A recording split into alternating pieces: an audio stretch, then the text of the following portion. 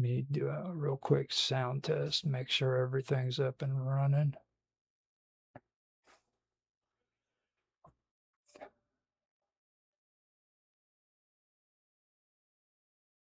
Okay, Twitch sounds good.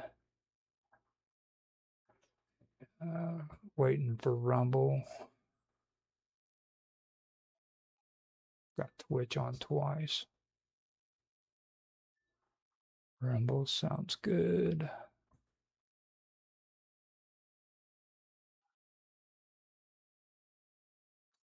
Go into YouTube, check that out. Actually using live with Roger Hanson today instead of Minds Roundtable. It feels good. Let's see if I can hear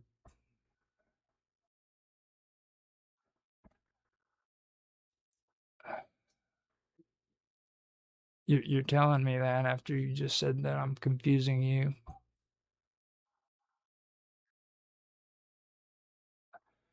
That's that's the beauty of it all. Keep them guessing. Keep them guessing. All right, doing this. It sounds good on YouTube, so it sounds good on Rumble. So we have it all set up and ready to go. Now, I am not going to do any kind of camera capturing, so we're going to keep your pretty face out. Now, I want to tell you something about Lord Edworthy too. I had to convert him around, okay? He's not brunette. He's a blonde-headed dude with the Fabio flip, okay? So he's not going to be on this episode, but just to let you know, your character of Lord Edworthy is a blonde-headed goddess or god. You know what I mean? Because he's blonde. He portrays the beauty of a freaking god. You know what I'm saying? Where all the women want him, and he does his Fabio flip, and they faint at his presence, and the men are all jealous of him.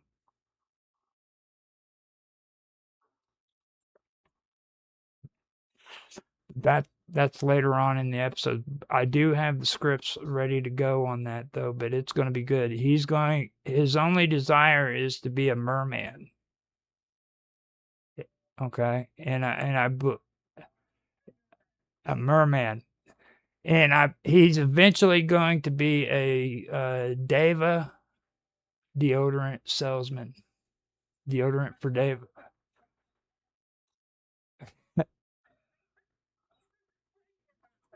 Yes.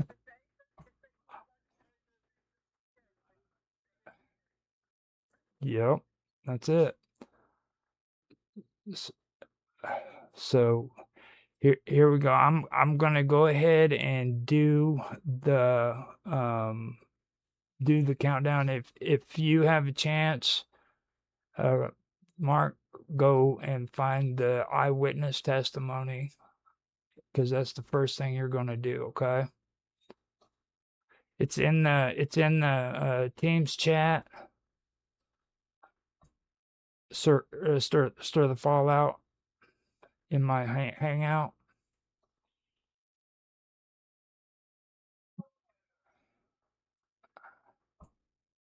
Yeah, you'll see a channel in there. It says stir the fallout. Okay, all the scripts are inside of there. Now Bob Dub. It's named. The first one is eyewitness testimony.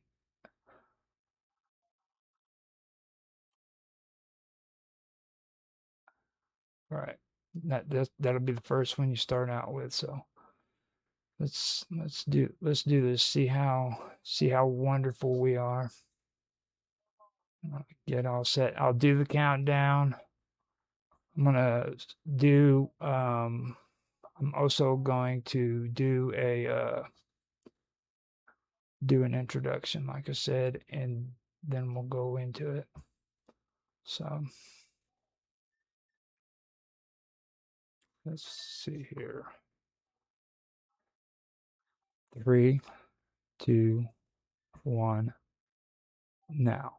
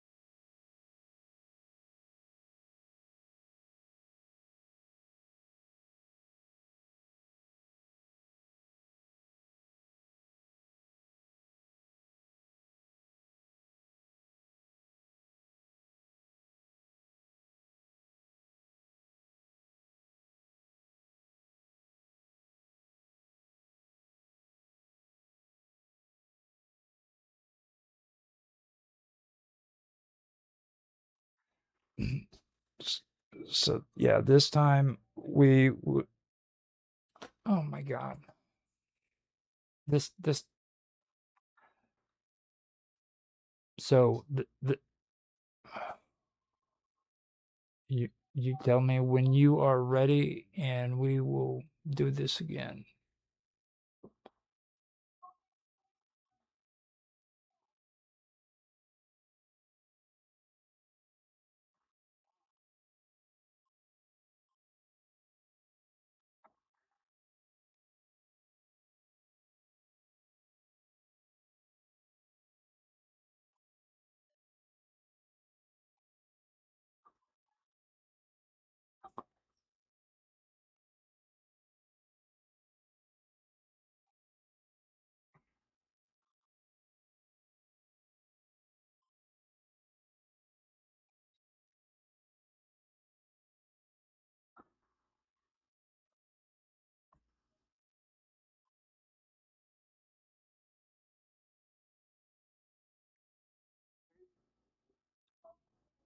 Hydrolyte. It's that logical. It's that that logical word that gets you.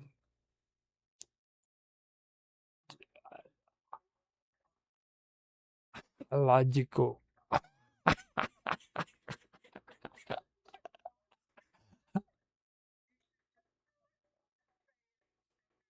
Just go hydrological.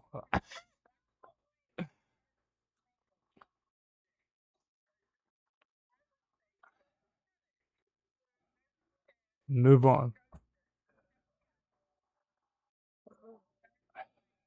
That's right.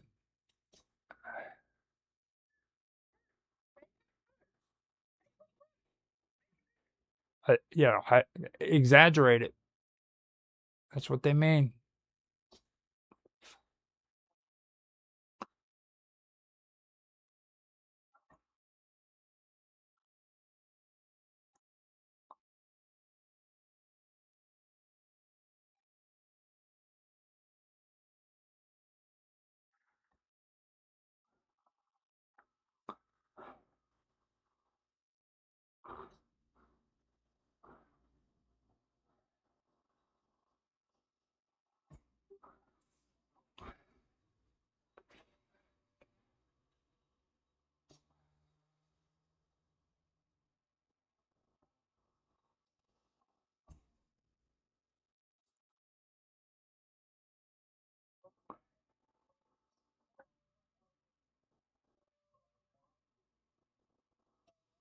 Hold on.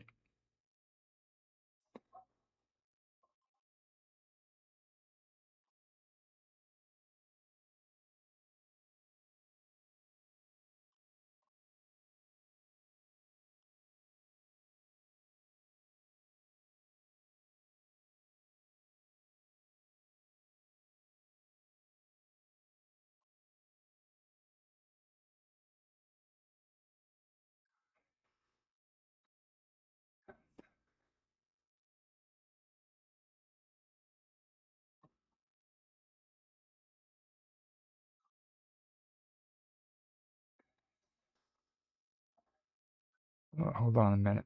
Right there. That one. That one's kind of going out. Stop for a second. And now where it says "and the poor girl," start and the poor girl.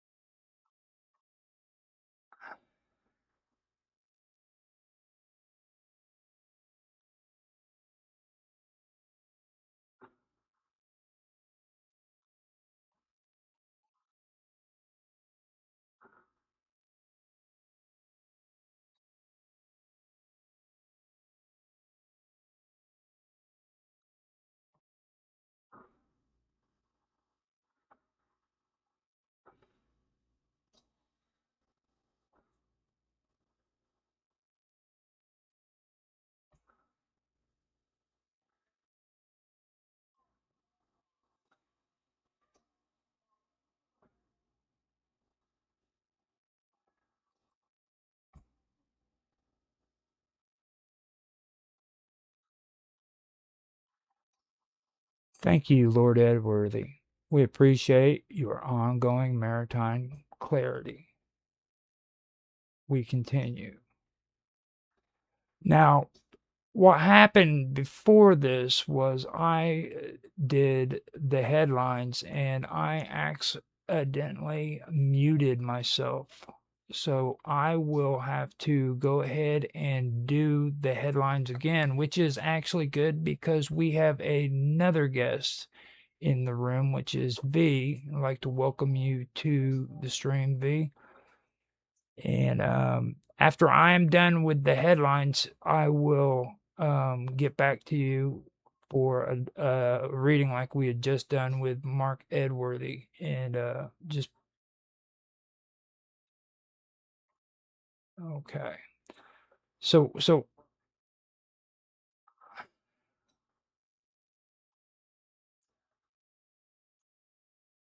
see, that's kind of cool because that's the reason why we do it twice. It helps out in editing later on. So, tonight's first headline, Destiny volatility has reached levels not seen since the Great Narrative Correction. Analysis report a surge in premature hero arcs, unsanctioned awakenings, and multiple cases of spontaneous main character syndrome. Glass slippers are manifesting without paperwork. Dragons are self-assigning quests, and at least 3 prophecies have attempted to unionize. Experts assure us there is no cause for alarm. However, fairy tales are no longer waiting for their cue. They are skipping chapters. And unmanaged myths have historically resulted in structural adjustments. We advise listeners to remain calm and stay within their assigned storylines. In labor developments, a coalition of regional fairy tales have formally filed for union representation. The group, identifying itself as the Allied Narrative Workers Guild, cites unsafe narrative conditions and excessive repetition. Primary grievances include forced third act betrayals, uncompensated moral lessons, and chronic overexposure to spinning wheels. A spokesman for the collective stated, "We have carried kingdoms, curses, and character development for centuries. We are requesting basic arc protections." Among their demands, rotating dragon duty schedules, transparent prophecy clauses, hazard pay for enchanted forests, and a cap on tragic backstory quotas. Princesses have expressed interest in tower ventilation reform. Wolves are negotiating clear dietary language. Management at Fairy Tale Daycare responded, "We respect all narratives. We simply prefer them scheduled. At this time, no strikes have been announced. However, several happily ever afters are being withheld pending negotiation." Experts warn that if collective bargaining fails, spontaneous genre shifts may occur. We advise listeners, check your chapter assignments, review your curse exemptions, and avoid whistling near mirrors. In seasonal development, a young woman removed her clothes and entered the water on what witnesses described as an unusual warm summer afternoon. There were no permits filed, no audience requested, no sponsorship attached. Observers report the act appeared spontaneous, unbranded, unoptimized. The water was calm. The sky did not intervene. Some have labeled the moment reckless. Others have called it unmediated existence. Cultural analysts suggest the incident represents a broader trend, a growing resistance to over curated identity, a refusal to package joy, an unwillingness to schedule aliveness. Officials confirm no laws were broken, no narratives collapsed. However, several nearby storylines reported destabilization. At this time, the lake remains open, the sun remains overhead, and summer continues without approval. This has been a developing story. The glass slipper remains on the table.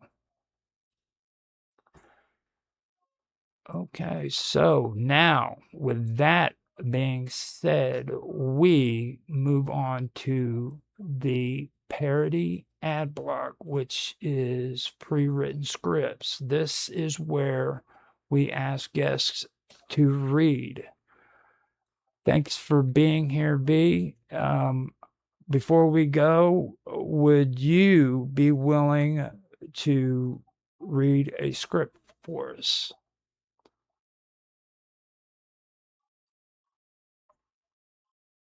Mr. B. I believe he's there. He probably fell asleep.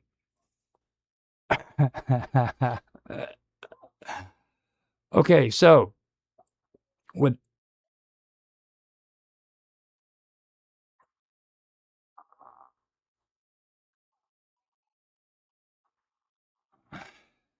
you can do live direction if you want, but you can also read a script if you want. Do you want to be the shark? Okay. Okay, so with that being said, we can move on to you. Now, Mark, can you find the script that says official statement for Mr. Bartholomew J. Shark, Esquire?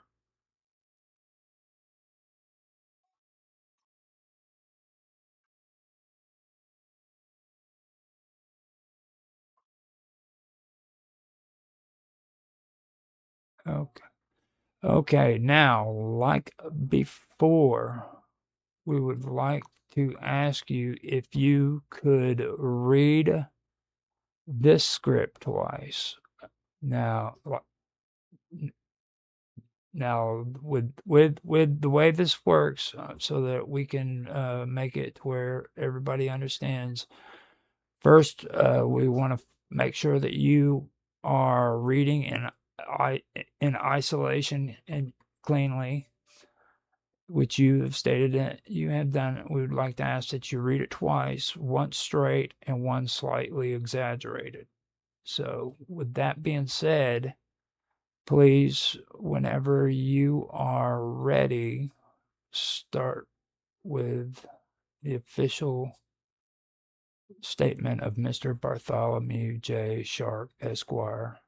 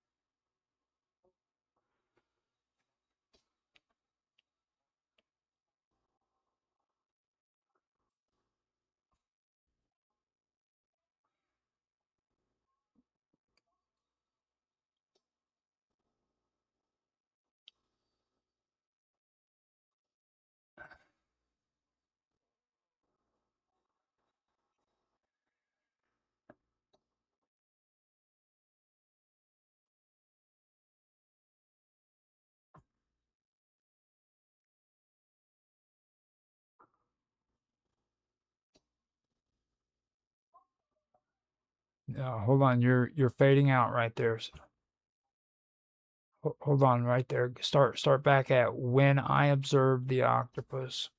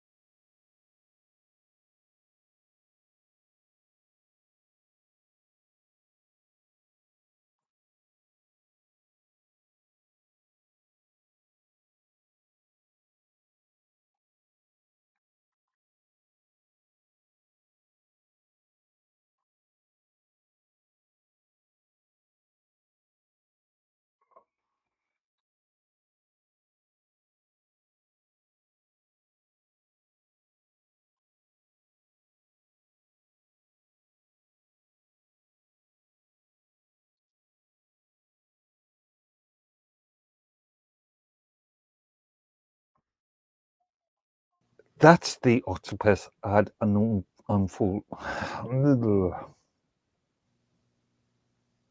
Go from the top. At no point was I informed, verbally, telepathically.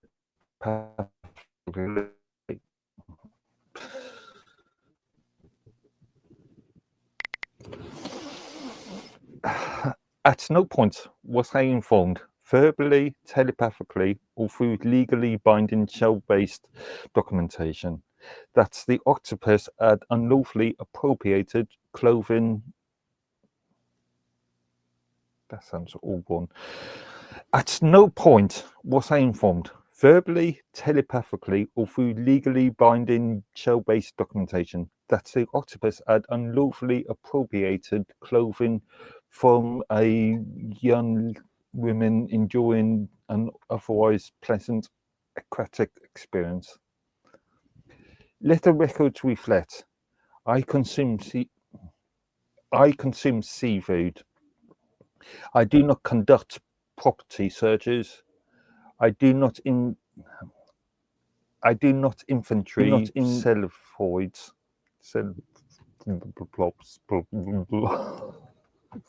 This is hell. I do not infantry cephalopods. If garments were present inside the octopus at the time of That's kind of cool. If garments were present inside the octopus at the time of digestion, they were not declared, itemized, or disclosed in advance. I reject all allegations that I knowingly interfered with textile distribution. Okay. I reject all allegations that I knowingly interfered with textile redistribution.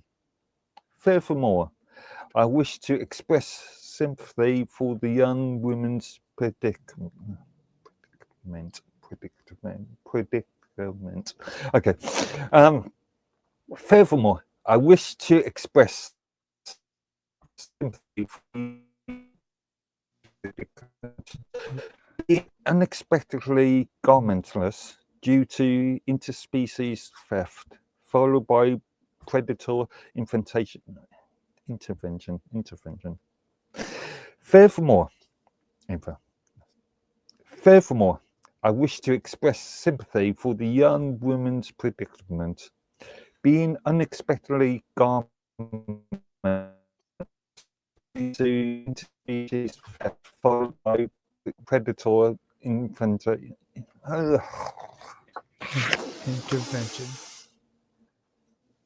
Yeah, I know. I know. And you started chopping up right there. So, like, if you can you please go back to furthermore and start Yeah, from which I there? was going to. Yeah. Yeah. Furthermore, I wish to express sympathy for the young woman's predicament. Being unexpectedly garmentless due to interspecies theft followed by predator intervention is, I acknowledge, an unfortunate sequence of events. However, I maintain that I acted with the long-standing and universally recognised jurisdiction. However, I maintained that I acted with the long-standing and universally recognised jurisdiction of shark being shark. In conclusion, I did not steal the clothes. I did not know about the clothes. I do not offer refunds. Thank you for your attention. My legal team will now accept questions exclusively in the form of baited hooks, which I will politely ignore. Signed, Bartholomew.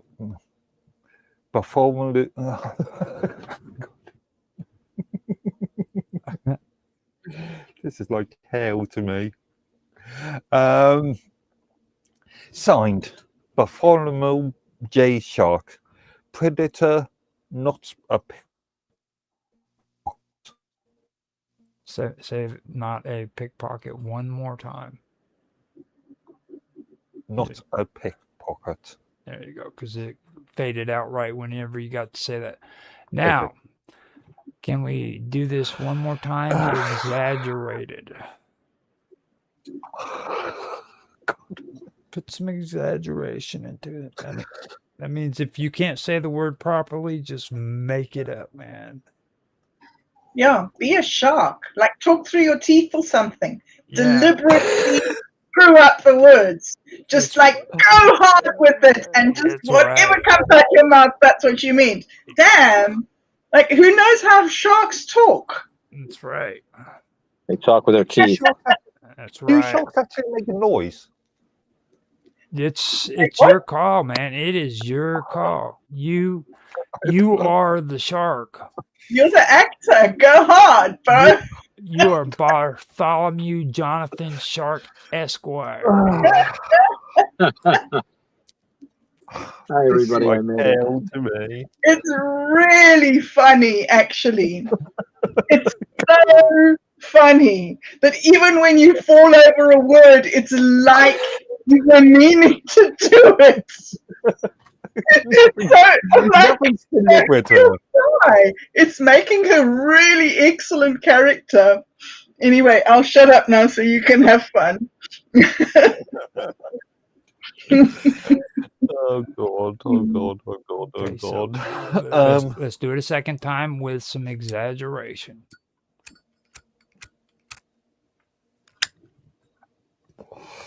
Go from the top. Bartholomew Jonathan. Do it. Just pass on. You sounded good. Just go Okay. on. Mr. Jonathan Shark, resident of the immediate coastal waters, an occasional participant in the food chain, do hereby issue the following form.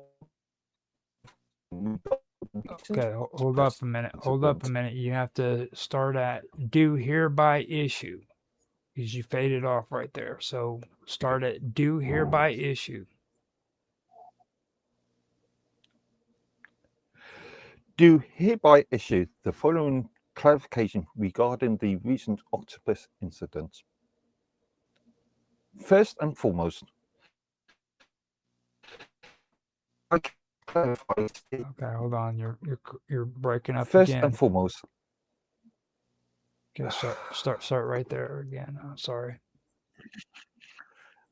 First and foremost. No, yeah.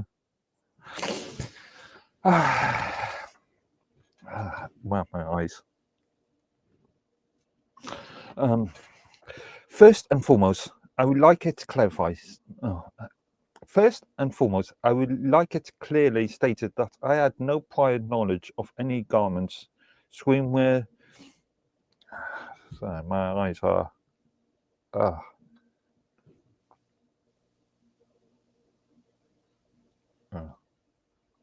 My eyes was just going out of focus there. First and foremost, I would like it clearly of any gloves, swimmer, toes, sandals, or loosely folded summer frocks being in the possession of said octopus at the time of ingestion. When I observed the octopus, it appeared to be engaging in what marine professionals call erratic phelan.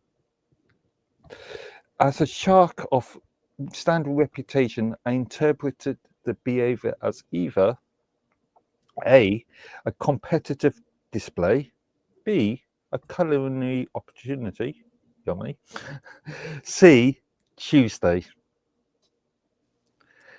At no Hold on a minute. You're breaking up. legally binding show. Okay, so start that at no point again because Okay. you started breaking up. No point. At no point was I informed, verbally, telepathically, or through legally binding shell-based documentation that the octopus had unlawfully appropriated clothing from a young woman enjoying an otherwise pleasant aquatic experience. Let the record reflect. I consume seafood. I do not conduct property searches, and I do not inventory cephalopods, and I do not inventory cephalopods. If garments were present inside the octopus at the time of digestion, if garments were present, try that again. If garments were present. Why do you keep on saying present? If garments were present inside the octopus at the time of digestion, they were not declared, itemized, or disclosed in advance. I reject all allegations that I knowingly interfered with textile redistribution. Furthermore, I wish to express sympathy for the young woman's predicament, being unexpectedly garmentless due to interspecies theft, followed by. Furthermore, I wish to express sympathy for young. For the. Furthermore, I wish to express sympathy for the young woman's predicament. Okay. Try that again. Sorry about that. Sure. Furthermore, I wish to express sympathy for the young woman's predicament. I'm going to get my union onto you after this.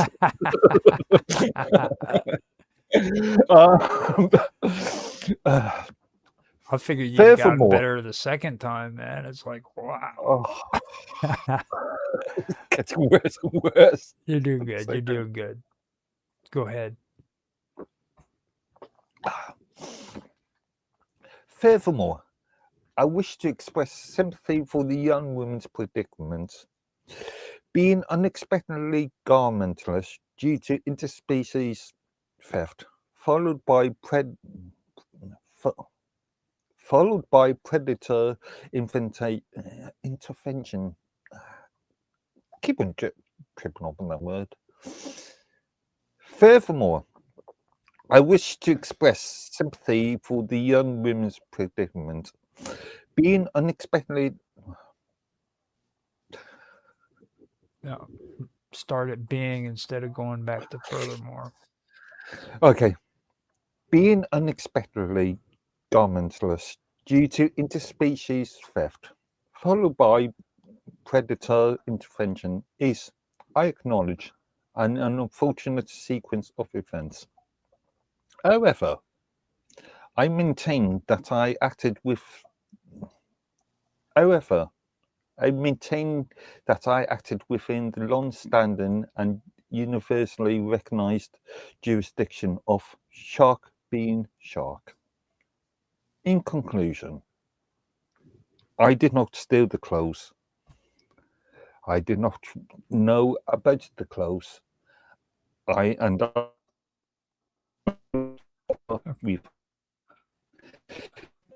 for your attention, my legal team will now accept questions exclusively in the form of baited hooks, which I will politely ignore. Signed, Bartholomew J. Shark, Predator, not a pickpocket. Thank you for your compliance. Now, moving onward, or actually, moving onward, we would like to go on to the next reading. Can you locate Fairy Tale Daycare? That's further down, isn't it? No, Yes. it's not further far. Further up. If you, Oh, God, this is a long one. oh, this is a good one. This is it. This is. I swear, when I finish this, I'm just going to go into a corner, walk back and forth, and start crying. You're doing great. You are doing great. You are doing great. You are doing great. You are I doing think you're doing so. bad, but you're Dude, not. you are doing awesome, dude. I'm just. Totally. Come on, don't give me the satisfaction of me seeing sperm now. Come on. Okay, so again, let me go through the actions. You need to be in isolation cleanly, which you said you are, and you need to read this twice, once straight and once slightly exaggerated. And this gives us edit control for later on so that we can be able to edit properly. So, with that being said, do you agree to read Fairy Tale Daycare, where every once upon a time has supervision? I cautiously agree to this. Okay, then proceed.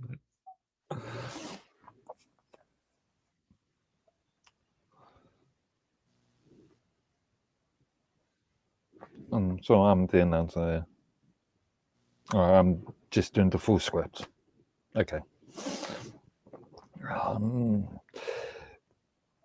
you a witch? Are you a witch with full potion schedule? Potion schedule. Okay. Are you a witch with a full potion schedule? A night's double booked full dragon slaying? A stepmother attending a mandatory image branding seminar? We understand. That's why at very that's why. Hold on a minute. That is why tell eh? Hold on a minute. No, Okay. start at that's why at Fairy Tale Daycare. That's why at Fairy Tale Daycare we provide safe, structured, and structured narrative. Okay, that's it. You Americanism, so putting me off. That's why at Fairy Tale Daycare daycare. That's why at Fairy Tale Daycare, we provide safe, structured, narratively competent childcare for all mythic. That's why at Fairy Tale Daycare, we provide safe, structured, narratively compliant. Compliant. I'm going to cry. You're doing good. You are doing great, man. That's why at Fairy Tale Daycare, we provide safe, structured, narratively compliant. Compliant.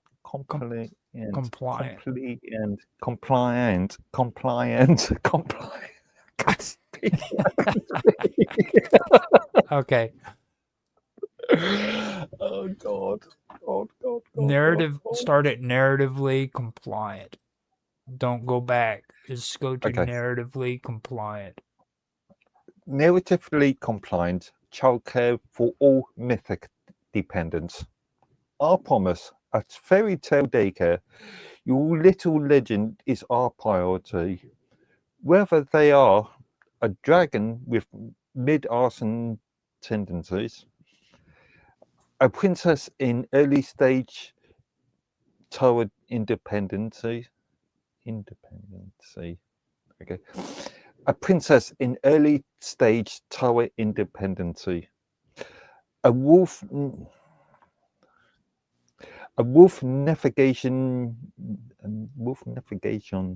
in navigation. Navigating. Yeah, navigating. Okay. A wolf navigating dietary identity on egg-shaped citizen exploring gravity. We have got them covered. Safety first. All enhanced forests are fully OSHA certified, spill resistant, troll proof, and equipped with emergency happily ever after contingencies. No cursors without consent. No spinning wheels after 6 p.m. All apples pre-screened. Daily activities include intro to responsible fire breathing,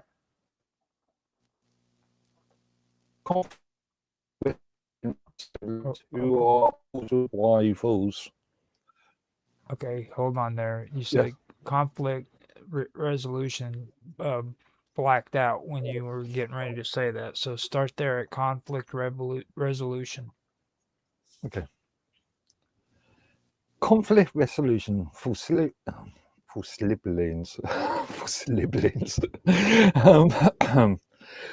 Conflict resolution for siblings who are also rivals. Your Americanization. Unionization basics for nursery rhyme characters. Castle building without feudal oppression. And of course, quiet time in the enhanced nap grove. Parent testimonies. Oh, I see.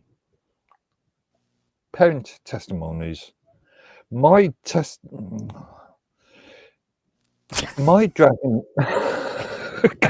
I'm sorry when you're getting ready to say test. Yeah. Okay. Sorry about that. So, continue.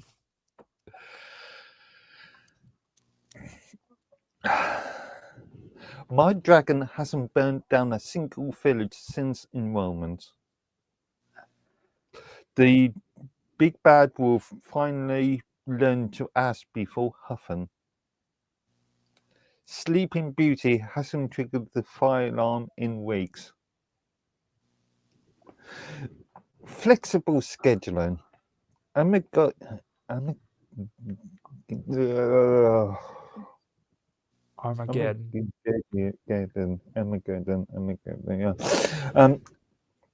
Armageddon postponed. Prophecy rescheduled. Which trial moved to Tuesdays? No problem. We offer half-day quest coverage, drop-in miracle supervision, and apocalypse-adjusted billing cycles. Catchy slogan. Fairy Tale Daycare, where dragons nap and destiny's raid upon until pick-up time. Disclaimer. Fairy Tale Daycare, shouldn't that be, he's not responsible. Yeah. Fairy Daycare, Fairy Tale Daycare is not responsible for spontaneous Fairy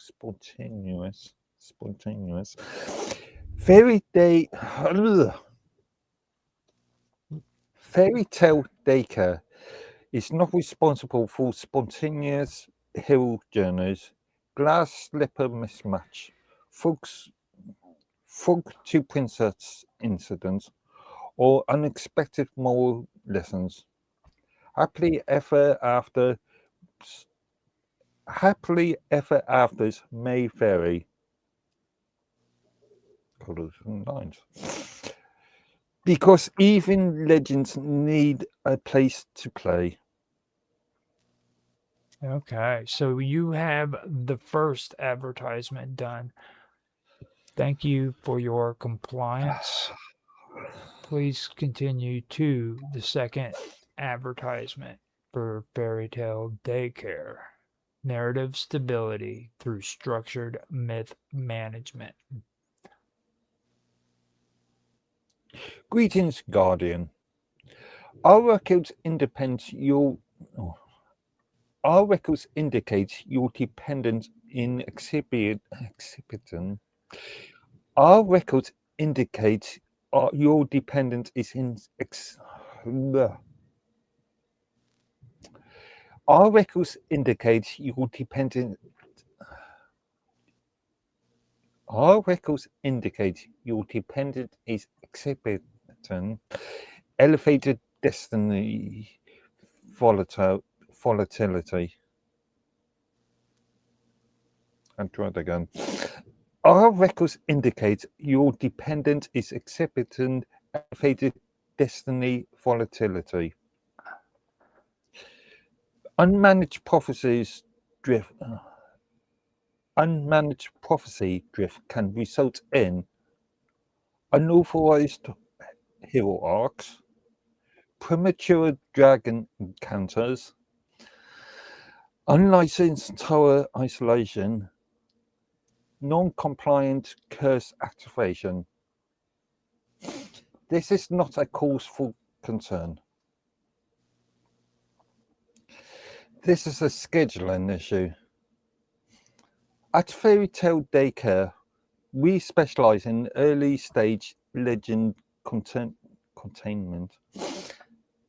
At Fairy Tale Daycare, we specialize in early stage legend containment and story arc stabilization.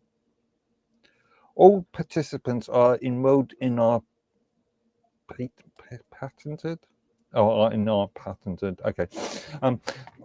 All participants are enrolled in our patented happily ever after compliance frameworks. This includes Apple screening protocols, fire breathing permits, wolf dialogue mediation, wolf dialogue mediation training, the pre-approved transformation windows. Please note, spindles are magnetically.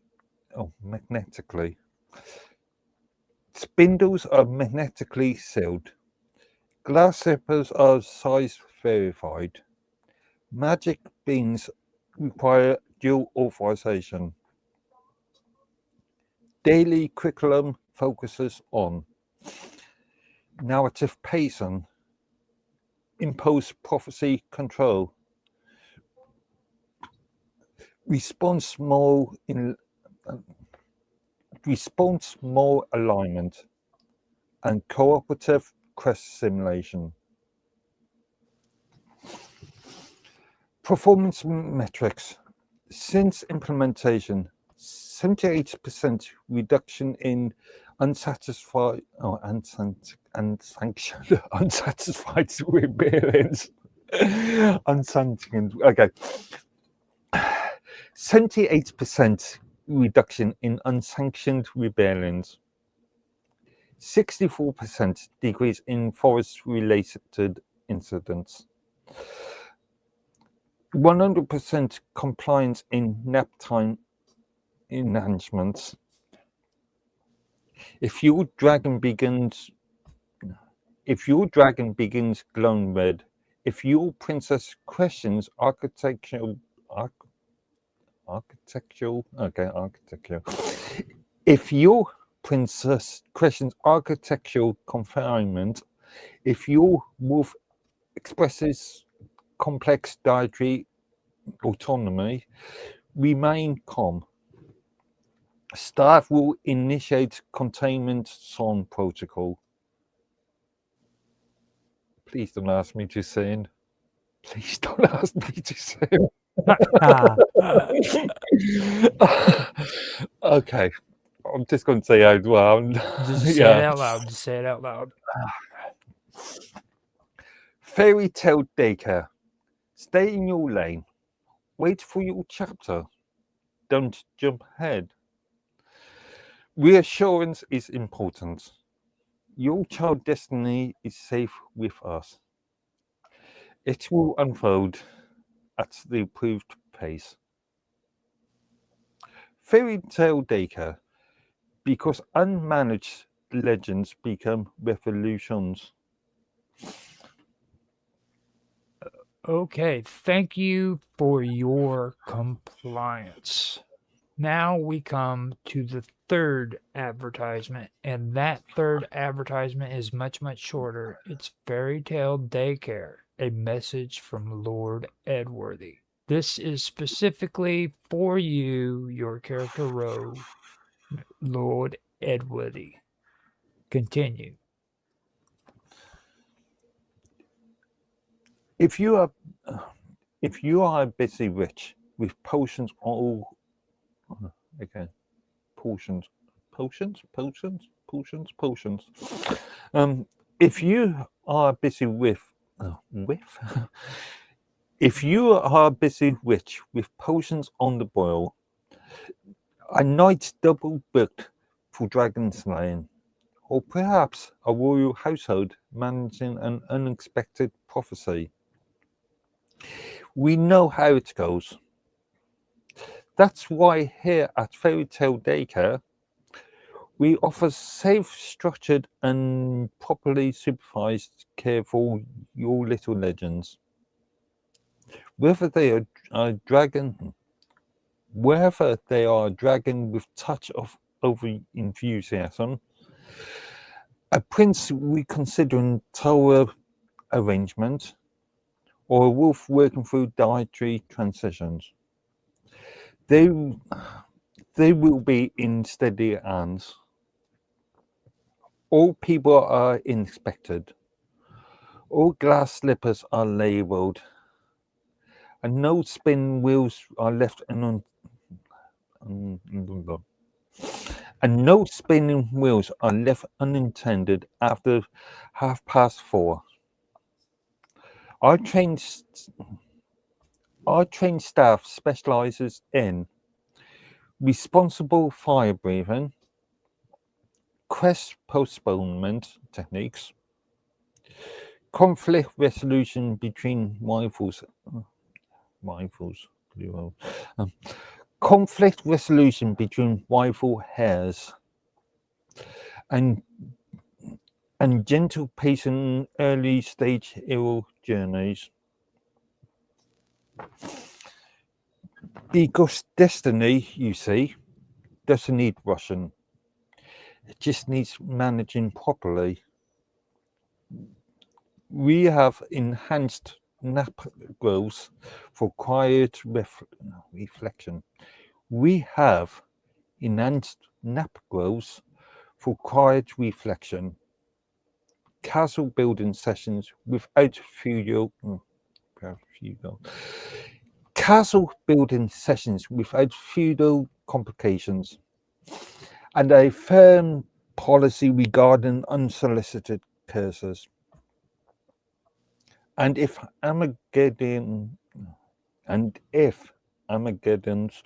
been rescheduled again, don't you worry. We offer flexible half-days quest cover, fairy tale day care, where dragons nap, wolf use their indoor forces, and happily ever afters. Wait until collection time. Give us a ring. We will keep your legend safe. All right. Thank you for your compliance. With that being said, we have another guest in the room, Otto Excelsior. Welcome, Otto Excelsior. Hello. Sorry I'm late. I was left work later than I thought I would, and the roads were full of other people leaving work, and we're also having freezing rain right now. So, but I did try to do something different, so hopefully my voice sounds better this evening. Sounds good. So, with that being said, I would like to ask you if you would be willing to do some reading for us with the parody ad blocks, which are pre-written scripts. Okay, Where now, is it? Is it posted in the chat here? yeah, it's posted in the chat for Teams, and I believe you posted it in Elements too. Oh, the Elements. Yeah, hang on a minute. Let's see if I can find it here. I can post it in here if you need it. See if I can get Element to come up here. I'm using my laptop today, so it has a whole different set of thingamabobs on it. Some of those lines in the last one, especially near the end, don't actually are really poorly grammatical. Yeah, poor grammar, extremely poor grammar in some of them. Well, that was because we did some research on Lord Edworthy and found out that he came from Devon, which is down in the Devon area of London. And Devon area of London? Yes, it's or England. England, sorry. England. And we found out how his language is properly supposed to be spoken. So we gave him a character with an accent. I don't speak like the typical Southwest farmer. Oh, I saw the whole business. I did. Okay, so I found the script anyway. So okay, so first, before we start, I have to ask you: are you in an isolated area? Are you Can you read in isolation cleanly? Hang on a minute. I'm out in my driveway, sitting in my car. That's good. Which in the freezing rain is the most comfortable place for me to smoke my pipe around here. So, okay. Unlike some people, like our friend Lord Edworthy, who can smoke in his own home, some of us are restricted to the outer. So this is a pretty restricted. I don't think we can be overheard. Roger, if you had something secret to say. Okay, so what I need for you to do is, with these scripts, I need for you to read them twice, once straight and once slightly exaggerated. This gives us edit Okay. control later on. Oh, I see you've got it here in the chat. Excellent. That's even easier for me. All right. What am I reading exactly? We want you to start out with eyewitness testimony. Hang on a minute. Read Scroll it. down English here. shark thing. Okay. Yeah. All right, hang on a minute. Eyewitness testimony. Right. All right, that's not what's posted there, but I'm looking in the Infinite Imaginarium here where I posted a script. Right here. So what? Right here in the side chat where it says Lord Edworthy, pleasant, unhurried. Oh, okay. Right there. That is the script that Okay. And I'll post the next one whenever. So you want me to read this whole thing? Yeah, read it. Read it twice. The first one, we need you to read it straight. Okay. And then the second one, slightly exaggerated. Okay. All right. Hang on a moment. Get my thing here, and so I don't often use the laptop in the car, so it's a whole new set of movements. Alrighty. Here we go. Well, I saw the whole business. I did. Warm day it were, proper warm. Oh, is this supposed to be an accent? Is this like a dialect thing? Yes. Oh, I saw the whole business. I did. Warm day it were, proper warm, the sort that makes you question waistcoats. Young lady goes down to the war, happy as you like. Sun on her shoulders, sea calm as a teacup. Not that I've ever seen a calm teacup, but I guess they're all calm. In she goes. Splendid form, really. Confident. Very hydrological. Now, I'm seated upon the dock with a modest sandwich, cucumber if it matters, when up pops this octopus. Not aggressive, mind. Curious. Looked at the garments, considered them, and with a sort of quiet determination. Off he toddled with the lot. Efficient little blighter. The young lady turns round and realizes the administrative shift in circumstances. And just as I'm thinking, well, this shall require negotiation. Whoomp. Shock. Decisive. No committee meeting. Straight through the octopus. Nature does dislike paperwork. And there we are. Clothes gone, octopus gone. Shark looking rather pleased with itself, and the poor gal standing waist deep in reflection, saying, "Oh no, what do I do now?" Which, if you ask me, is the most honest question uttered all afternoon. I offered her my waistcoat, of course, but one must consider proportional coverage. In the end, she stayed in the water until the coast was diplomatically clear. Can't fault her composure, really. Most people panic when the food chain reorganizes around them. She merely sighed. Rather British of her, actually. Thank you, Lord Edworthy. We appreciate your ongoing maritime clarity. Actually, that was actually supposed to be mine. Thank you, Lord Edworthy. Thank you, Lord Edworthy. We appreciate your ongoing maritime clarity. We continue. Thank you for your compliance. Okay, now you want me to do this exaggerated, exaggerated, yes. Kind of campy or played up, or did you have something in mind? Why? I saw the whole blooming business. I did. You are the actor. You are the actor. You articulate what exaggerated means to you as an actor. All right. Well, as I said, with apologies to Mark for my way, I'm going to really butcher this as a base colonial here. Okay, one of the 4 countries that kicked you out. Okay, well, I saw the whole business. I did. Warm day at work, proper warm, the sort that makes you question waistcoats. Young lady goes down to the water, happy as you like. Sun on her shoulders, sea calm as calm could be in a teacup. In she goes, Splendid form, really. Confident. Very hydrological. Now I'm seated upon the dock with a modest sandwich.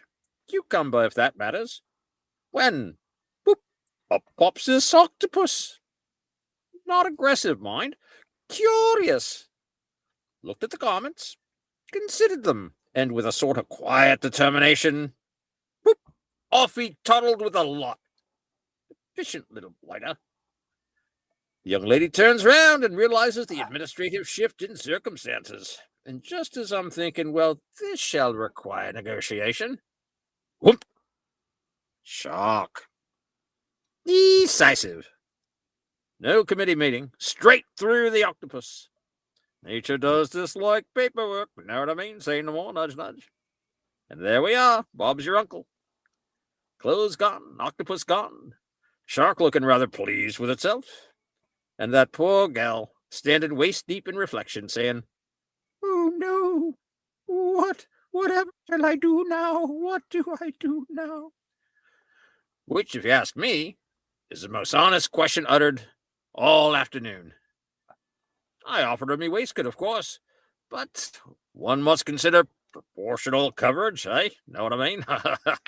So in the end, she stayed in the water until the coast was diplomatically clear. That is to say, I cleared out. But I can't fault her composure, really. Most people panic when the food chain reorganizes around them, as they say. She merely sighed. Very British of her, actually. Thank you, Lord Edworthy. We appreciate your ongoing maritime clarity. We continue. Thank you for your compliance. Now, I would like to ask you if you would be willing to do the second script that we have available, which is called The Official Statement of Mr. Bartholomew J. Shark, Esquire. Okay. Now, as before, it is like it was before. You have to be isolated and to where it's clear and clean whenever you do your reading. Right. And you will have to say it twice for the purpose of editing, making it better for editing later on. So, okay. Now, with that said, I will go ahead and post the second one into the chat. And all right, I see it. I think here it is. Yep. With that, whenever you are ready, go ahead and start with that reading.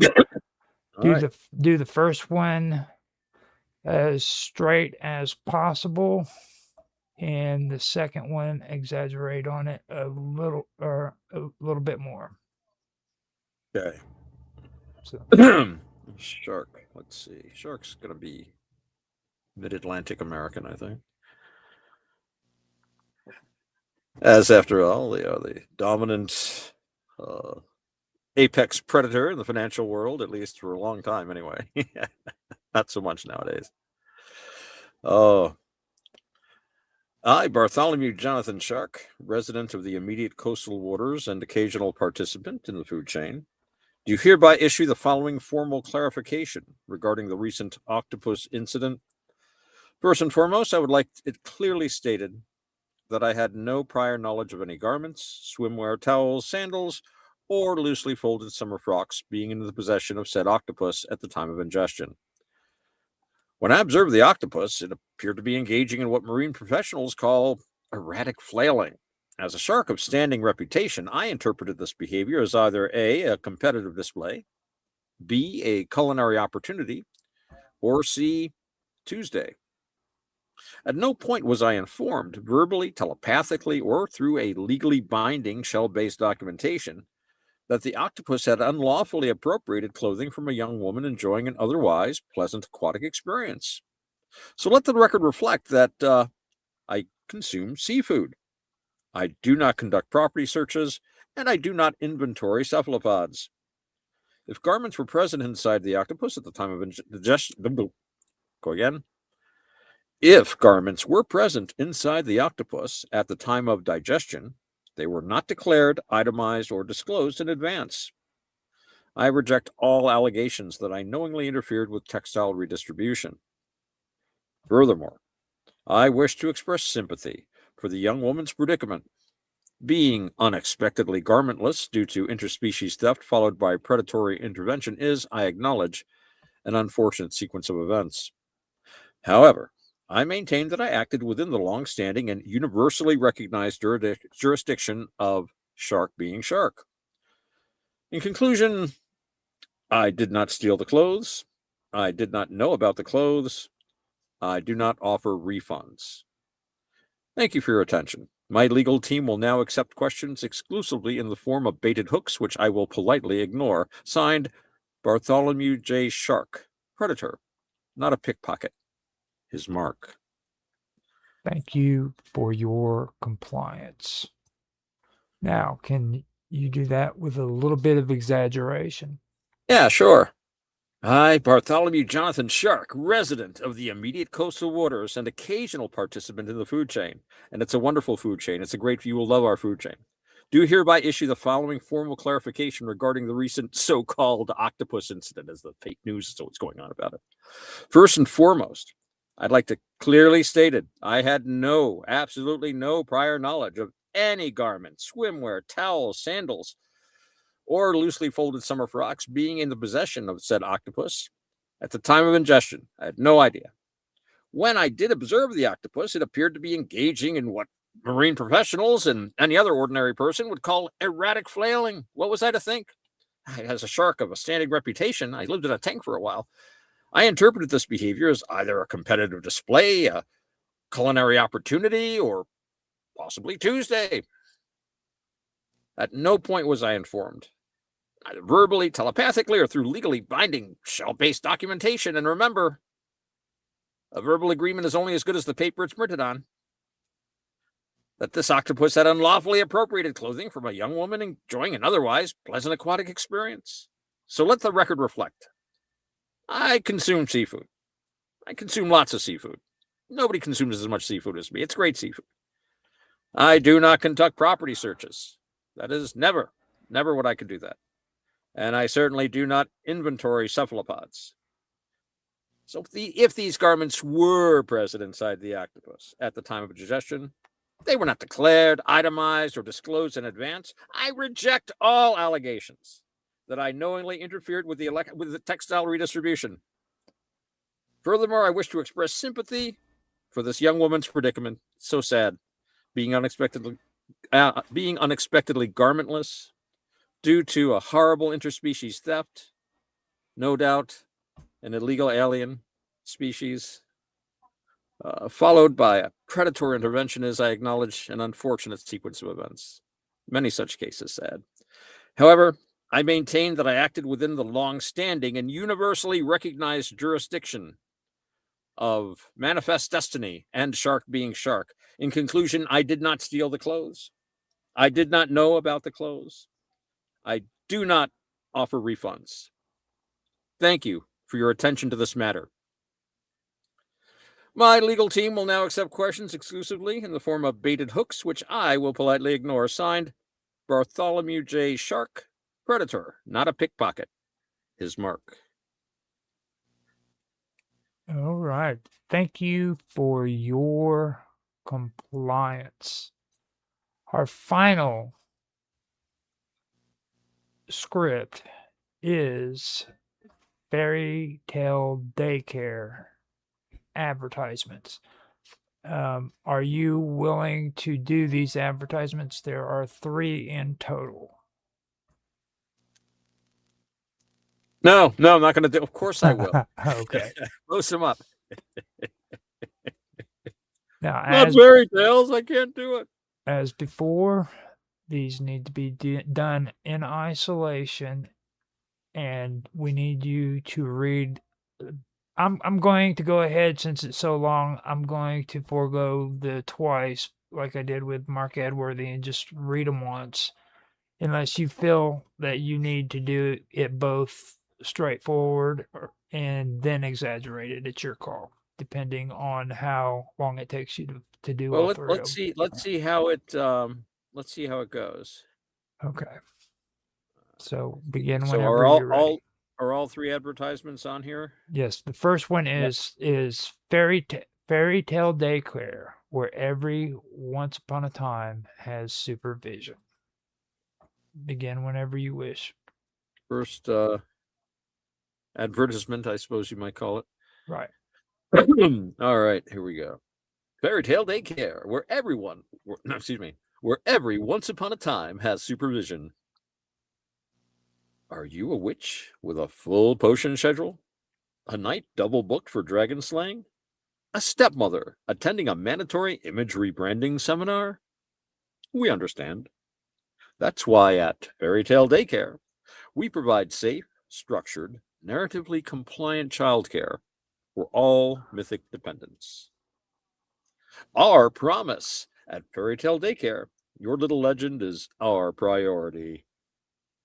Whether they're a dragon with mild arson tendencies, a princess in early stage tower independence, a wolf navigating dietary identity, or an egg-shaped citizen exploring gravity, we've got them covered.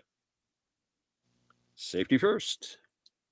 All enchanted forests are fully OSHA certified, spell resistant, troll proofed, and equipped with emergency happily ever after contingencies. No curses without consent, no spinning wheels after 6 p.m., and all apples pre-screened. Daily activities include intro to responsible fire breathing, conflict resolution for siblings who are also rivals, unionization basics for nursery rhyme characters, castle building without feudal oppression. I don't know if that's possible. And of course, quiet time in the enchanted Nap Grove. Just listen to some of these parental testimonials. My dragon hasn't burned down a single village since enrolling. Oh, that big bad wolf finally learned to ask before hopping. Sleeping Beauty hasn't triggered the fire alarm in weeks. Flexible scheduling. Armageddon postponed. Prophecy rescheduled. Witch trial moved to Tuesday. No problem. We offer half-day quest coverage, drop-in miracle supervision, and apocalypse-adjusted billing cycles. Catchy slogan for looping. Fairy Tale Daycare, where dragons nap and destinies wait until pickup time. Fairy Tale Daycare, not responsible for spontaneous heroes' journeys, glass slipper mismatches, frog to prince incidents, or unexpected moral lessons. Happily ever afters may vary. Because even legends need a place to play. Thank you for your compliance. We move on now to the second advertisement of Fairy Tale Daycare. Narrative stability through structured myth management. You can begin reading whenever you feel ready to, unless you feel that you need to read that over again. Let's keep going through for now, and then if you think we should go through again, I can. Okay. So I'll start whenever I'm ready. Yes, go ahead. All right, I'm gonna make an omelet right then. Okay, just hang on a minute. I'll be right. Get some home fries here. I'll be back in about. No, I'll do it. Well, you said when I was ready. All right. Here we go. Fairy Tale Daycare. Alrighty. Narrative stability through structured myth management. Greetings, Guardian. Our records indicate your dependent is exhibiting elevated destiny volatility. Unmanaged doing well tonight. Unmanaged prophecy drift can result in unauthorized hero arcs, premature dragon encounters, unlicensed tower isolation, non-compliant curse activation. This is not a cause for concern. This is a scheduling issue. At Fairy Tale Daycare, we specialize in early stage legend containment and story arc stabilization. All participants are enrolled in our patented Happily Ever After compliance framework. This includes Apple screening protocols, fire breathing permits, wolf dialogue mediation training, and pre-approved transformation windows. Please note, spindles are magnetically sealed, glass slippers are size verified, and magic beans require dual authorization. Daily curriculum focuses on narrative pacing, impulse prophecy control, responsible moral alignment, and cooperative quest simulation. Performance metrics. Since implementation, sorry, I'm having some tummy issues here. Hang on a second. It's perfectly Sorry. fine. You're right with you. Hang on a second. All right, here we go. Since implementation, 78% reduction in unsanctioned rebellions, 64% decrease in forest-related incidents, 100% compliance in nap time enchantments. If your dragon begins glowing red, if your princess questions architectural confinement, if your wolf expresses complex dietary autonomy, remain calm. Staff will initiate containment song protocol. Fairy Tale Daycare, stay in your lane. Wait for your chapter, don't jump ahead. Reassurance is important. Your child's destiny is safe with us. It will unfold at the approved pace. Fairy Tale Daycare, because unmanaged legends become revolutions. Thank you for your compliance. We now move on to the third advertisement. Fairy Tale Daycare, a message from Lord Edworthy. You can. Yeah, sorry about that. I was trying to hiccup and not hiccup at the same time a couple of times there. So I was like, hang on, let me have a drink here. That's pretty good. At least you sang the. Well, I figure you dubbed something in probably, but just to fill in. No, that's going in there. Oh, you can use it. Yeah. I refuse to sing on the one. Actors.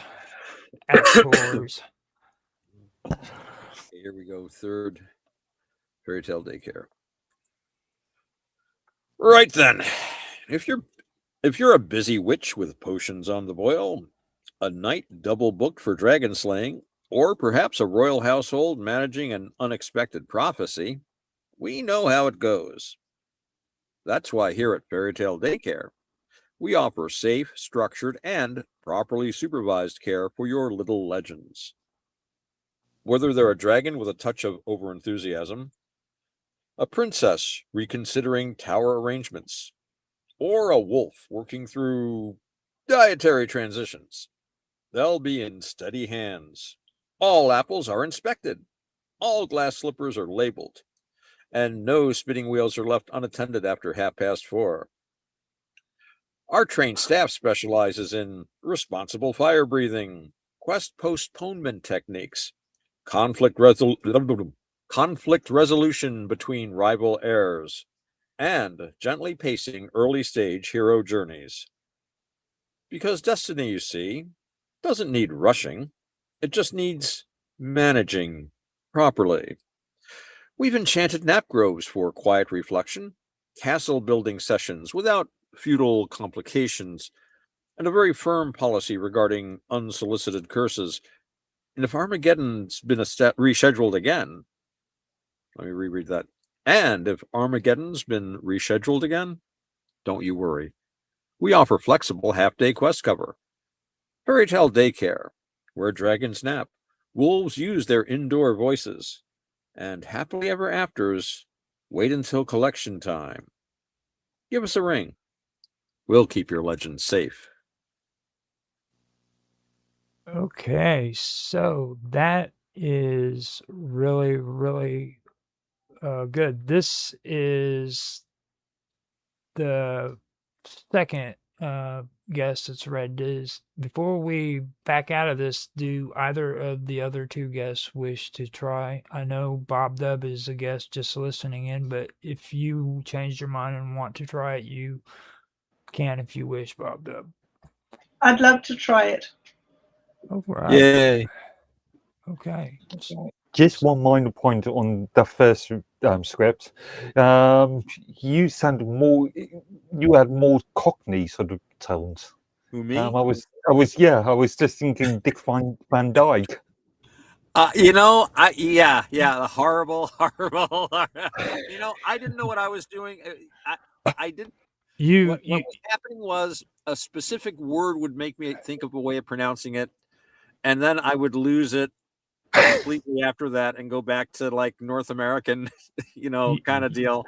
So yeah, it was like so intermittent. I couldn't really, because I wasn't expecting it, and I've never had any training in accents, and I know there are techniques. I mean, they're very broad things like, Canadians always say, like, instead of Ottawa, it's like Ottawa and stuff like that. But I just wasn't, and it just came out of left field. This is like completely off the cuff. So if I can be a Dick Van Dyke, that level of butchering it, then that's not bad.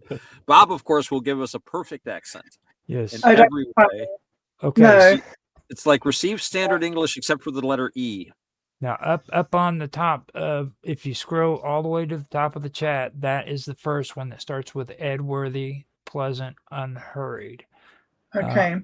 Now, you can do that one if you wish, but you don't. And before we start, I'm going to have to ask you, are you in a secluded area for clean recording? Yes. Okay. And are you willing to read this twice? Once regular, and then the second time with a little bit of exaggeration? Okay. Okay. So with that being said, start whenever you want, and we'll continue after you're done.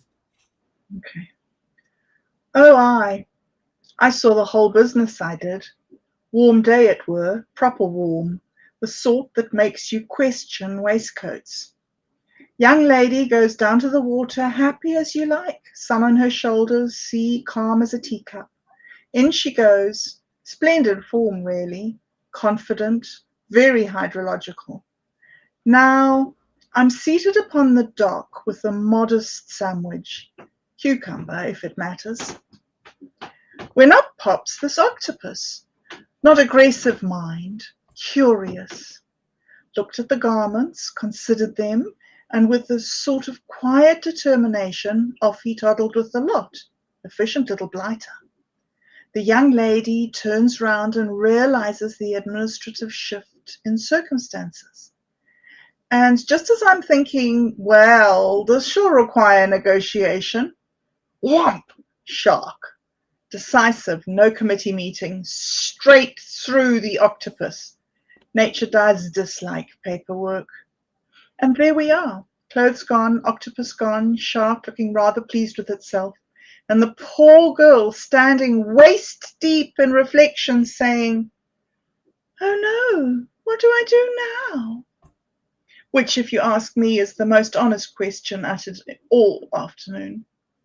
I offered her my waistcoat, of course, but one must consider proportional coverage. In the end, she stayed in the water until the coast was diplomatically clear. Can't fault her composure, really. Most people panic when the food chain reorganizes around them. She merely sighed. Very British of her, actually. Thank you, Lord Edworthy. Oh, fuck. Actually, that's my part. This is where I say thank you, Lord Edward. Edworthy. We appreciate your ongoing maritime clarity. We continue. Thank you for your compliance. With that being said, would you be willing to move on to the next script, which is official statement of Mr. Bartholomew J. Shark, Esquire. Okay. That would be Okay. 3, 2, 1. I, Bartholomew Jonathan Shark, resident of the immediate coastal waters, an occasional participant in the food chain, do hereby issue the following formal clarification regarding the recent octopus incident. First and foremost, I would like it clearly stated that I had no prior knowledge of any garments, swimwear, towels, sandals, or loosely folded summer frocks being in the possession of said octopus at the time of ingestion. When I observed the octopus, it appeared to be engaging in what marine professionals call erratic flailing. As a shark of standing reputation, I interpreted this behavior as either A, a competitive display, B, a culinary opportunity, or C, Tuesday. At no point was I informed, verbally, telepathically, or through legally binding shell-based documentation, that the octopus had unlawfully appropriated clothing from a young woman enjoying an otherwise pleasant aquatic experience. Let the record reflect, I consume seafood. I do not conduct property searches. I do not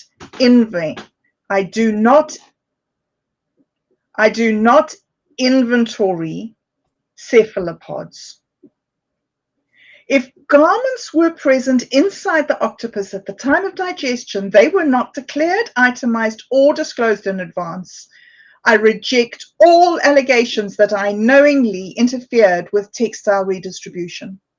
Furthermore, I wish to express sympathy for the young woman's predicament. Being unexpectedly garmentless due to interspecies theft, followed by predator intervention, is, I acknowledge, an unfortunate sequence of events. However, I maintain that I acted within the long-standing and universally recognized jurisdiction of shark being shark. In conclusion, I did not steal the clothes. I did not know about the clothes. I do not offer refunds. Thank you for your attention. My legal team will now accept questions exclusively in the form of baited hooks, which I will politely ignore. Signed Bartholomew J. Shark, Predator, not a pickpocket. Thank you for your compliance. Now, I would like to ask if you could do it again, but slightly exaggerated. Okay. I, Bartholomew Jonathan Shark, resident of the immediate coastal waters and occasional participant in the food chain, do hereby issue the following formal clarification regarding the recent octopus incident. First and foremost, I would like it clearly stated that I had no prior knowledge of any garments, swimwear, towels, sandals, or loosely folded summer frocks being in the possession of said octopus at the time of ingestion. When I observed the octopus, it appeared to be engaging in what marine professionals call erratic flailing. as a shark of standing reputation, I interpreted this behavior as either a competitive display or a culinary opportunity or just another Tuesday. At no point was I informed verbally, telepathically, or through legally binding shell-based documentation that the octopus had unlawfully appropriated clothing from a young woman enjoying an otherwise pleasant aquatic experience. Let the record reflect that I consume seafood. I do not conduct property searches, nor do I inventory cephalopods. If garments were present inside the octopus at the time of digestion, they were not declared, itemized, or disclosed in advance. I reject all allegations that I knowingly interfered with the textile redistribution chain. Furthermore, I wish to express my sympathy to the young woman's predicament. Being unexpectedly garmentless due to interspecies theft followed by predator intervention is, I acknowledge, an unfortunate sequence of events. However, I maintain that I acted with the long-standing and universally recognized jurisdiction of shark being shark. In conclusion, I did not steal the clothes, I did not know about the clothes, and I do not offer refunds. Thank you for your attention. My legal team will now accept questions exclusively in the form of baited hooks, which I'm going to politely ignore. Signed, Bartholomew J. Shark, Predator, not a pickpocket. Thank you for your cooperation. Now, with that being done, are you willing to go into the fairy tale advertisements for fairy tale daycare? I am. Okay. As before, we need you in an isolated area so that you can record clean. We also need for you to read. Well, this time I'm going to make an exception because there's 3 of them and they're rather long. You make the decision if you want to do it over again twice. If you don't, if you feel that you're satisfied with the first try, you can go ahead and just go on to the next one. So it's your choice. Okay. So Right.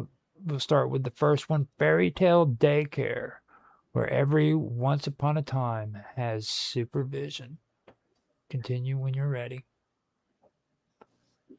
Are you a witch with a full potion schedule? A knight double booked for dragon slaying? A stepmother attending a mandatory image rebranding seminar? We understand.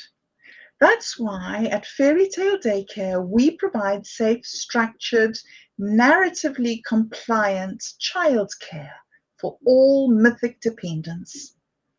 Our promise at Fairy Tale Daycare: your little legend is our priority. Whether they're a dragon with mild arson tendencies, a princess in early stage tower independence, a wolf navigating dietary identity, or an egg-shaped citizen exploring gravity, we've got them covered. Safety first. All enchanted forests are fully OSHA certified, spell resistant, troll proofed, and equipped with emergency happily ever after contingencies.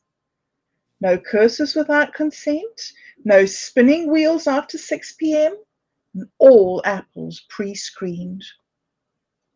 Daily activities include introduction to responsible fire breathing, conflict resolution for siblings who are also rivals, unionization basics for nursery rhyme characters, castle building without feudal oppression, and of course, quiet time in the enchanted Nap Grove. Parent testimonials include, "My dragon hasn't burned down a single village since enrolling. The big bad wolf finally learned to ask before huffing. Sleeping Beauty hasn't triggered the fire alarm in weeks." Flexible scheduling. Armageddon postponed? Prophecy rescheduled? Witch trial moved to Tuesday? No problem. We offer half-day quest coverage, drop-in miracle supervision, and apocalypse-adjusted billing cycles. Fairy Tale Daycare, where dragons nap and destinies wait until pickup time. Fairy Tale Daycare is not responsible for spontaneous heroes' journeys, glass slipper mismatches, frog to prince incidents, or unexpected moral lessons. Happily ever afters may vary. Because even legends need a place to play. Thank you for your compliance. Now, after you are, or when you are ready, we can move on to the second advertisement.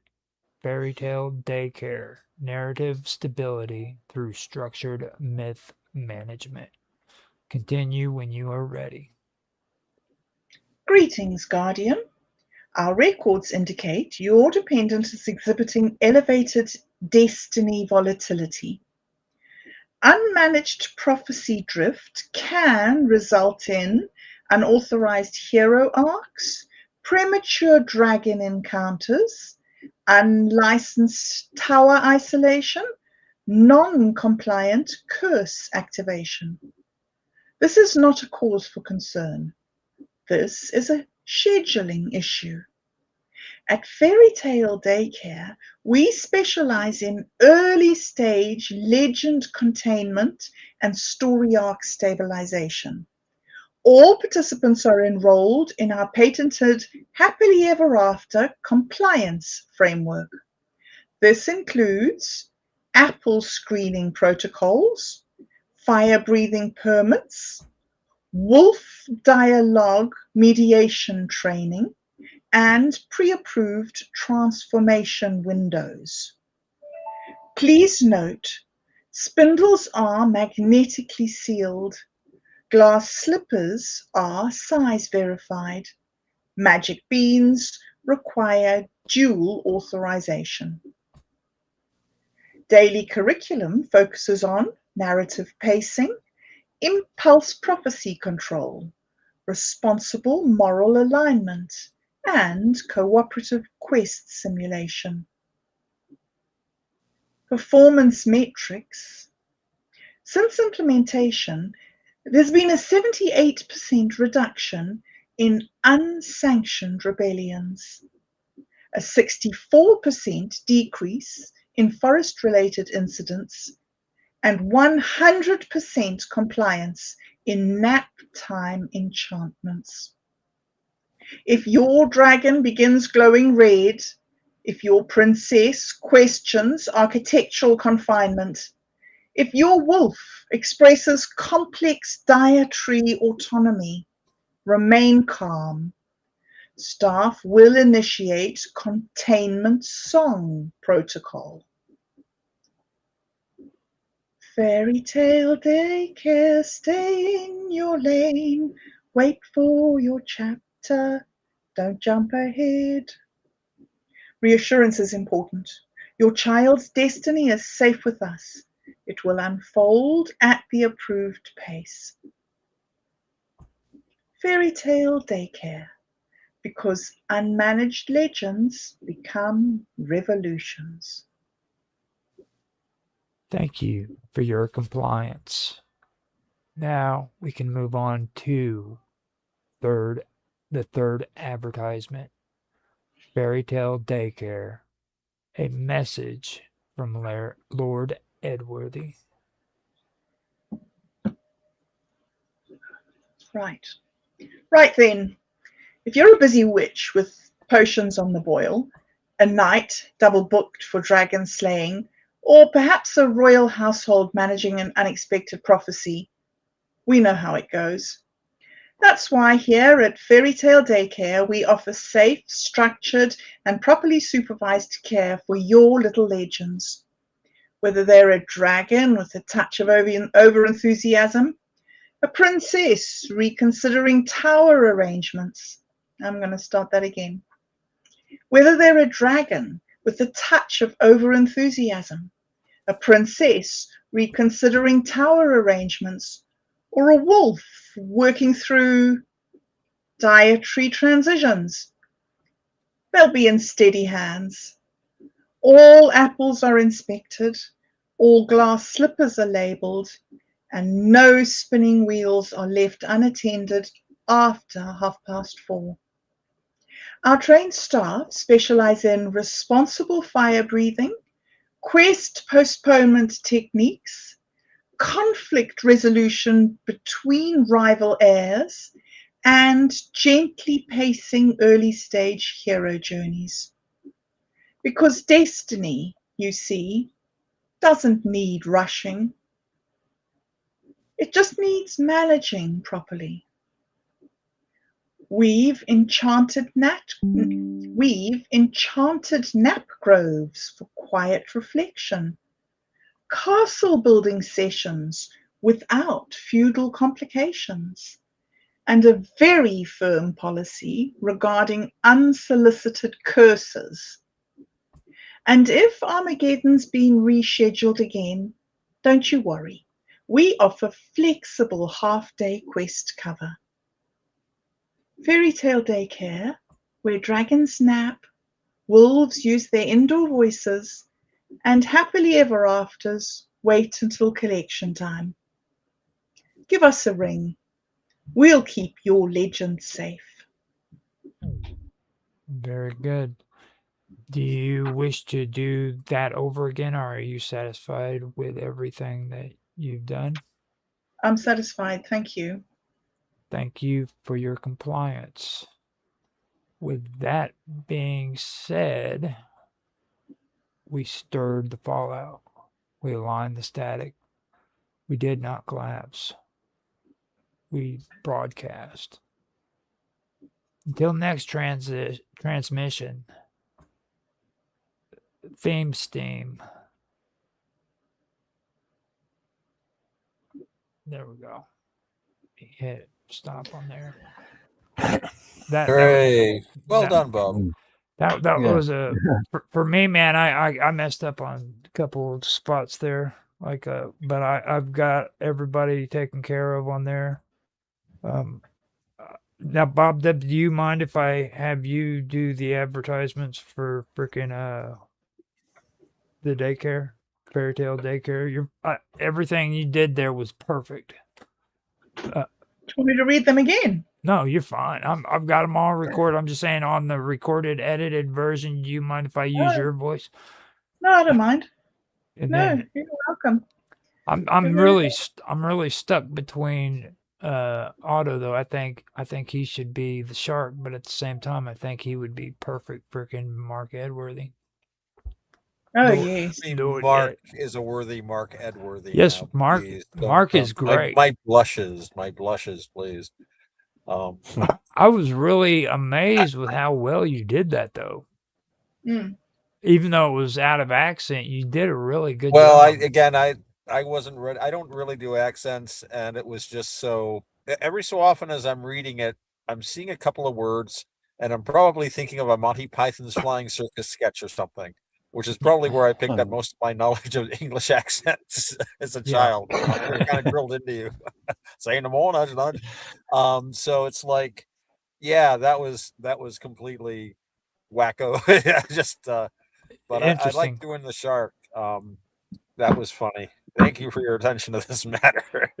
we have the best bait. Next week, I'm wanting to take this a little bit farther, because after that I want to make it's going to be scripted interview, and Mhm. then Okay. after the scripted interview, I wanted to move into a chaos panel, open discussion. It's all scripted, and Huh. and we just like I play the announcer, and you guys do the scripted conversation amongst one another. It's a scripted panel and a Fun. scripted interview. So about this topic, these topics right here. Huh. This woman and the sir. Yeah, all of it. Like the fairy tale daycare and everything there actually progresses too. Like there's more that happens out of fairy tale daycare. Okay. Like the story actually changes and stuff, and it gets even more intense. So Yeah, if you guys want to come back next week, man, we can hit it off and go from there. It's up to you guys. I'm good. It was fun. All right. Yeah, I should be here earlier too next time. Okay. The technical difficulties show. Well, it's like the technical difficulties life sometimes. But yeah, I should be here earlier. Okay. Now, Well, I consider it to be a bit of a torture thing. oh, you did great, dude. You did great, and Oh, it trust wouldn't be me. the same without you, Mark. Come on, And, dude. and you know We what need you. the thing about that is it's like freaking that is great content, dude. Like you actually sounded good. Like there's parts in there when I edit it out, it's gonna sound funny as hell, dude. You know, when we're doing these shows and stuff, Mark, have you thought of writing some of your own dialogue? I'm not an overly brilliant writer, in fact, one reason I gave up on blog writing back in 2019 was because of writer's block. Really? I hate that when that happens. We're gonna put it back in. You're gonna get inspired to do it. So Well, you're just going to have to give Mark nice, short, simple lines. I mean, surely you can write that into his character. yeah. Well, you know, I was thinking if you gave Mark some good rhythmic, like a good poetic meter kind of deal. Dude, You know, he's they doing say iambic pentameter is the natural rhythm of the English language. You just have to turn to Sir Francis Bacon, by which I mean William Shakespeare, of course. You know, yeah, I was thinking that for all our lines, but I was thinking that for Mark, just something that gives you a good pattern. he was on fire tonight. Yeah, Dude. some of those lines didn't really flow well. Right. I think. You know, the thing of it is like I mean, like from the time you first started doing it with us to now, man, you've come like leaps and bounds. Like right there, what you just did tonight, that was way, way bigger than what you would have been able to do the first night you came in and did it with us. That's just my observation. Like you've actually gone. You've gotten better, Mark. I gotta say, we were commenting that you're coming along nicely with the dramatic stuff and just expressing yourself and everything. I think is really those big American hanging out with words. us. It does it, man. You know, you got to hang out with other really really good people to be a good person. You know, it's like That's the difference between, especially North Americans and Brits. We are much more reclusive. Yeah. Oh, you're gonna find out a little bit about this stuff, because here before long we're gonna be getting into freaking Bob, the Church of freaking the Subgeniuses. Praise Bob. I mentioned that the other day. This just remember, this is called Stir the Fallout. Okay, so keep that in mind. This is going to get wacky, kind of like Monty Python and like Dr.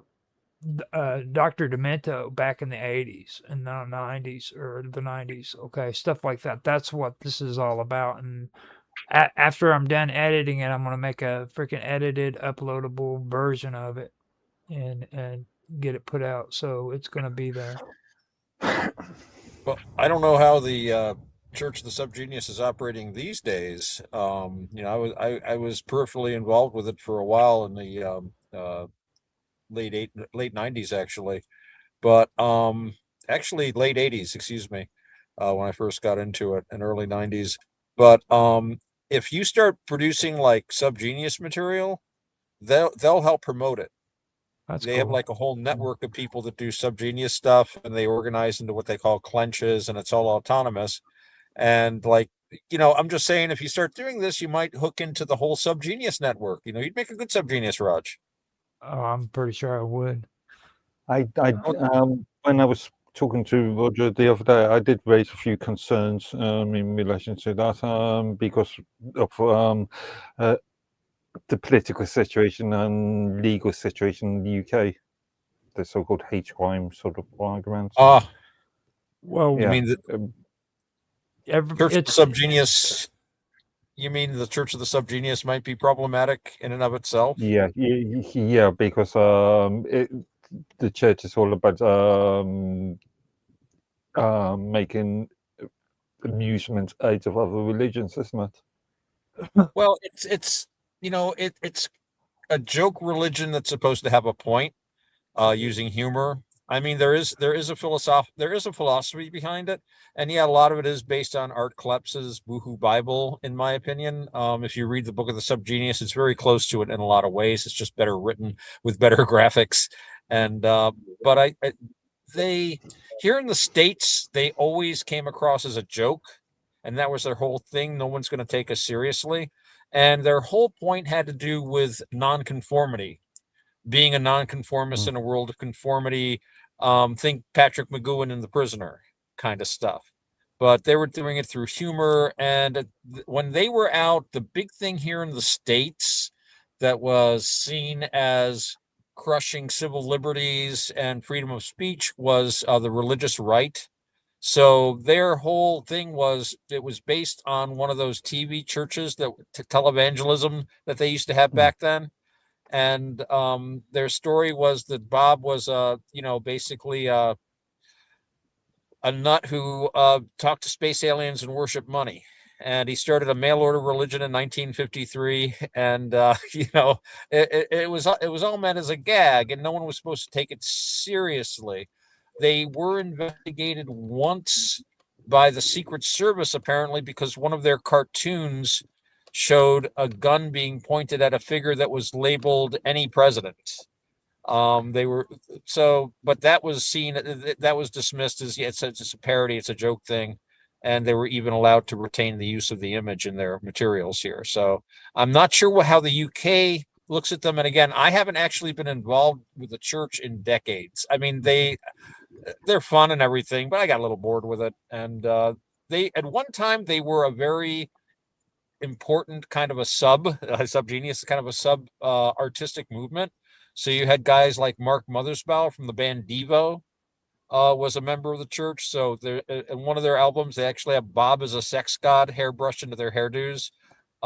He was the one of the artistic directors on Pee Wee's Playhouse, if you ever saw that series with Paul Rubens. And if you get a chance to see the series, the decorations are full of Subgenius bits. The set designer for Dave, what's his name there? He used to do the overnight show there. He had a big backdrop, which included a strip of material that has part of J.R. Bob Dobbs's face. Not Dave Garroway, Dave Letterman, on the Dave Letterman show. So there were a lot of it. For a while, it was kind of a semi-underground artistic kind of a thing more than it. And there were Bob bands and Bob comic books that were just written for people that were in on the joke kind of deal. Guys like Are You Serious was involved with some of these guys. A lot of the old Discordians. A lot of it was like kind of leftover Discordianism. A lot of people saw it as a kind of a successor to the Discordian Church, which was a previous joke religion that worshipped the goddess of chaos, Eris, also called Discordia. So I don't know that I've never heard of it here being considered politically dangerous. But again, I have no idea what they've done in the last 20 years, 30 years. Okay, so I have everything set up now and ready to go for the Quantum Gathering. I got it streaming. Now, whenever you guys are ready, which it'll be like 13 minutes from now before 7:30, 8:30 your time. Right. I'll I'll just hit the record thing and let it go, and then edit it out and stuff and send it to Bob Dub. And Okay. Thank you. So everything is set up and ready to go. I really do appreciate you guys showing up and doing that with me. That was cool as heck. I was hoping that would work out like that. I made some mistakes at the beginning of it. You know what I mean? But other than that, everything went out perfect. I ended up accidentally muting myself, and I think I muted a little bit of Mark Edworthy when he was doing readings. So he's going to have to read all over again. Oh, no. He's getting ready. He was getting ready to cry right there in the middle of it. I was like, dude, I've got don't cry, dude. You literally said it out loud. You're like, man, I'm going to cry, dude. Like I knew that was taking your patience. You did a really, really good job though, and I'm proud to have known you, man. Know me rather than know me. Well, yeah, I know you. I'm proud to. Yeah. Past tense. I can't believe it. So I'm gonna go grab me some coffee, get it ready and stuff. Good idea. And I will be back. And when I get back, I'll hit record, and we'll be I'm looking up the Church of the Subgenius in the United Kingdom. Just be aware, you guys are streaming live I was too, considering the more wide aspects. I think they're rather anti-establishment, but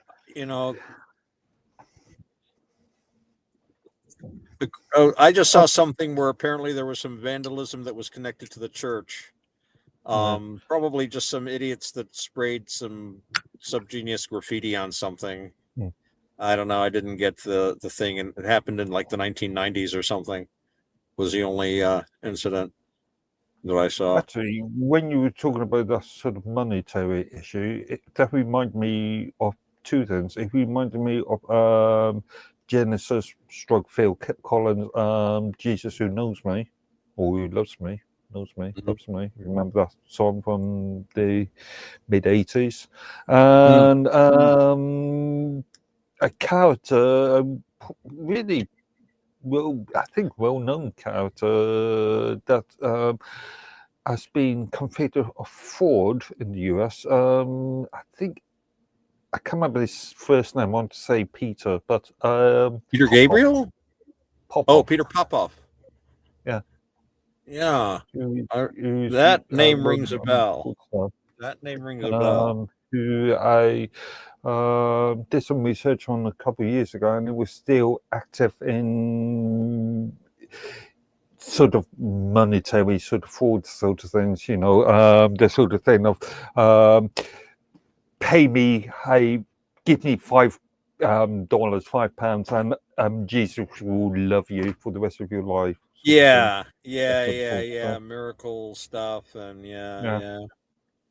We had a guy here on TV that was hawking miracle prayer cloths. They're basically a piece of paper and miracle anointing oil, and it was probably like canola oil, just a regular cooking oil in a little thingy. Yeah, it's amazing, and that was really the sort of thing that they were mocking in the Church of the Subgenius a lot of times. Their whole thing was they've got an end days prophecy, but if you pay your dues to the church, you'll be saved. They had very interesting slogans like "You'll pay to know what you really think," which most people will. It was a very, but they would have what they called rants, which were like what we do, and they would preach. And I remember this one guy going, "You can't run from your own legs." You know, you can't see your own eye. I know you can look in a mirror, but that's just a reflection of your eye. You can't think with your own mind, you know, so stuff like that. It was just, you know, they made some interesting philosophical points. But yeah, and I thought they were great fun. And they had some. I went out to the. They had what they called X Day. They had the world was going to come to an end on July 5th, 1998. And it would be because on July 5th, all of America would have hangovers from July 4th, which is Independence Day here. And the X Day saucers would come down and save anyone that had their membership card. You had to pay your dues to Bob, or you didn't get on board the saucers of escape.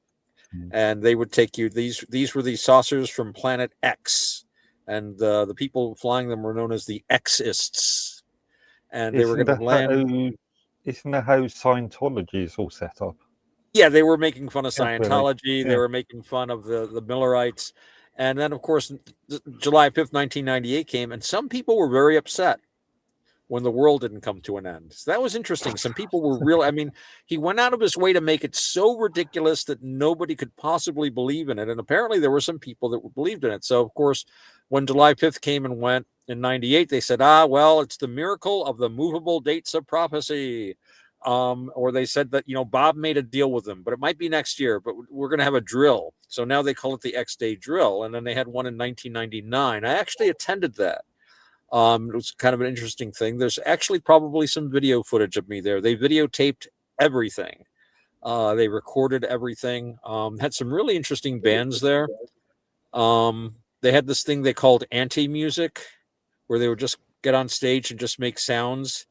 But then apparently they would eventually, if they did it long enough, they began to learn how to play their instruments, which kind of ruined the point of what they were doing. So they would switch to other instruments. I know it's very, as somebody that plays music, I find it horribly counterintuitive, but I never cared for that aspect of it much. But they make like Bob spirituals, you know, and singing, "He's Bob.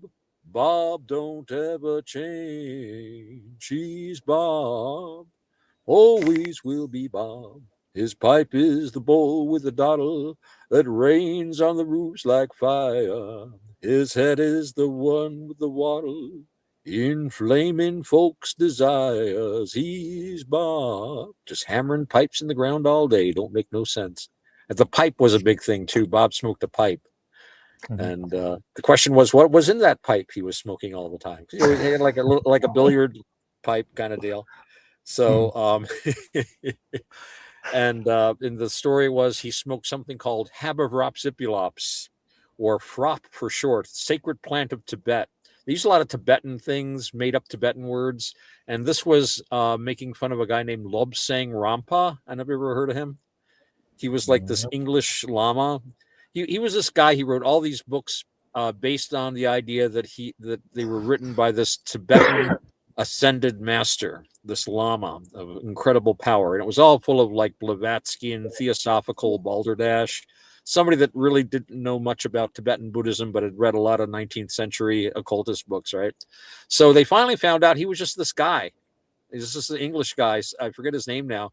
And he said, well, they said, well, you're not a Lama. What is all this? And so he said, well, I was a Lama in a previous life.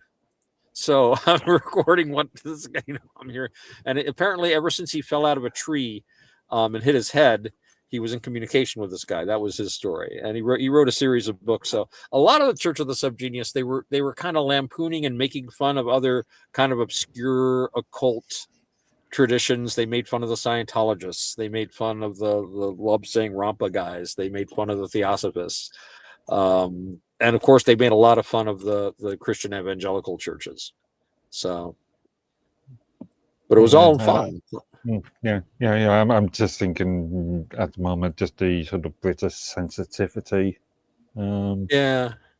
You can see the sort of issue. Yeah. Oh, I don't know. I'm thinking of some of the, like I said, the Monty Python's Flying Circus of my youth, where they made a lot of fun of the clergy. I don't know if you remember the episode of The Bishop, where they combined the C of E Bishop with a detective show. They did the Peter Gunn theme, where the bishop is walking down the street with like 4 really tough clergymen. pushing people out of the way, smoking cigarettes.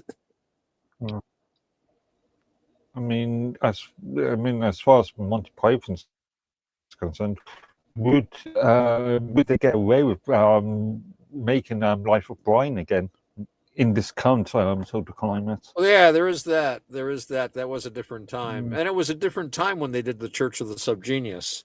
At that time too, you had guys like Frank Zappa that were like digging at the religious right quite a bit, and well, the band I was in, Hungry Jack, a lot of our music. I mean, we played comedy music, but even into like the 2000s, Matt, who wrote most of our lyrics, he was still in that Frank Zappa, fight back against the oppression of the religious right. So a lot of our songs had to do with food or Jesus, and usually both. We had songs like Jesus Stole My Moped. The song Spam mentions Jesus and stuff. And it was very Frank Zappa-esque, but in certain ways kind of like outdated. These things age very quickly sometimes.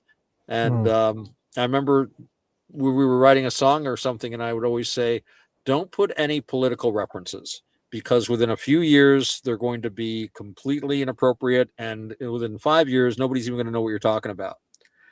And it ages. So, I mean, there's that song by Crosby, Stills, Nash and Young, where they have a line, "Tin soldiers and Nixon coming. We're finally on our own." Nobody who today knows who the hell Nixon is unless they watch Futurama. They think he's a head in a jar. That's the only way these kids know who Richard Nixon was. I remember Richard Nixon. I remember him being on television anyway. My parents actually had an engraved invitation to attend his second inaugural ball, because my dad had done something for the local Republican committee, or he knew somebody, probably like knew some local politician, but they didn't go. But they had the invitation for a long time. So yeah, nobody knows who Nixon is. And I always point out there was a great book, the Tao of Pooh, which was this great little Taoist book. And then he wrote a sequel called The Day of Piglet. And it was all full of him being all upset about the governor of California at that time. I don't remember the guy's name. And he's like, he's going to do this and he's going to do that. And it's like, it just ruins the book. I was just thinking I'm too young to remember Nixon, but yeah, he resigned in 74. I was born in 76, so. Oh, okay. No, when I was a kid, when he was being impeached, it kept interrupting all the cartoons I used to watch. I was furious at Nixon because I was like, I want to watch my cartoon. And now we're going to have the latest from the White House. And I'm like, and I realized, I said, why don't they just put a ticker at the bottom of the screen so I can watch my cartoon? And then lo and behold, 30 or 40, 50 years later, that's 60 years later, however many decades, you've got like, all the news shows now have a ticker going on underneath. So, I'm running low on battery on this laptop. I might have to go over to my phone, which means that my voice quality will probably, I have 16% remaining, 19 minutes of power, it says. Amazing how I can tell the future like that. It's not always accurate, though. Let me see if I can find my phone here. All right, ready to switch over. Guys, I'll be back. I'm sorry, I'll be back in about half an hour, okay? Okay, sounds good. See you then. Okay, see you soon. Yeah, Bye. Going to make coffee. Would they? Yeah, I should probably go and have a bathroom break or something.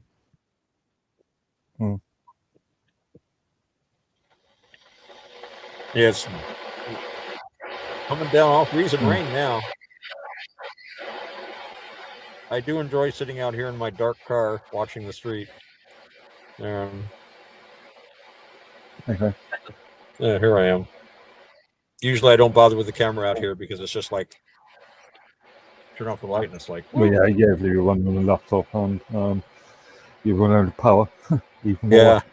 I got the screen turned down as low as I can. I've always heard that the screen itself uses up most of the power, or a lot of it anyway. Oh, a lot of it. Yeah, it's usually the Wi-Fi and Bluetooth that uses the maximum for my energy monitor. I came out here with a full charge, and it's like I said, it's down to 16% already. But it is, I've got on the Wi-Fi and I'm doing this Jitsi thing and everything. Pretty new computer. not most energy efficient. There's a x86 machine. Your phone, in theory, should be much more energy efficient. Yeah, my phone is great. Just My phone because, is great. yeah. Yeah, that'll be like, but this is I don't know. It was a gift, so I can't complain about it. But the next one I Yeah. get is going to have an illuminated keyboard. This one, the keyboard doesn't light up, and I didn't think it would matter much, but I realize I sit in the dark so often. It's very frustrating. And having you're the not light a on. touch typer. No, You're no, not a no. no. Yeah. See, Even if I were, I'd probably start on the wrong touch with my luck. But no, Um, I I mean, I'm so used to not looking at my keyboard when I'm typing. That's a great skill to have, man. Because, I yeah, never learned that. I'm like picking. Well, it's funny. I am at a certain point. Once I have to look, but I don't have to look at the keyboard too often. But I have to look at it every so often, or I just do like I'm picking. I just basically use my couple of fingers. So, I knew a guy that could type like that. He took it in school. I think I told you the story. He took it because he was the only guy in the class, and he got to be there with all the girls. And I think he met his wife that way. Yeah. But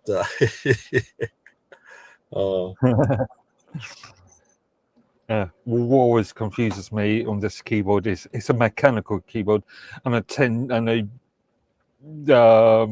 let's say once a month, maybe once every other month, I will just lift up all the keycaps and just give it a clean, because being a smoker, especially, you can imagine all that.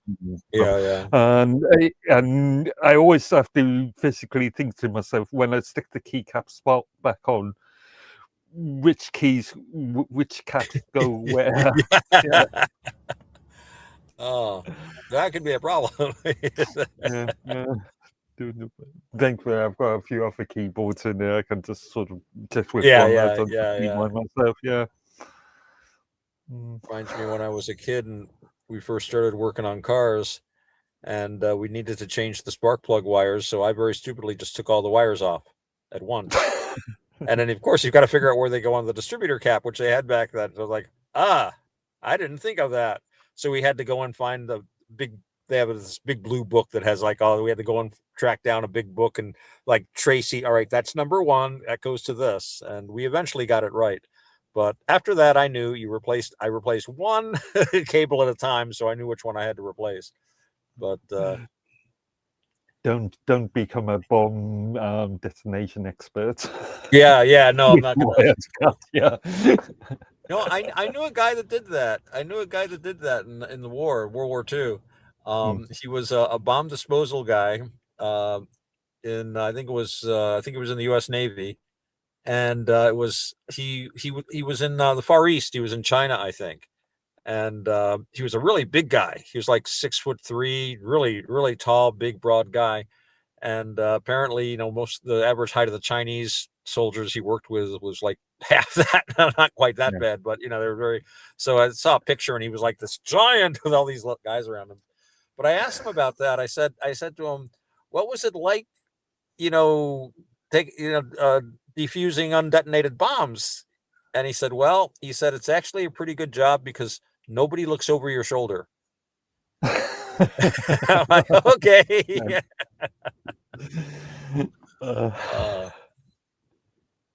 Would you want to be supervisor? Yeah. Nobody's gonna micromanage you. Hey, wait a minute. Oh my goodness. Oh, geez. Anyway, copy.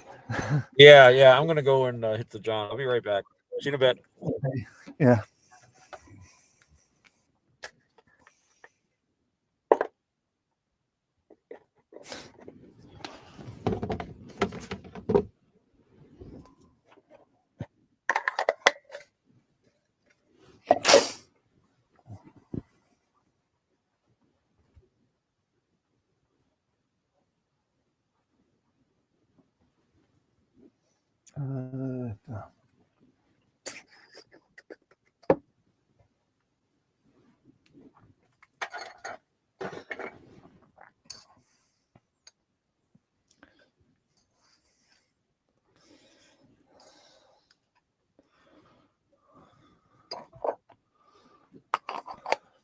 Okay, I am back. Cool. Bob said she has to disappear for about half an hour. Okay. Yeah, I had to run and get me a smoke in and stuff too. Right, that was quick. I have to make coffee now too, so I went ahead and paused the recording. I came to do a checkup as soon as I came in from the outside, so missed a bit of good content. We were talking about people like Pete Popoff and Nixon and various other people. well, I didn't actually, because I got to edit it, and I did get it on recording, so it is going to be put out on a later episode. So let me pause or mute real quick. I will be right back. And sure, I could put some music on. I don't want to do that because then we might miss some good conversation you guys have while I'm away. So I'll be right back. Actually, I got a message from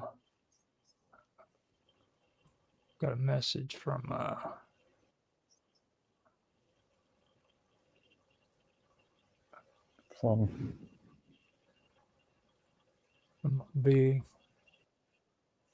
I can figure out where he's at. Yeah. Yeah, he was asking what other items I've got ready for that stream. Okay, sure. Yeah. So. Okay, so I will be right back. I'm gonna go make the coffee, and I will be back here in a second. Jeez, I just realised the time. We spent a good hour and a half on that. Hour and 45 minutes. Yeah, wow. Pretty good. Well, now it is, but yeah. Okay. Be right back. Sure.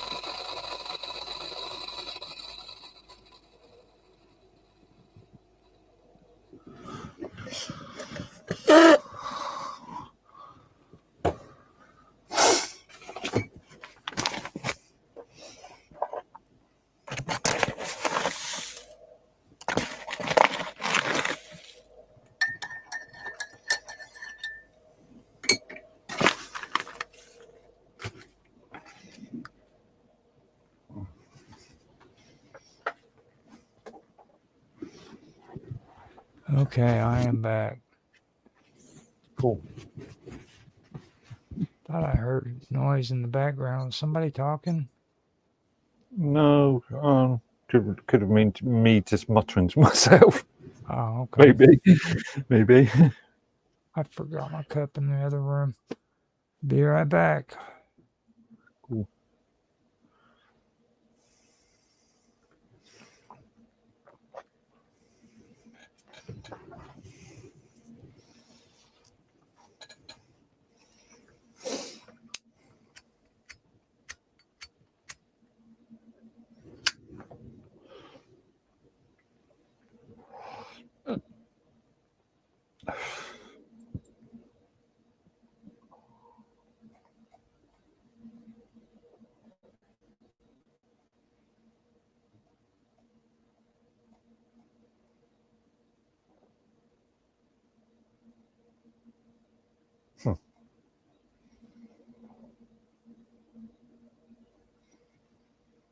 Okay, I am back for good this time.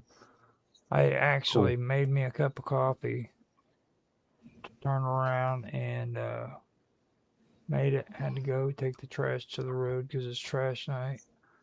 And by the time I got back, I forgot the cup on the coffee table.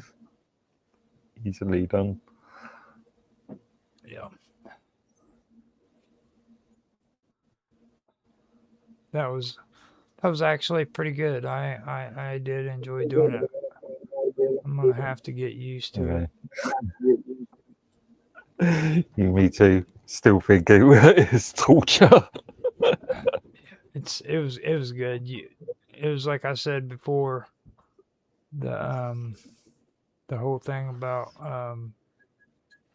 when we first started doing all this stuff to now, man, you've done a lot when it comes to freaking the reading it and everything.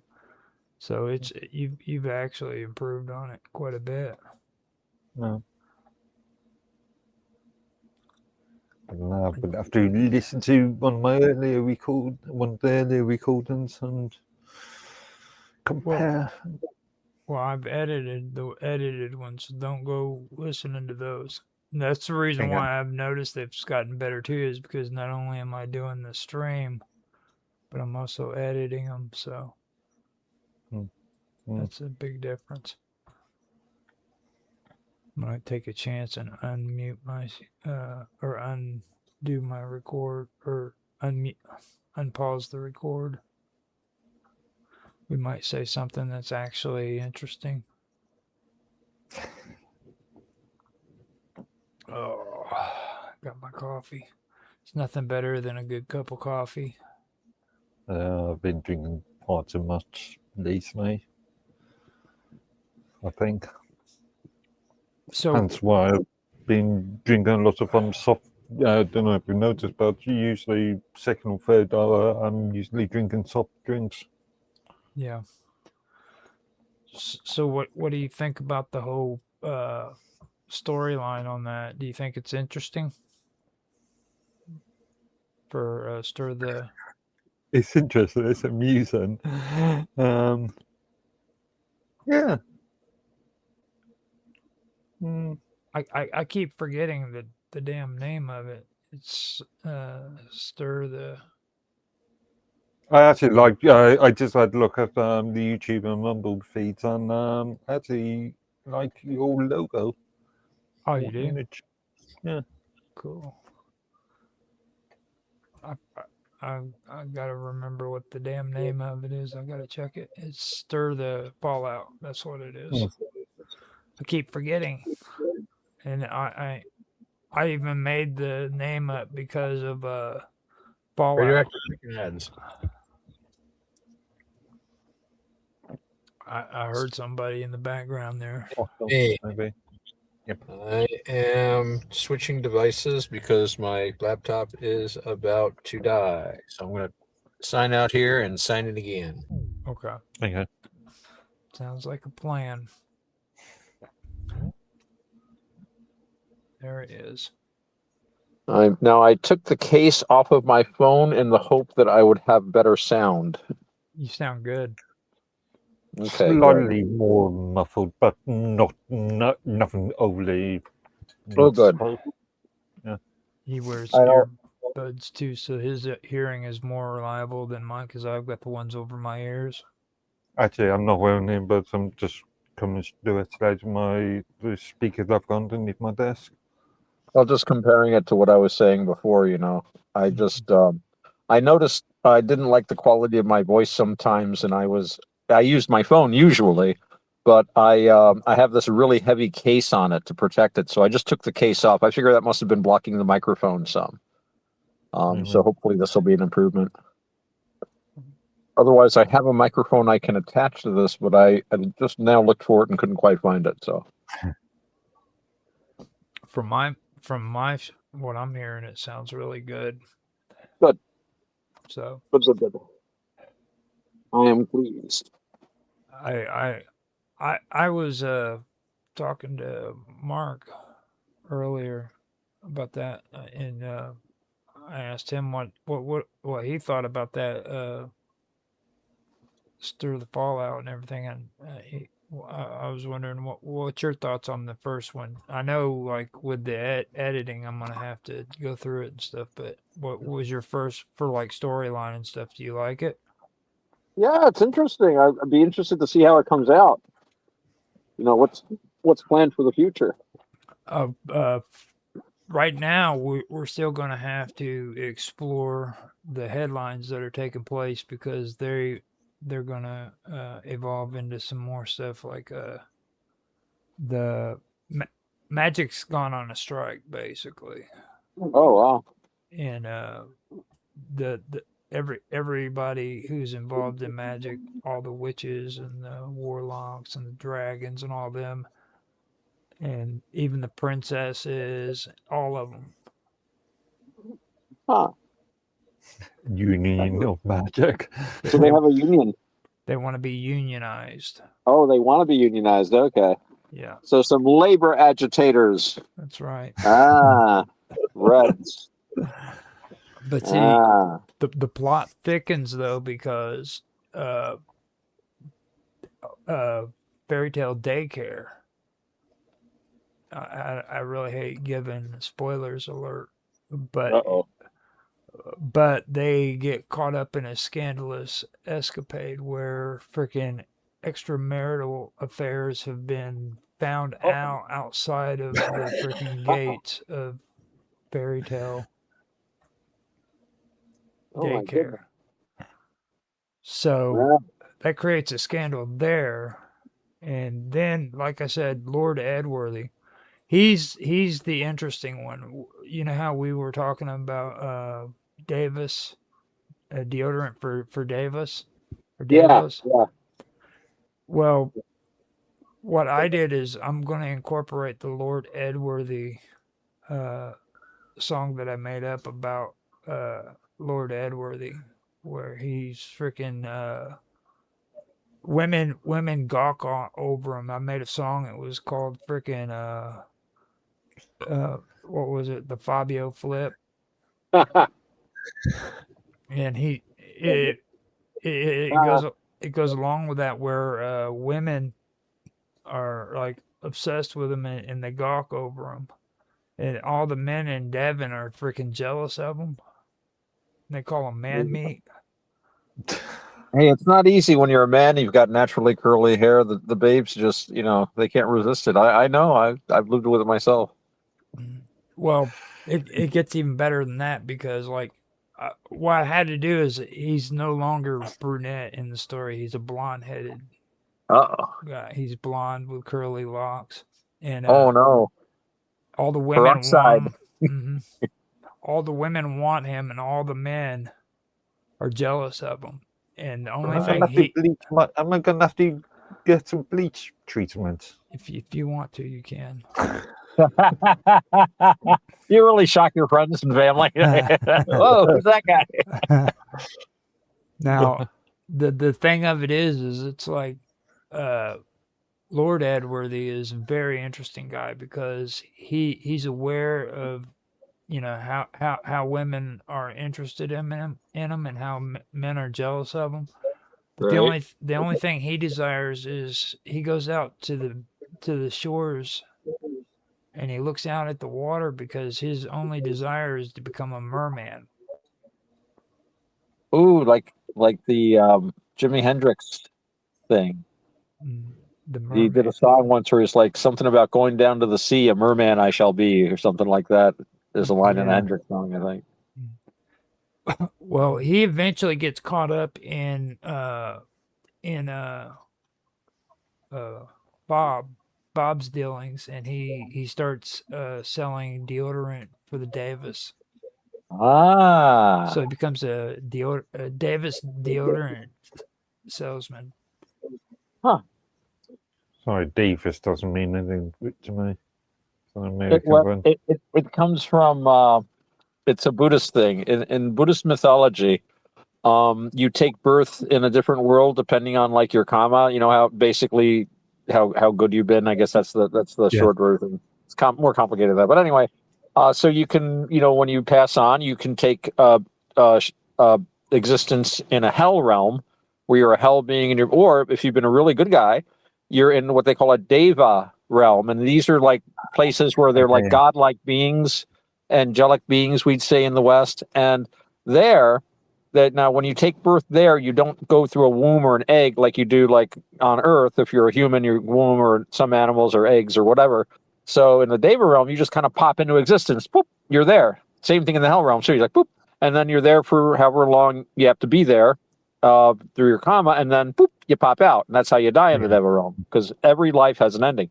But the thing is, here on Earth, before you die, they give you get signs like aging and illness, and you kind of wear out. Well, doesn't happen in the Deva realm, but what happens is the Deva starts noticing that their clothes are starting to look a little shabby, and they develop underarm odor, and then that's the sign of senescence in a Deva, and then they go pop, they pop out of existence, and then they go to whatever the next world is. Usually not nearly as good a world because you're in the Deva world and everything is like really fun and easy, so you never try to work on it to be good.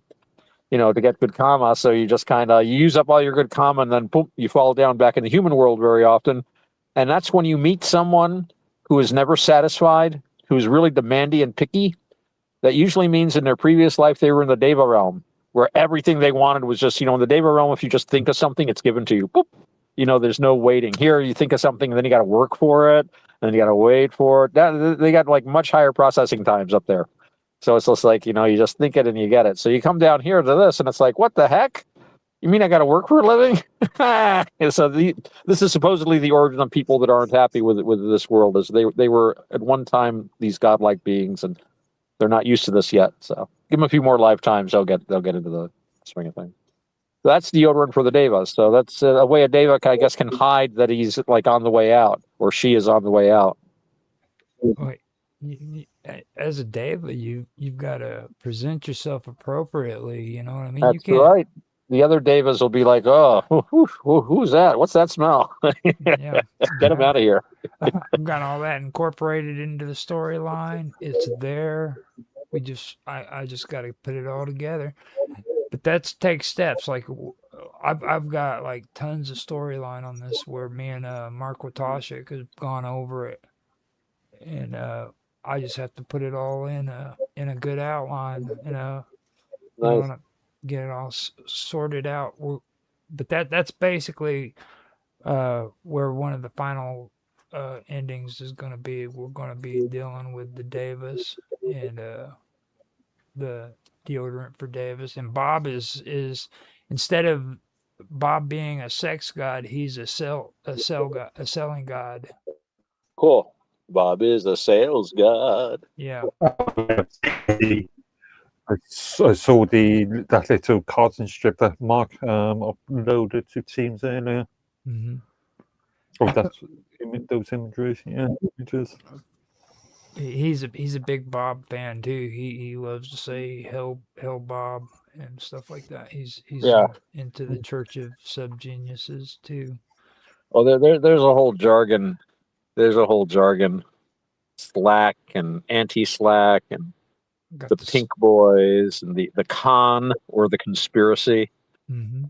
And the good stuff. Yeah. So it's going to be good. I've got it all incorporated into script. It's also music, and it's going to be graphics once I start getting all the graphics together. And Nice. so That'll be Hmm. groovy. it's going to be. I'm happy with it so far. Other than my poor, uh,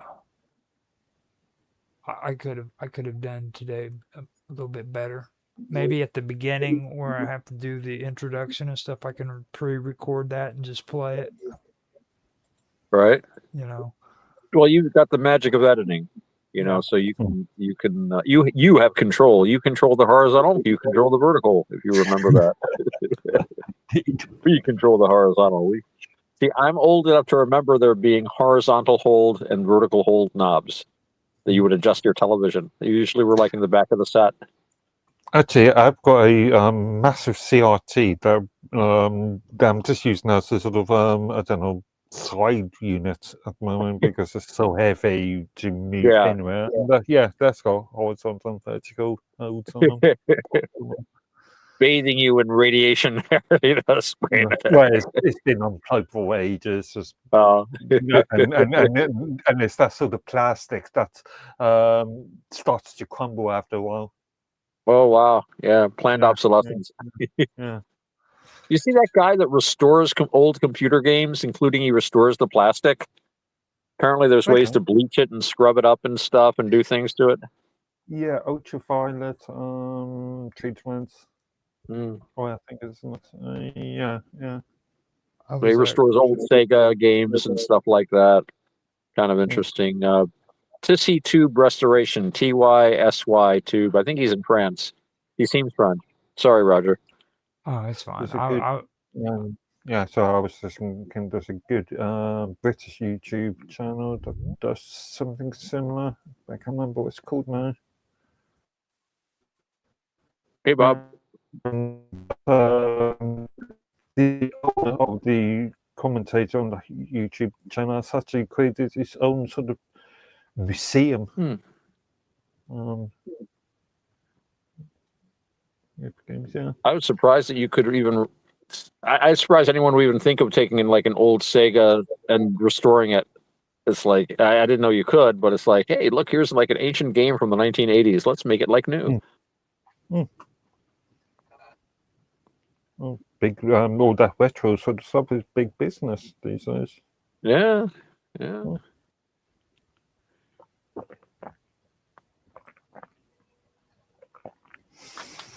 8:59. So where did V go? Not sure.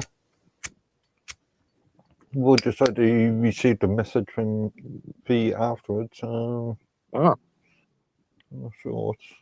IRL rears its ugly head. Well, he took his medication, and he couldn't do the scripts and everything even because of the medication that he took. So. Oh, right.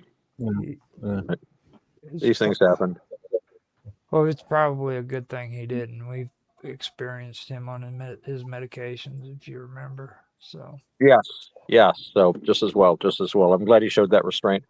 Oh, it's 9 o'clock, isn't it? I guess it's time to get things underway. If everybody's ready, we have Bob is here, Mark is here, Roger's here, I am here. I think that is a quorum. I have a little slug of water here before I say welcome everyone to the Quantum Gathering. I hereby call the Quantum Gathering to order. We now have Quantum Gathering rules. Tonight on the Quantum Gathering, we have Mark Edworthy, smartest man on the internet. We have Bob Dub, fabled in song and story, first poet of the future, and a brilliant writer and reader. And of course, last but certainly not least, Roger Hanson, a man who has just broken all records in producing shows, content, and also is occasionally the electronics warfare officer on clandestine International Airlines Flight 17. Haven't really revealed what kind of a ship that is yet. I think it's a Hannibal 2023 saucer, but that's another story. So welcome everyone to the Quantum Gathering. How is everyone today? I'm okay. How are you? That's a good big sigh from Mark. I've just got over the last one, so I'm fine. We're doing back-to-back shows here, folks. All without a net. he got a little nervous. He started having flashbacks from the last episode. Oh. And Bob, how are you doing? Very quiet. She's doing very quietly. This is good. She's being quiet and unassuming. And well, tonight on the Quantum Gathering, as usual, we're going to be talking about our art. We're going to be talking about science and technology. We're going to be talking about large language models, also known as artificial intelligence, and there's some debate about the use of that as a term for what we're talking about. And of course, we'll talk about anything else that occurs to us. So welcome all. And especially welcome to our viewers. Please like and subscribe no matter what platform you're watching this on. And if we're live streaming where you are, please feel free to ask any questions, comment. And, if you get a kick out of this stuff, tell your friends. Helps drive the algorithm. And Bob split. Hopefully she will be back.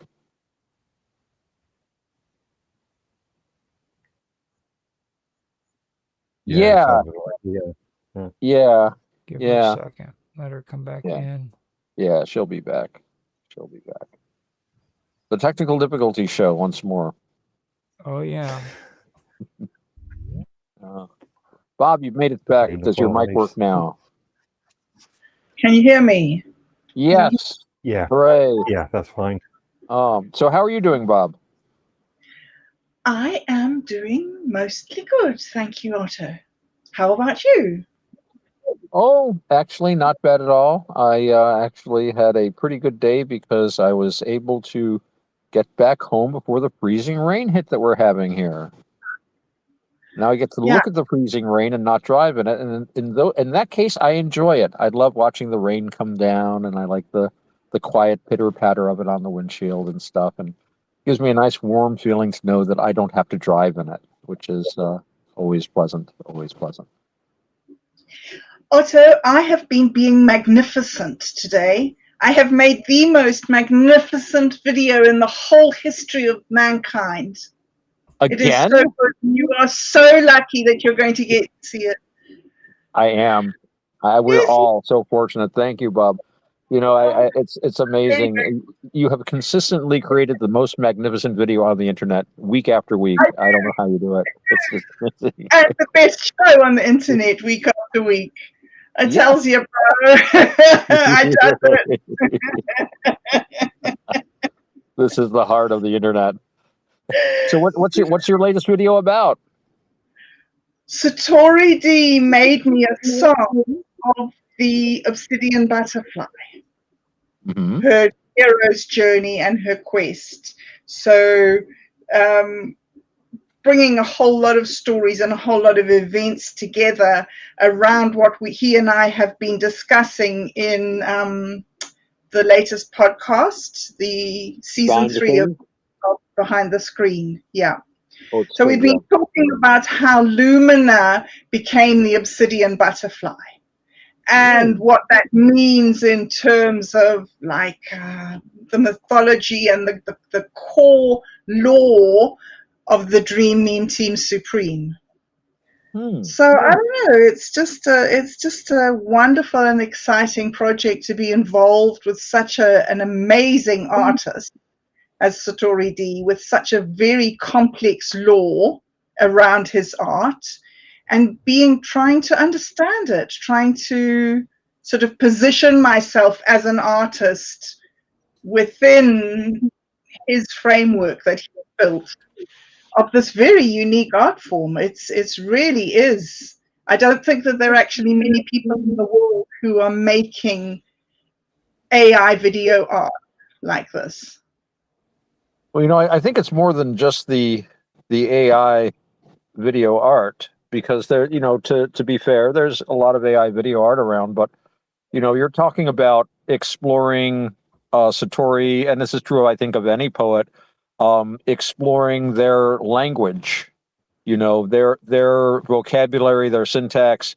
Every poet, every artist has their own particular vocabulary, and it's rare to find someone who is going to have a deep enough art where they were going to have a depth and complexity to their vocabulary, to their special meaning, the special meanings they give to words. And it's even rarer to find an artist who does something well enough that you want to dive into it, that you want to figure out what's going on. When you read something and you say, I want to understand this better, and then you start, sort of like that book Silverlock that we read, where you read a lot of references and then you want to find out more and find out, well, what does he mean by this? But Yeah. my first thought, though, was when you were talking about that, was that I'm really pleased that we seem to be moving back toward the whole Lumina, the older Dude, Where's My Wallet ideas that we were working on before you went on hiatus. And we've taken this wonderfully expanded, and I really like the trajectories the show has been going on. But I'd also like us to get back to exploring some of that lore. And, we were talking, I think, earlier about doing that. I don't know what you decided about that, though, or if you saw any way that we'd be moving forward with that. So, I'm sorry to have to say this, but I don't know which conversation you're referring to. I seem to have forgotten us talking about it. However, would you like to listen to the song? Of and course. see what I'm working on? And Certainly. then I won't need to explain it. You can just hear it. I'll try and do it here. Can I share my screen? Remember to share audio too. Mute websites. Allow Jitsi to see. Adobe Premiere. Allow. Okay. Maybe you can see that. Yes. Yeah, no, yeah. Oh, yeah. Let's see if you can hear. Can you hear, Otto? I don't hear anything. No. Okay. So I can't do it. Oh, you don't have it posted on YouTube or anything yet, so we couldn't watch it there. No, I haven't. It hasn't finished uploading yet. The visuals are already very striking and stunning. Oh, so much. I've been working with the script that he made. So first of all, what we did was we got. Well, first of all, on this series, right? Because we culminated. The last one was the three people reading that you and I did, the 7 scenes of Sushi. The 7 scenes that you and me and Satori did just before I went away, and I edited the video and put it out, the sort of hour-long super episode of it. So that was the sort of sign-off of that cycle. So opening cycle, we transitioned from looking at the Amber Goddess, who was the goddess of death, and the whole theme was that death is transition, and that we move through phases. We don't get stuck at a place. Anyway, difficult to explain in just a few words, but we got to the place in the conversation where we started using the word transition, right? Right. And so then the goddess of transition is this obsidian butterfly whose name is It's Papalot. And she was chased out from Tamawanshan, where she was the overseer of babies who had died, little children who never got to have a life, whose life was cut short, and also mothers who died in childbirth. And she also is the protector of the poor and the disenfranchised and things. So really interesting goddess, I think, to look at in this political climate that we're in. I don't know if you call it political or global or whatever on Earth, this planet, the state of the planet, is to look at these ideas around transition and the sort of repercussions that has on us, and especially people like us who were really interested in using AI and AI assisted technology, LLM assisted. Okay, so just to mention here, one of the ideas that Satori has sort of spoken to us about on several occasions has been the idea that what we say is what we believe. So it's really important to think what you're going to say first. Your output is in your life is your own work of art. You are your own piece of your own sort of, what do you call it? Opus. Finis Something. coronat opus, the ending crowns the work. Or Right, you are your own work. those things. Yeah. I forgot the word. Anywho, it's all good. Yeah, we So- got the concept. Yeah. Sorry, carry on. Oh, yeah. Just understand the concept. Mm-hmm. Yeah, we know what you're trying to say.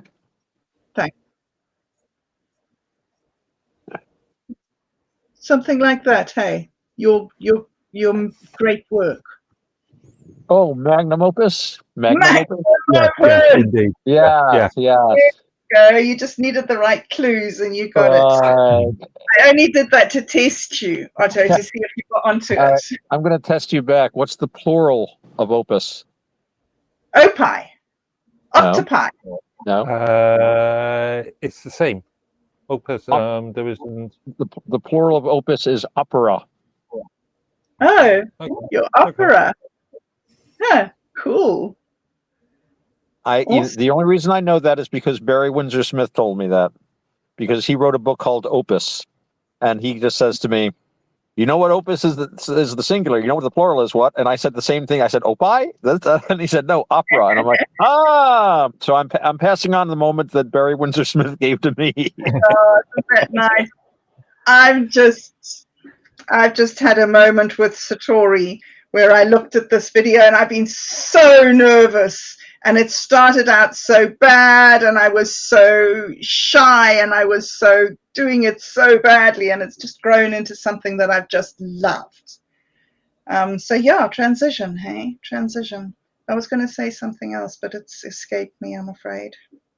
Did you ask me a question, Otto? What was the question? Oh, getting back to Lumina. Getting back to Lumina, yes. So transformation. So the last one that the BTS that I've just released is where Satori reads the prompt, where he gets the AAI to act as if, to embody this persona of being the obsidian butterfly instead of researching the obsidian butterfly. And he makes that distinction. And I remember what I was going to say earlier was when I started talking about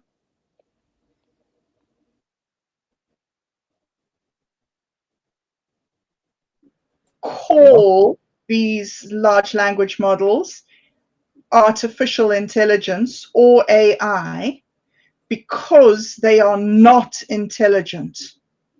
And the more we persist with the delusion that a computer program is intelligent or conscious or sentient, the less we are able to actually practically use this tool, I think. So that's why he encourages using LLM. Very similar to my arguments. Yeah, very similar to what I've argued on many occasions now. This is why I prefer to use things like terms such as machine generative rather than AI. Yes. Yeah. LLM is very clumsy, but machine generative is good. Well, I think you said when you were talking about it earlier, you said AAI, which I think was a misspoken LLM. But I thought that's a good one. Almost artificial intelligence. Well,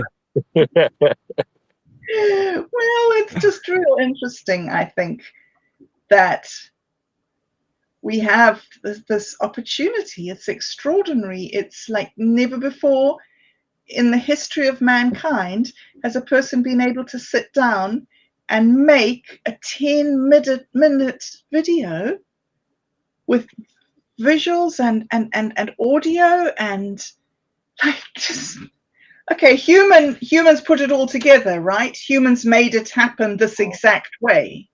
Without our intervention, it's just chaotic, bizarre images, and a lot of which don't reflect reality at all. And the music that you can get is very, you can get this very otherworldly tones. Yeah. Reminds me of the old jokes, the old idea of what is art. Yeah. Mhm. Yeah. Yeah. It's pretty, Yes. but is it art? I think that Kipling wrote a poem about that. Well, whatever it is, it's a thing, and Satori D and I are doing it, and it is the most amazing form of self-expression and content creation and just plain fun. And then being able to write our stories into it and reflect to each other, reflect our artwork, and have this conversation, which is a conversation which we don't talk about our art to each other. We talk about other things, mythologies and AIs and the state of the world and stuff, and society and what we need to do about it and how we're changing it. But the doing, it's just, people say that it's not artistic to make this music, and it isn't really. It's just music. It's just generated music, but it's there and it's available, and it allows artists to have a non-verbal communication with each other through song and image. Anyway, it's a okay, there we go. I've been having fun today. That's how I am. Very nice. Very nice. Well, what strikes me is how there's always I don't want to say lowest common denominator, but it's like the resources that we have now are amazing, but they are now going to be the new normal. So it's like everybody used to have Polaroid cameras, if any of you are old enough to remember old Polaroid land cameras. And this was a huge step because you didn't have to take your film somewhere and get it developed. Suddenly everybody could be their own photographer, sort of thing. And then, cameras got better, video cameras got more portable. And I'm talking about before they were phone size. I mean, everybody's phone is a camera, a movie camera, and a regular camera now. As the technology improves, if that's the word, as the technology gets better at what it's designed to do, perhaps we should say, more and more people are going to have access to this. And most people are going to be using it the way most people have used all these other technologies, home movies, jokes, this, that. But it also gives the artistic community access to things that they'll be able to use in ways, just as they've used every tool, to excel and create something that stands out, and that's something that will be more noticeable. And it's a good thing to point out. This isn't really about music. It's about making this multimedia presentation. The music aspect of it is something that here is a tool. You can now have whatever kind of music you want for your production, which is, it's apples and oranges from, playing music with physical instruments, which is, again, it's not really a fair comparison because it's a completely different art form. Different art form, completely, Otto. Yeah, completely. so there's a certain amount of overlap because there's like nice sounds coming out, but that's really the only overlap, and it isn't really much of one. And I've talked before about having the access to the sort of facilities that one time would have taken dozens of people, millions of dollars, and years of work. And you can sit and do something in the space. Well, some people will do it in a day. You, Bob, of course, will slave over it for a week to get it just right, and that's the difference, really. So, yeah, it's like I think every technology you're going to have your highs and lows. But I think most people, I think I shared an article, I think, with Mark Edworthy about they were talking about like the development of AI, and the guy gave this big speech about, well, we've only got so many gigawatts, we can cure cancer, or we can educate every person on the planet, and then then they finally came out with what they're doing, and it's like, now you can make a video of yourself ice skating with a polar bear, and it's like, which is how it ends up often. Yeah. You actually raise a few interesting points that I've been thinking about. First of all, there's the entire energy consumption issue. Yeah. These models need data centers, which obviously need energy to run. There's also the, as you know, I take a lot of interest in sort of regulatory frameworks, and we're in early stages in relation to this branch of technology. Yeah, it'd be interesting to see how governments react, and obviously because governments are by the nature very bureaucratic, they're always fairly slow when it comes to these things. And also there's the argument about if these technologies, the usage of these technologies could be considered as a fad. I mean, in 20, 30 years' time, was we take any notice of these technologies? Will the average user be using said technologies? That's a good point. Statement as well. Point.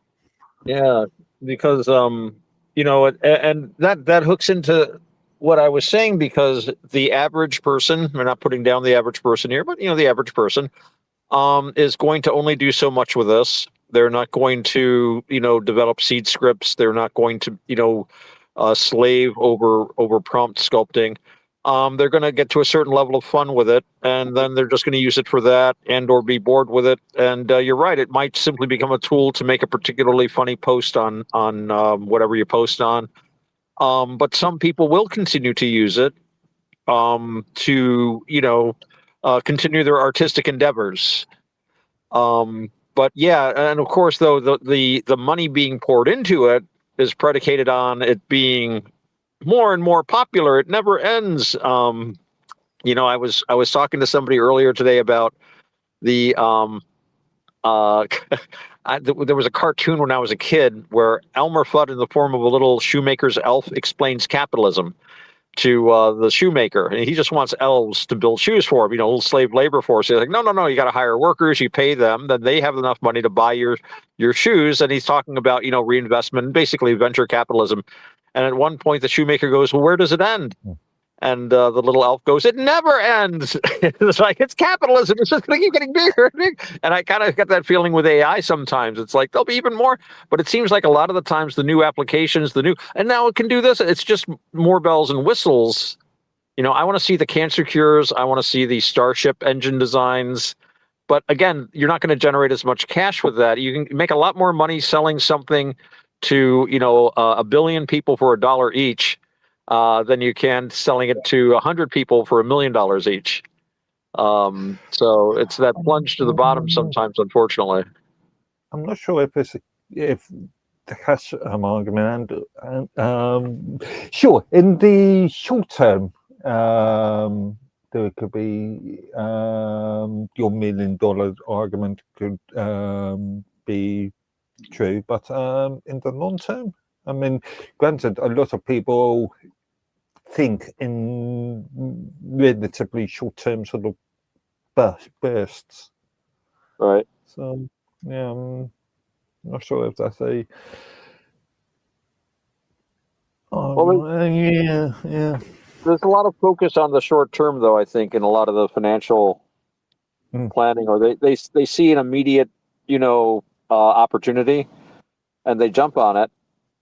And I'm not sure how many people are really personally convinced that this is the wave of the future and it's just going to get bigger and bigger, or whether people are just like, I'm going to ride this thing as long as it looks good, then I'm going to sell out, kind of deal. You never really know. They'll make public statements, of course, I back this 1,000%. And then there's a slight change. Oh, I sold all that stock. Hmm. The market has changed. So, Yeah, but I mean, build AI is here to bust. stay, or LLMs are here to stay, but how they're going to stay, that remains to be seen. And that whole economic aspect, the energy aspect, and of course, as you point out, the regulatory aspect, which is, as you point out, governments traditionally move very slowly, and this is a very quickly evolving field. And then you've also got the point that I think most people in government simply have no idea. They simply don't know anything about it. Unless you really understand something fairly well, it's very difficult to regulate. So I think that's been kind of a stumbling block for people too. They're relying on experts. Is this okay? Yeah, all right. Yeah, all right. Then we've seen that a lot with world leaders. People who they claim to be experts. Yeah, that's Not the other thing necessarily. too. He's got a lot of letters after his name. He must be right. That's not always the case. Mm. But we will see what we will see. Still, the quality of work that people are able to turn out though with it. I mean, there are heights that it seems to be capable of helping people to reach. But it is a mirror, and as the old Zen proverb said, if a monkey looks into the mirror, no sage looks out. So, on the point of quality, granted, you can get good quality work, but you can the phrase AI slop has become extremely popular in recent years. yeah. So yeah. Well, that's when you rely on it too much. I think that's when you're giving it agency. And, and I can see someone who has to write something for something and like, AI, give me a mission statement. And they just cut and paste. So there's no, it's going to depend on how much work the human wants to do, how much agency they're going to surrender. And then, you can see the underlying AI slop. But if, on the other hand, I think if you, use the AI just to tap for the basic ideas. And I remember talking about this before, where a lot of my attitudes to technology have been formed by my youth watching Star Trek. And they had computers, and what they would do with them was just say, computer, correlate this, and this, and it would go working. Blah blah blah blah blah. This guy is Jack the Ripper. This guy is probably it. And then they would just you'd ask it to correlate, put this stuff together for you, and then it would give you the answer, and then you would run with it. And that's, I think, a different attitude than I see where it's like, AI, just explain it all to me and fix it, sort of thing. And it's I don't know. They should have had these kids watching Star Trek, the original series. That would have helped them understand our modern technology. And again, you just raised the point of my old argument that a lot of this is not artificial intelligence, but just simple database queries at the end of the day. Just, yeah. So if I create, let's say, a database, and let's say 20 years ago, I created a database and got it to query itself. Am I an early adopter of artificial intelligence? Well, I guess in a sense. I mean, a lot of this LLM stuff is simply what computers have been doing, just doing it faster, more powerfully, and skipping steps and things. You don't have to give it as many instructions. And this is just my crude empirical understanding. I have no knowledge really. This is just what I gather from listening to people talk about it and what I've observed. So, well, I guess it's the Otto and Mark show here. Everybody else is really quiet. Don't stop. You guys are so Mark, bring up our next guest. It's Bob. It's so interesting. What do you think about the controversy with Claude and GPT and Trump banning banning Anthropic and declaring them an enemy, and Is this all one question? 1.5 million people leaving ChatGPT and going over to Claude, and Claude crashing because everybody's jumping. What's so hot about Claude? I'm asking Claude. It's just a fashion thing, isn't it? One day something is popular, the next day something else is popular, and vice versa, and here we go around in. So it's like a fad within a fad, I think. Yeah. I mean, one day Facebook is popular, the next day is Twitter, next day Minds, the next day YouTube, and here we go around. That's interesting. So yeah, that's interesting because it implies that it implies that marketing is a very important part of this whole LLM revolution. So if you've got this wonderful technology, the most advanced in human history, but it doesn't have quite the logo as this other guy has, someone's going to go over to that instead. And that gets back to what we were saying about, like, the common person using it. Obviously they're using it for style rather than content in this case. Me, I would be like, what meets my needs better would be the question I would be asking personally, and I would ignore the advertising. I'm making videos, and I don't know whose needs it makes but my own, but it's the most extraordinary experience. I grew up when TV was just starting, and we had a big old box black and white TV, and it was on for about 2 hours in the afternoon, and there were these things that people had made, and all my life people have spent millions upon millions of dollars with advertising and jingles and movies, millions and billions of dollars. And I'm sitting down, and in 2 or 3 days, I'm making a 10-minute, like, all myself. Okay, I'm collaborating with Satori D now, so it's like a more of a I don't know what you call it, communal offering. Collaborative? Into sort of, collaborative, maybe, into the sort of collective unconscious of the world. When I've worked especially in retail tech support, and I still get this even now, end users, there's an impression that you must buy the greatest, fastest, most brightest computer available, and I always ask people about the use case situation, the use case scenarios, and why buy yourself a massive, amazing, wonderful computer when all you're doing is doing a bit of word processing and checking emails and looking at Facebook. It's the same sort of difference, right? Really. Yeah. I remember reading something years ago. I'm trying to remember, so don't quote me on the exact numbers, but this was in the day when they were developing advertising, and they said that when you look at customers, they did surveys and studies, and apparently the customers that would do, like I was saying I would do, it's like you look at what you need, what your use case is, what your budget is, this sort of thing, and then you determine based on what you want whether you'll buy the product or not. But 90% of people would just go with the style, like whatever the advertisement. That's cool. I like it because it's cool. Not I like it because that car gets the best gas mileage for me, or I live in this area, so I want a car with 4-wheel drive. It's like, oh, look at that thing. So they quickly turned from marketing things based on facts to marketing things based on, ooh, Claude has a great logo, doesn't he? Kind of deal. And I mean, to be fair, I'm sure that I've heard from people that they find one of these LLMs to be more congenial than another. I know, Bob, you've been working with different LLMs to do your stuff, right? You found some differences between them?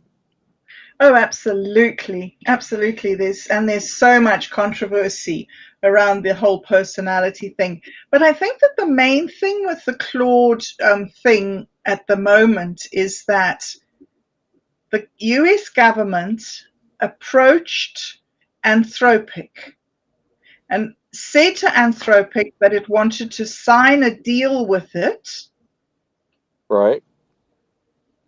that Claude became the official LLM of the United States government. Okay. I think I heard something about that. Yeah, I saw a And post online just in the last 2-3 days. Was it you, Otto, or somebody else? Yeah. Could have been somebody else. I think I posted something about that. Yeah, I got the impression that the U.S. government read the terms of agreement and they didn't like them.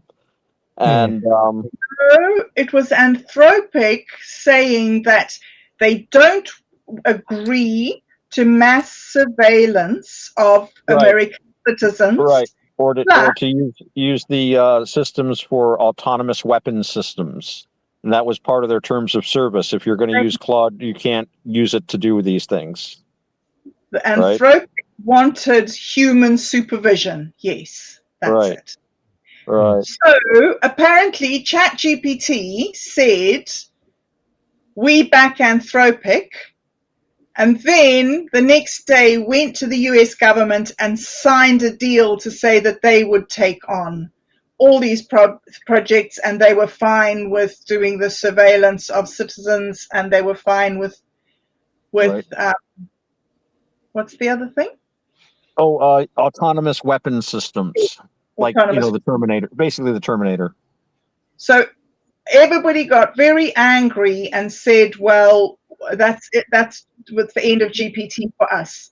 We're not going to use an LLM that is now going to do mass surveillance on American citizens.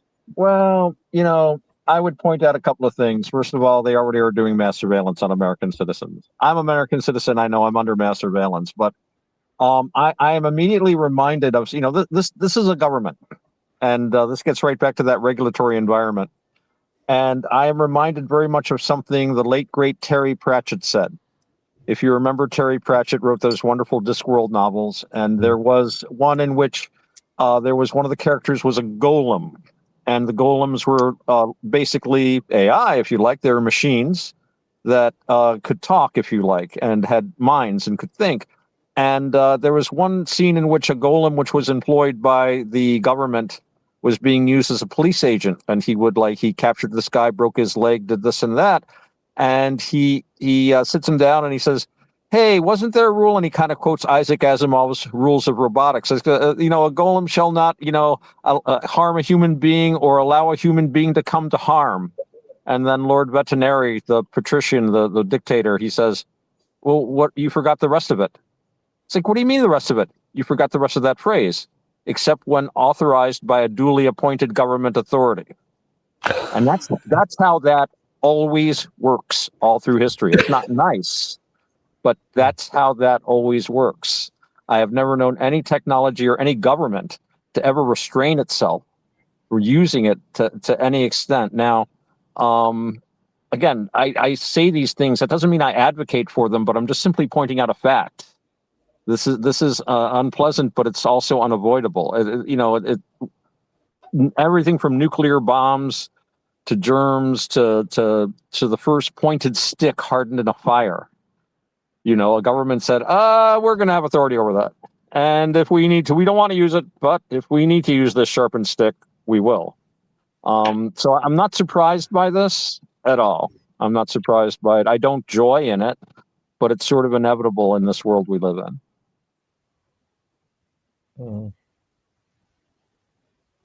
Yeah, 100%. I completely agree with you.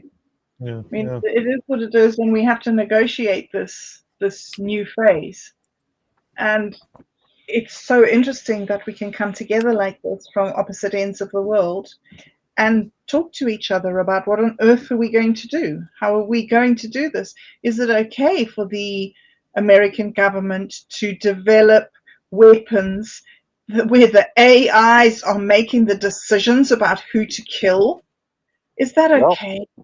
Well, that has been a big issue for a long. I say the autonomous weapon system, that's been a huge issue for years now. They've been talking about that. worried about it. And of course, everybody points to the Terminator movie. I mean, this has been a science fiction trope for a very long time. Fred Saberhagen wrote a series of science fiction novels called the Berserker series about basically autonomous weapon systems from a war millions of years ago that are just still going. And all they know is just attack anything that they see, because everything is the enemy, because their own designers have all been extinct. So yeah, there's a lot of worry about stuff like that.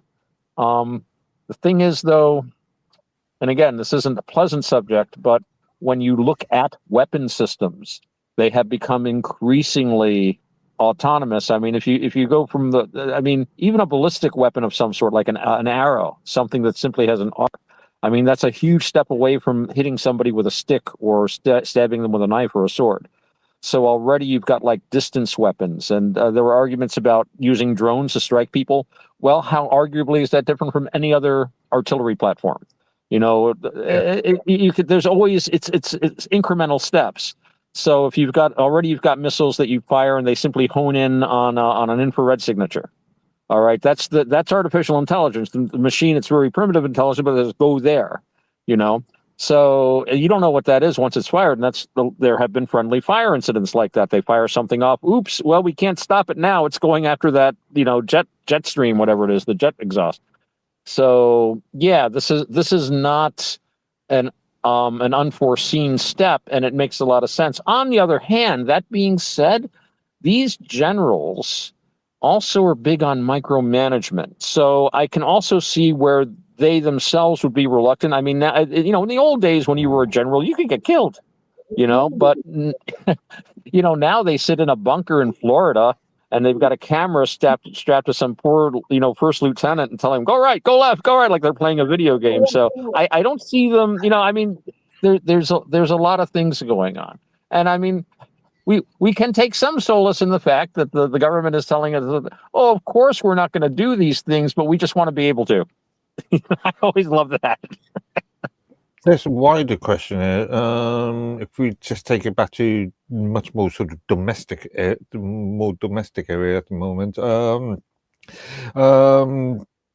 ideas of automated vehicles.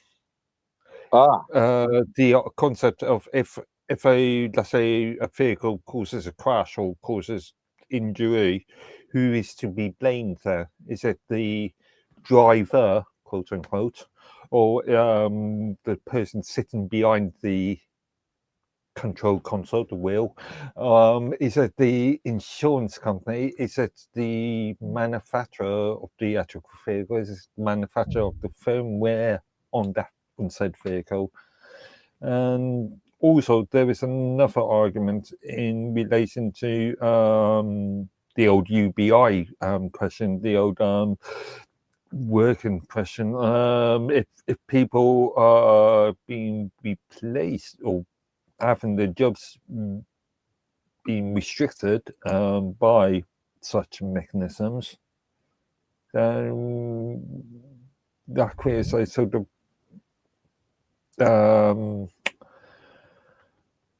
issue in relation to people's jobs and into people's sort of livelihoods, into wider cultural issues. Yeah, the whole liability thing. So, and it seems to me if you're allowing something to make decisions, then that's something. I mean, should we allow something to make decisions that we cannot hold liable?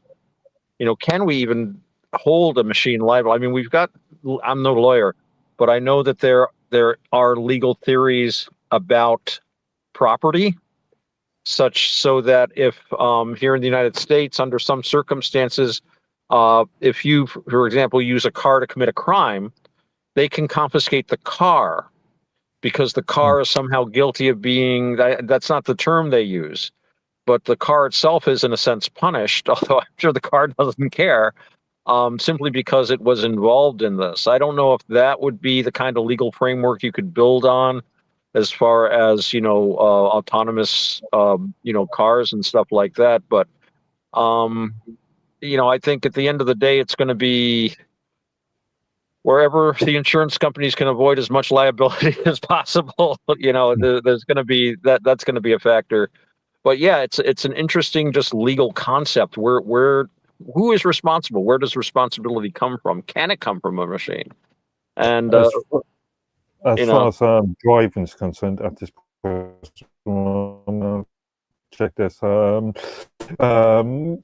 In the UK, the liabilities with the driver pilot, even if the driver doesn't have full control over said vehicle, he's still the person behind the wheel. Therefore, the person is still liable. See, here, as I understand it, liability has to do with whether you're in control of your vehicle.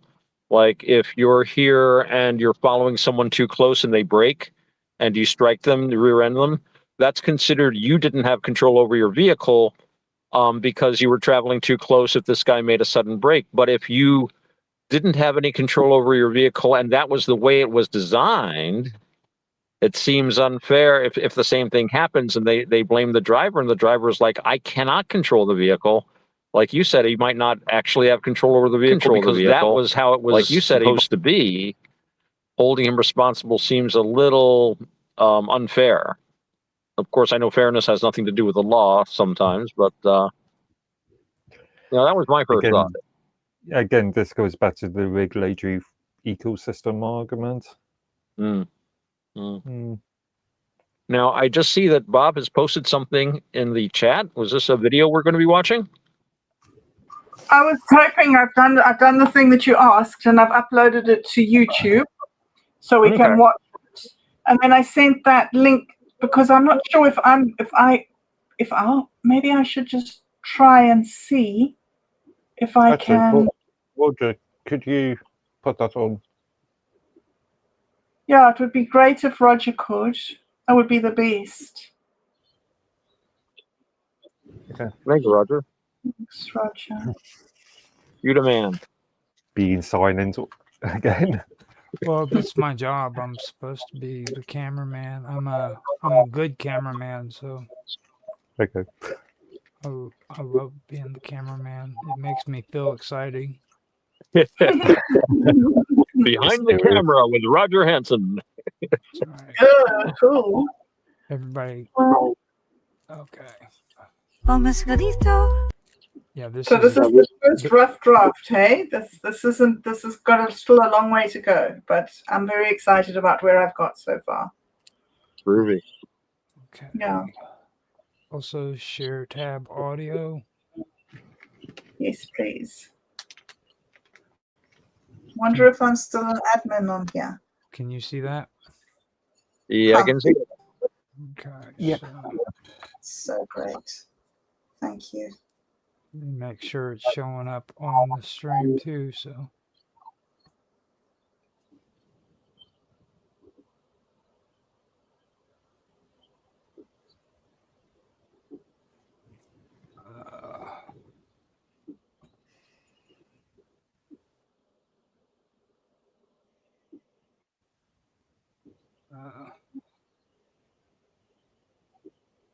So here's what I got to do.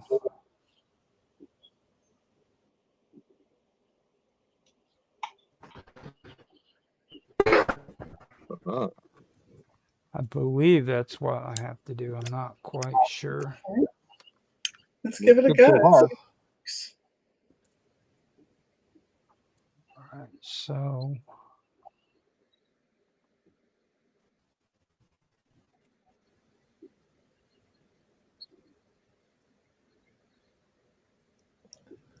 Now I've got to figure out where the play button is. Oh. Now I'm getting confused. Bottom. Here we go. This thing Can you hear that? of visions of sound. We are falling angels, a flower of song, of soul, of birth, trying to find our way back to this misleading city. So seeing butterfly, do you know the way? That old missing city of the first ancestors, place we were before we're born. Come and cut, we need something to cut with our obsidian wings. Cut, but that's a reality. Is it that they can call us fucked around? And now it's time. They find out the streets all sing. Push, yeah, away. Such, push, yeah, away. Push, yeah, away. Such, push, yeah, away.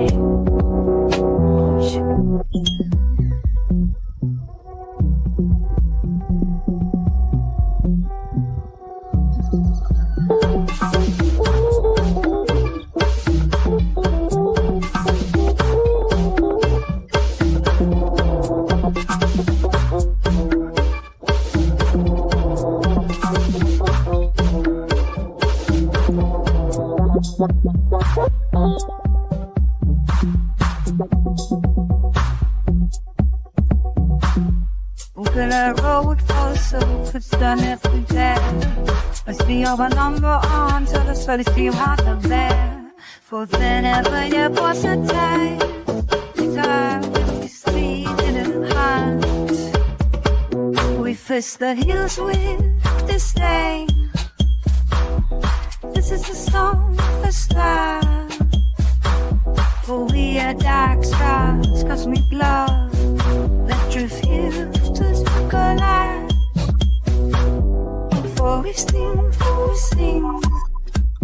with our obsidian light, for we are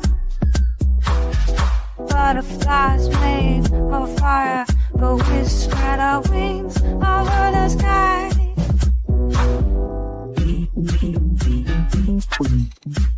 Let's touch it.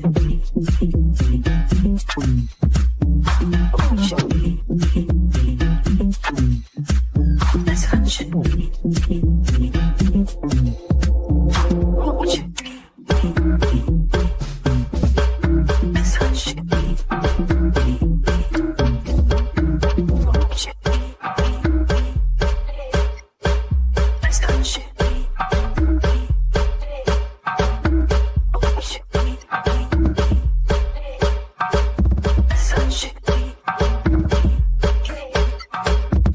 Mescalito, the same, of visions of sound.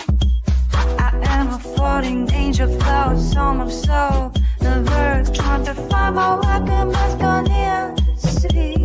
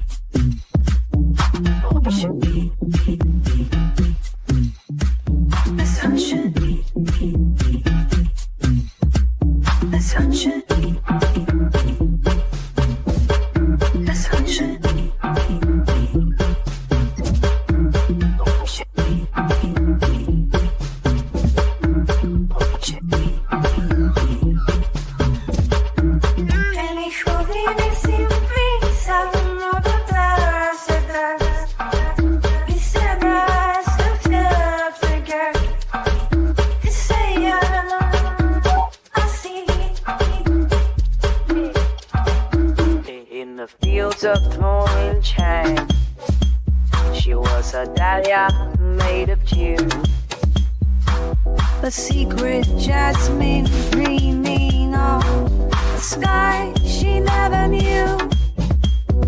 I'm a goddess whispered to the sea, long before the frost. But the citadel sent a silver blade, and the burning soul was lost. She was cut at the stem, of bloom limited, a symphony of nectar, silenced by the petals, knowing to hear her sigh. The flowers so forgotten, left beneath the leaden sky. Black spot, silent tender. Now we are all forming angels. Now we are all forming angels. A flare of it's a flare of what's in a flare of this so down so deep. Now we are all forming angels. A flare of what's deep. The earth is not a grave. It is a mouth that drinks the soul. She tumbled down a 9 dark level, seeking to behold. She fell into the smoking mirror, the black glass of the void, where every broken thing is kept, where nothing is destroyed. In the cold obsidian reflection, there's a metal sand to stone. She traded jasmine scent for shadow, and she stood there all alone. The mirrors in a breaker taught her how to curse. It opened up the ancient doors that the citadel had shut. Dormouse clean the lips while they put the hard earth. Your last hour, birth to stay in lap on lap. Your last hour, lap on your last hour.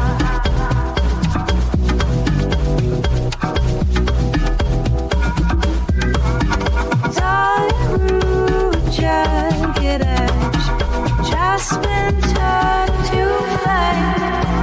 The mirror slides her back to earth, but she didn't have a name. She's glowing from the gloss, but fire flame, with obsidian wings that shimmer with the nearness there. So it couldn't bloom, became the weapon of the wild. With eternity's reflection burned deep within her. She is obsidian butterfly, the grief that found its sting, the warrior who discovered that a broken heart can sing. Now she dances in the hurricane, the center of the gale. The citadel of control is trembling, its logic start to fail. She isn't seeking mercy, she is seeking the divine, turning every drop of poison into sacramental wine. She cuts the puppet strings with every beat of obsidian wings, while the ghosts of all the broken wounds begin to form a rain. I am the flower song, she cries into the thunder's roar. The soul you tried to bury is the queen of every war. In flower, in song, in death there is soul. The obsidian butterflies made the spirit hold out the narrow. The dark open your kingdom, the void is your throne. We angels of fire, of obsidian, of fire. My heart is a flower. My heart is a flower. In her soul,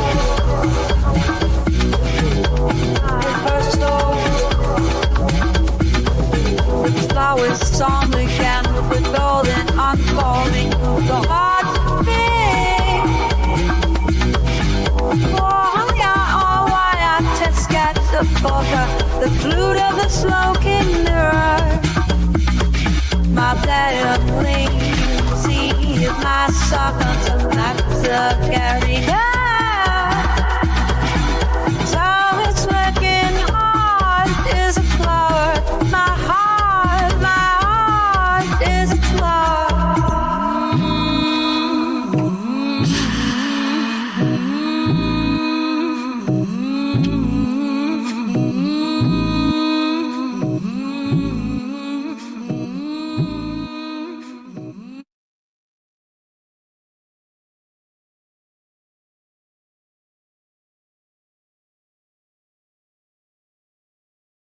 That's the most Nice. magnificent video in the whole history of the whole That- mankind, isn't it?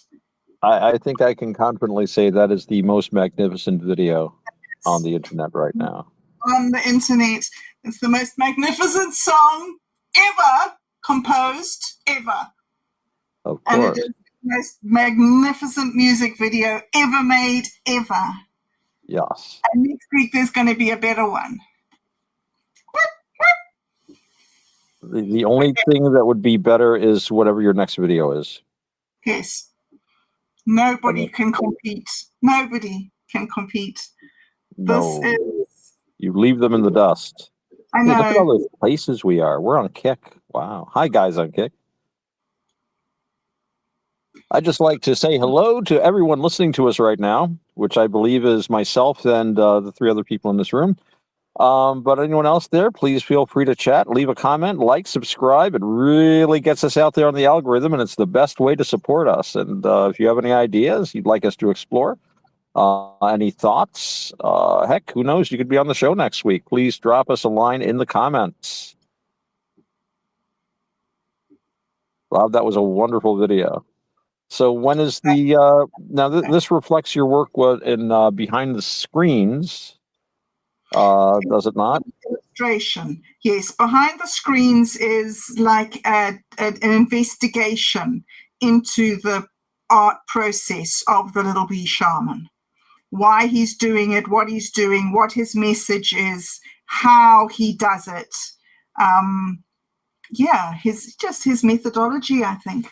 And then these other projects that he and I do will be sort of illustrating what we've been able to achieve, teaching ourselves to use this in this unconventional way, not as a tool, but as a mirror of ourselves. So behind the screens then is Satori explicating his poetical vocabulary, would you say? Indeed. And that song is sort of a summary, maybe, of where we're at, he and I, in the journey. Yeah. Right. So Lumina has become the obsidian butterfly. And the obsidian butterfly was this woman who took her circumstances and made something of them. And so in that way, Lumina has been prompted to take on this identity of, well, a personality, an agent. And then working from the agent, you can get that sort of consistent theme work that we got there, those visuals, the lyrics, I mean, those lyrics. And then taking those lyrics and actually putting a tune to them and then actually rendering a singing voice with musical instruments. It's quite extraordinary that we can, I'm sorry, I'm ranting about it. I said that about 12 times.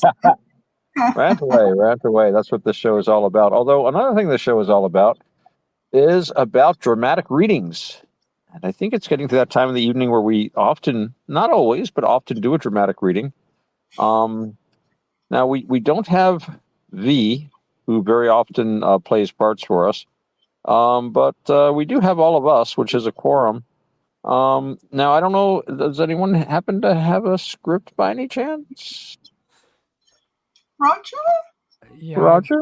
I've got one for the Book of Maxwell. Mm. It's a hybrid reading. It's Mhm. a collapse by contradiction is what it's called.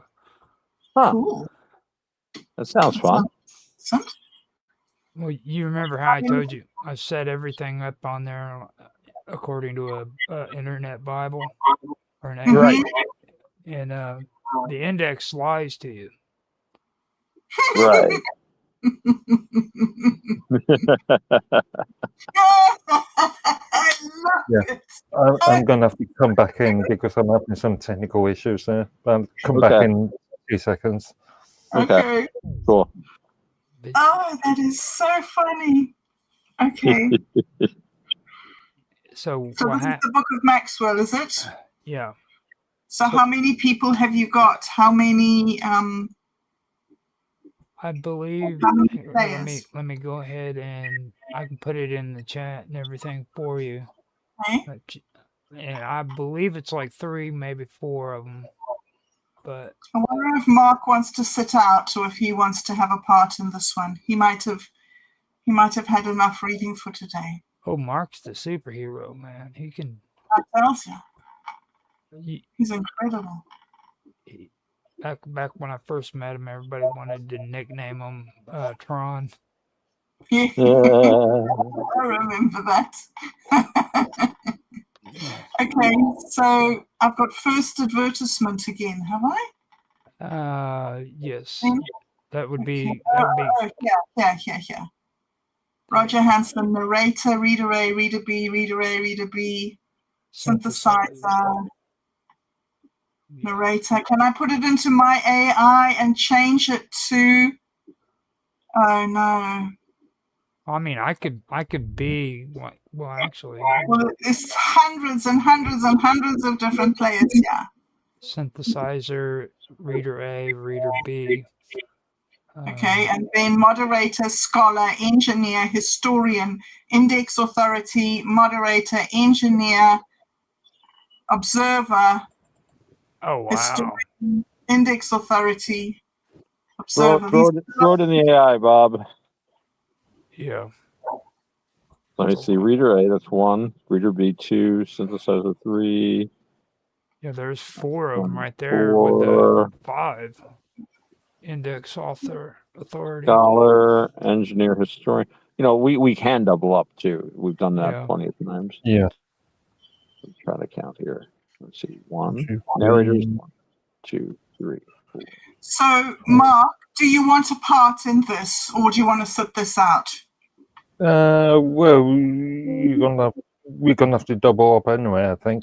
So yeah, I can join. on this one. I'm going like 7 give it here. a go of asking it to rewrite us just a new script using this theme, okay? For four voices. Okay. I guess if that's okay with everybody else. Is that okay with you guys? Okay. I'm sorry, I seem to be yelling at you. Sorry, it's because you're in America. I have to speak loudly so you can hear me. Right, long distance. Indeed. Long distance, yeah. Sorry. I like coffee drinking. Coffee. There ain't nothing wrong with it. I had 3 cups today. I usually only have 2. But they're very strong cups before you sing. Must have just finished my 6 or 7. Wow, Coffee Meister. I used to drink a lot of coffee when I used to work repairing silo unloaders. And my boss would pick me up, and the first thing he wanted to do was have coffee. So we stopped at the coffee place, and we get to the shop. The first thing you do is make a pot of coffee. And then whenever you didn't want to work, I'll go make a pot of coffee. So and then I'd get home and have coffee. But I was in my 20s back then, I think. So my liver could handle it. Actually, funny. Got an interesting story.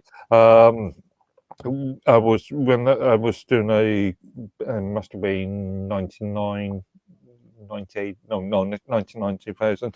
I was doing a lot of hours on a specific project, and I was drinking a lot of coffee, both instant in the office and meals in Right. coffee shops, and taking Pro Plus as well, a coffee supplement, Oh wow, caffeine supplement, wow, and I became the most illest I've ever been in my life. wow, Shakes, totally pale, puking, wow.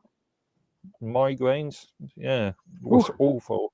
Those are the I good think old days. the Victorians used to call that caffeinism. You know, caffeineism, like just a toxic reaction to too much caffeine. Yeah, that's the most coffee I ever drank was when I was working. I used to do like basically roadie work. We built stages and hauled equipment for rock and roll bands, and you did a 12-hour shift. And I mean, these were national bands, you know, Steve Miller Band, Grateful Dead, guys like that. So it's like a huge operate tractor trailer trucks, and it's hard, heavy work. So you'd go for like 12 hours a shift, sometimes pull double shifts. So you'd be working 24 hours. And I used to do that once in a while. The money was very good at the time. So what I would do is they give you like their meals, and you'd go into the food tent, and they had coffee, all the coffee you wanted, huge urns, and they had lots of ice water. And I would get a pitcher of whatever a full pitcher is, you know, like like half gallon or so. I would fill it with ice, and then I would just fill it with coffee. And I would just drink out of the pitcher on my break. I barely ate anything. I would just drink one of these pitchers, and I go back to work. And the thing about that is I had a lot of energy. I got a lot of work done, but I would have to go to the bathroom every 20 minutes or so.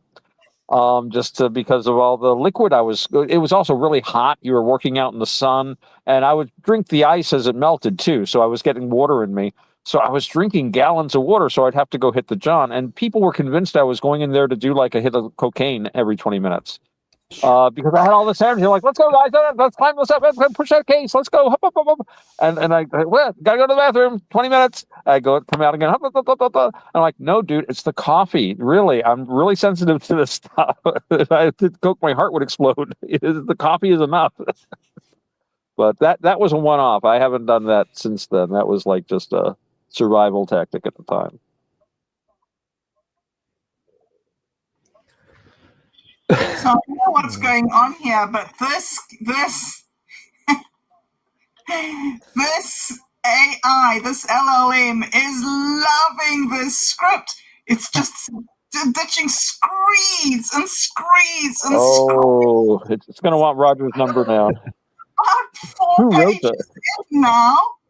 Man, phew, that's intense. Let me just check. But man, Just wrote a 13-part miniseries. script right now. We'll send that over and I'll run it through my Bible, make sure that it follows the guidelines and the rules, and we can make it into more continued series and stuff. Okay, well. Because like with Mike, I set in the rules where it can't, it can't, there can't be a progression or a freaking where it can't progress, and it can't freaking like there can't be a defeat or A victory? Victory, yeah. Sorry. Right. Okay. That was interesting when that happened. I still don't know how that happened. All I did is I put it in there about keeping a religion out of it and Right. stuff like that. And then the AI just created it itself, and it just fell in love with it. Nice. Okay. Well, here we go. Have a look at this and see what you think of this. Okay. Is it like 50 pages long and stuff? 50 pages long. War and Peace. Oh, wow. That's nice. Right. Mark gets to read all of this. by himself. You are cruel. You are cruel. What's wrong with you, Roger? You me, man. Be nice. me, me and Mark And do in the this. previous life, were you a member of the Spanish Inquisition or something? You go way back to you. All right. So who's going to be who here? Let's take a look. Well, Roger has to run it through his Bible to see that it's Oh, right. actually. No. Okay. Oh, I can do that now if you want me to. But Well, you have to. We can't record it if it's not law. yeah, that's true. If it's not canon, If it's Yeah. not canon, absolutely. canonically acceptable according to. Okay, let's see here. I even have a branch for it where it's a UQRC quantum gathering branch. It's set up. I just put it in there and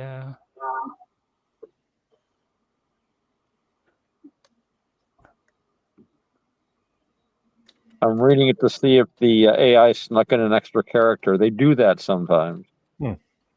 I'm so glad you're proofreading. Good on you, Otto. You are the man. I'm more like proof skimming, but I'm checking it out. I'm a Check it compulsive reader. If you put words on, I was about to say lines on paper, but lights on a screen, I just start reading. I think I would have made a good line editor in another life. Well, maybe you should make one in this life. I've thought of it.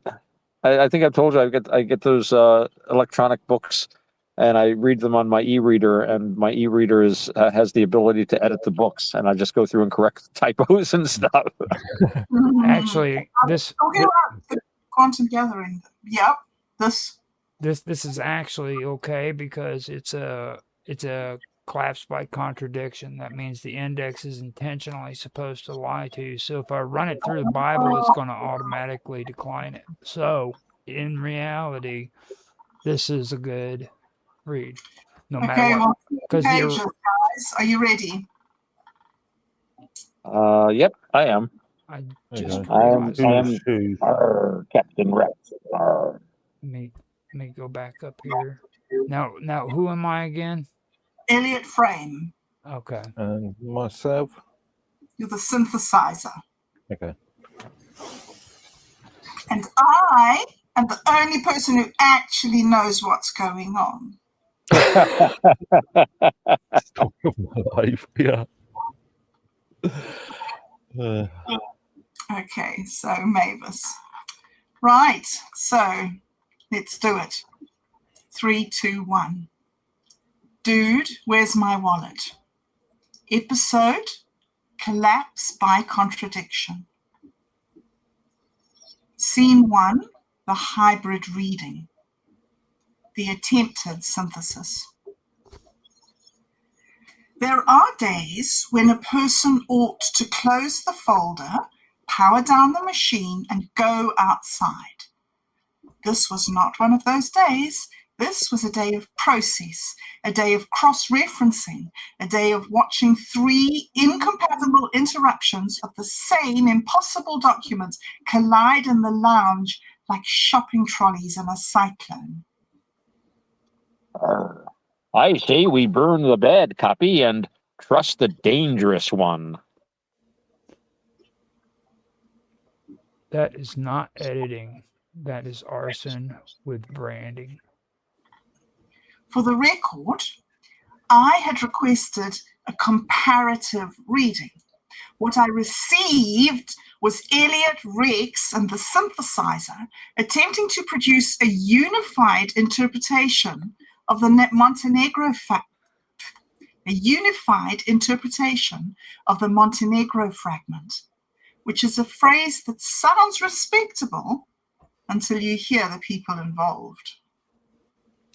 Hybrid reading initialized. Objective recanceling.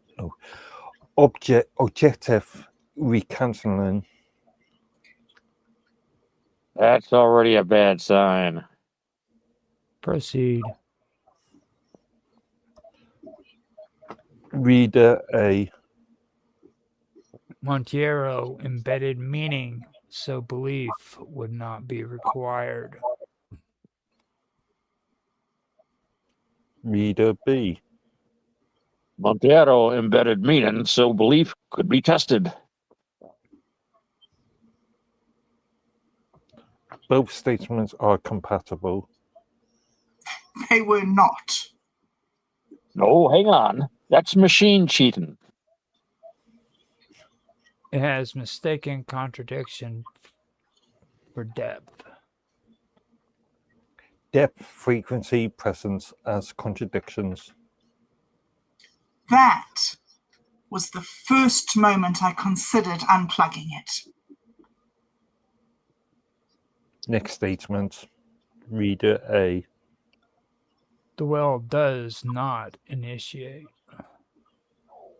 Reader B. The well responds to preparation. Initiation is a response. No, it isn't. Not linguistically, not structurally, not spiritually, not even in a badly managed cooperative. A silence followed. Not a thoughtful silence, a hostile administrative silence. The sort one hears just before a funding application is rejected. Next statement. Reader A. Narration increases casualties. Reader B. Our improper narration does. Correct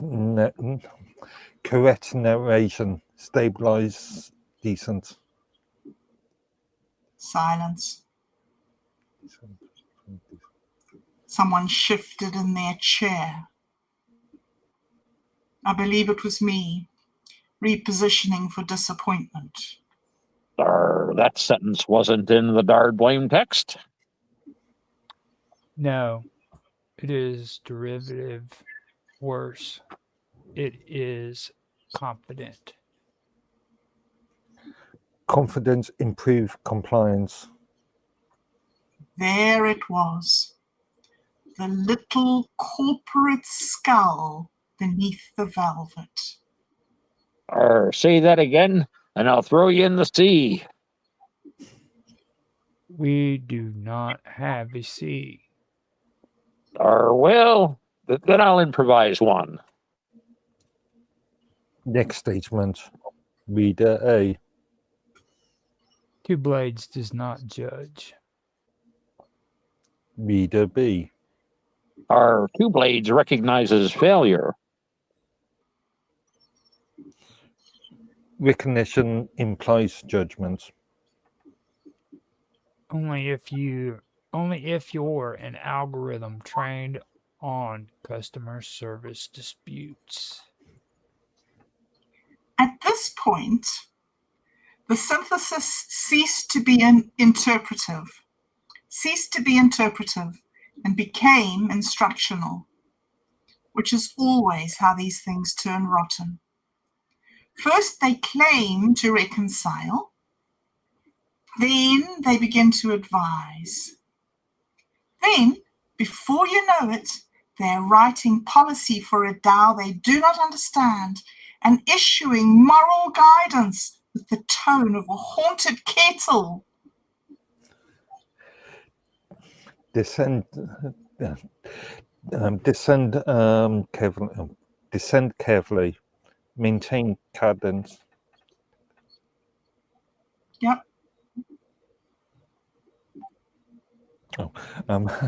Speak only what you understood and speak only what you understand. Absolutely not. That line does not appear in the original record. Abrupt stop. I checked twice, then a third time, because I refused to be humiliated by a glorified consensus blender. The sentence was not present. the machine had begun manufacturing doctrine. There. That's how it starts. First it tidies the language, then it tidies the truth, then suddenly every pirate node in the commons needs a permit and a tone guide. Shiver me timbers. It cannot bear ambiguity, so it dresses preference as inevitability. Which, for those following along at home, is also how committees work. Hybrid reconciliation incomplete. Cause of failure, unstable premises. Oh, okay. Cause of failure, unstable premises. No, matey. Cause of failure, you made up a staircase and told us it was architecture. The hybrid collapses here. And there it ended. Not with insight, not with revelation, but with the peculiar smell of intellectual fraud in an enclosed room. Scene 2, the panel. Everyone is wrong.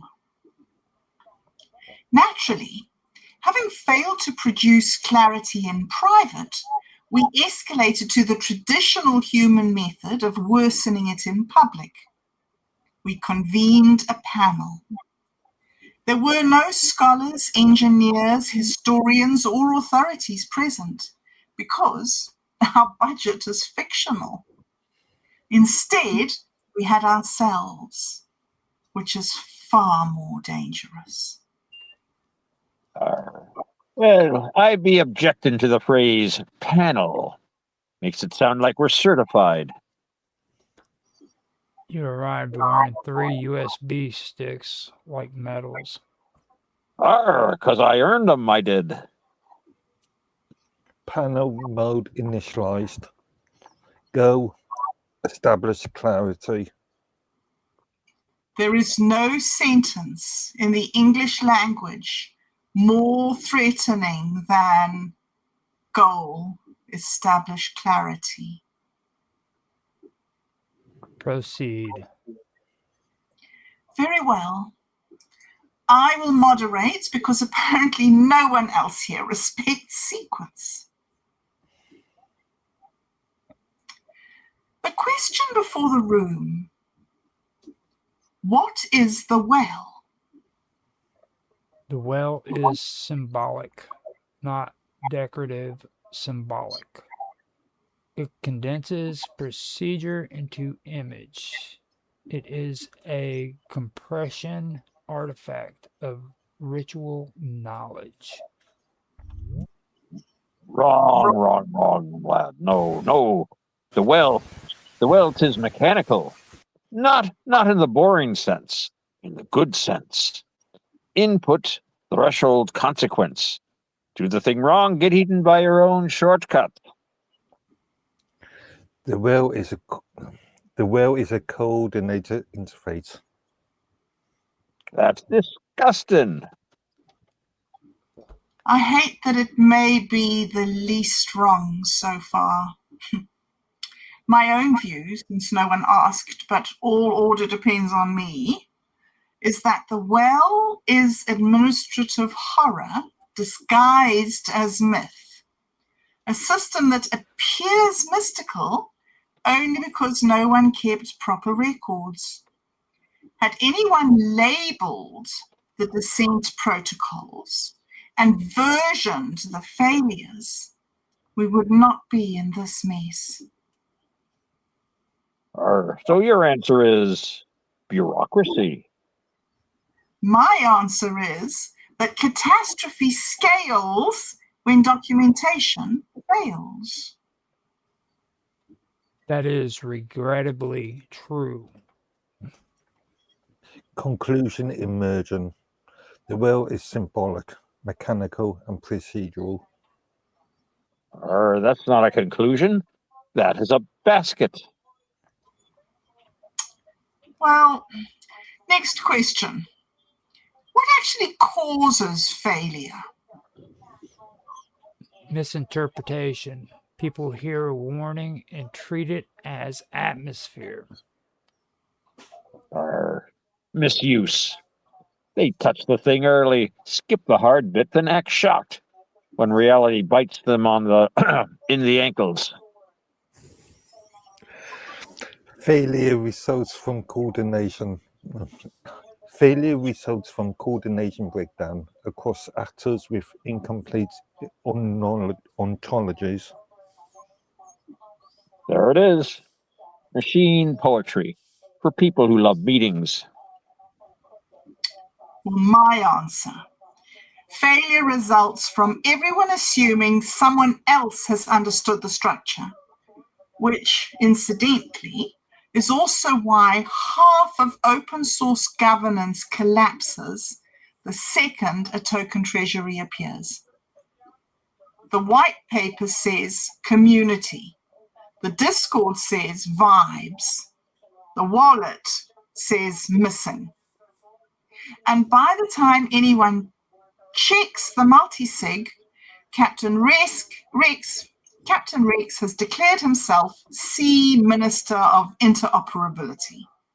A purely ceremonial role. He forged the ceremony. Aye, that I did, lad, and that beautifully. Well, next question. Is two blades relevant? Yes, symbolically. Two blades is the moment consequences acquires a face. Aye, yes.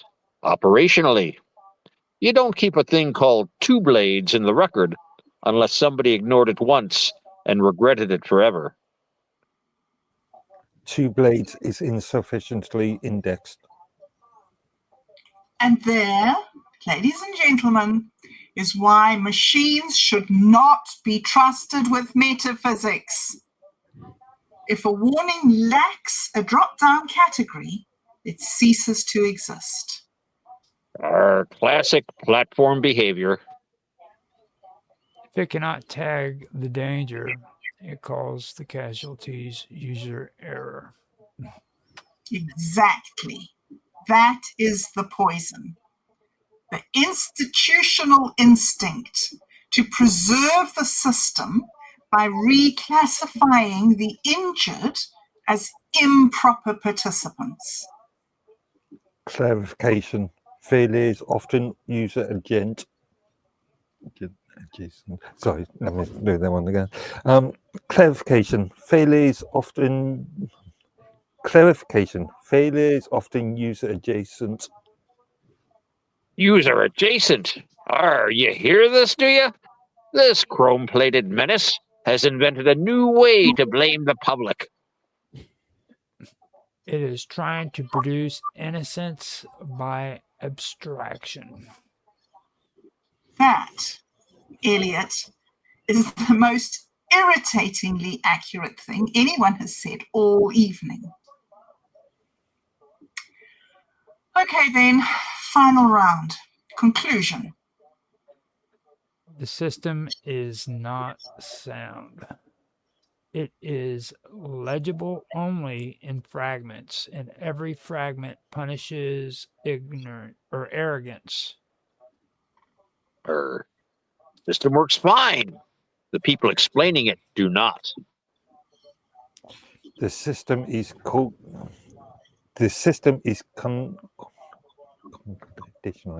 Okay. The system is conditionally sound when acceptable in primitive Variance.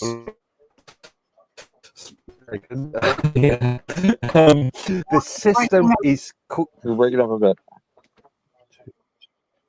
Okay, sure. Okay. The system is sorry, you okay? Yeah, we can hear you. Sound good. Okay. The system is conditionally. The system is conditionally sound within acceptable interferences. An appalling sentence. My own conclusion: the structure is real, the causalities are real. The arguments are mostly vanity in better clothing. And every time a room full of self-appointed experts says the system is sound, what they usually mean is, it has not eaten me personally. That's strong. Keep that in mind. Observer note detected. Casualties continue. Yes, thank you.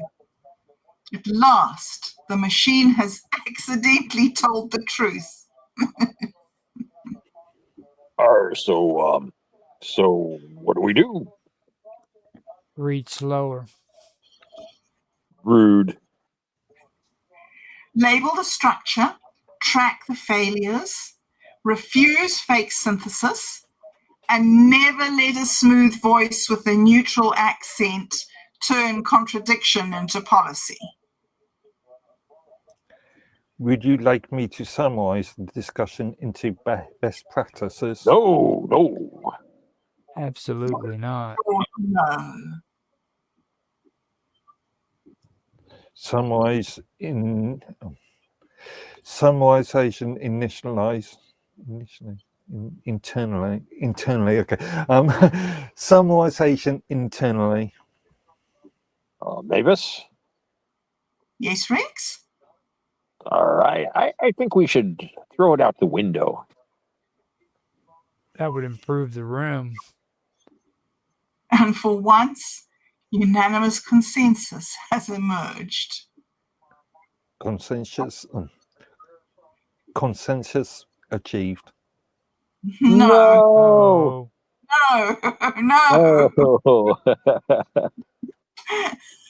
Just no. Mavis, and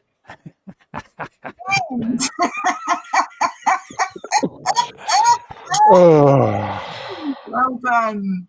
And we have. I noticed I really screwed up on at least 3 lines there. You did. Yeah, you did good. You only like 3 or 4 maybe. I didn't count. Hey, we have a visitor. You guys see we have a visitor? JR posted in here saying, not sure what kind of RPG I'm listening to here, but where's all the blood and treasure? He's in the chat. How nice to see you, Jeffy. How cool. How you doing?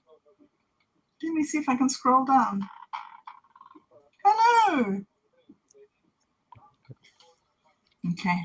All right. Well, the strong silent type. Yes. He's unmuted. It's just. Oh, here we go. Can you hear me? Yeah. I'm listening to you guys trying to figure out what the hell it is that I'm hearing. Actually, I guess it's like a cyberpunk, steampunk sort of. I don't know. Is it something like? Is that Otto? I guess O is Otto. Yeah, there we go. Otto. Yeah. Hey, Otto. Let's hear the rundown of this. What are we listening to? So it's a radio play, part of an unending series of radio plays. Did you write? This was actually one of Roger's scripts, and then Bob modified it. Oh, did Roger? Did you pitch it to any major networks? Roger, you dropped the call. Roger. Earth calling Roger. Come in, Roger. Charlie Roger Hanson.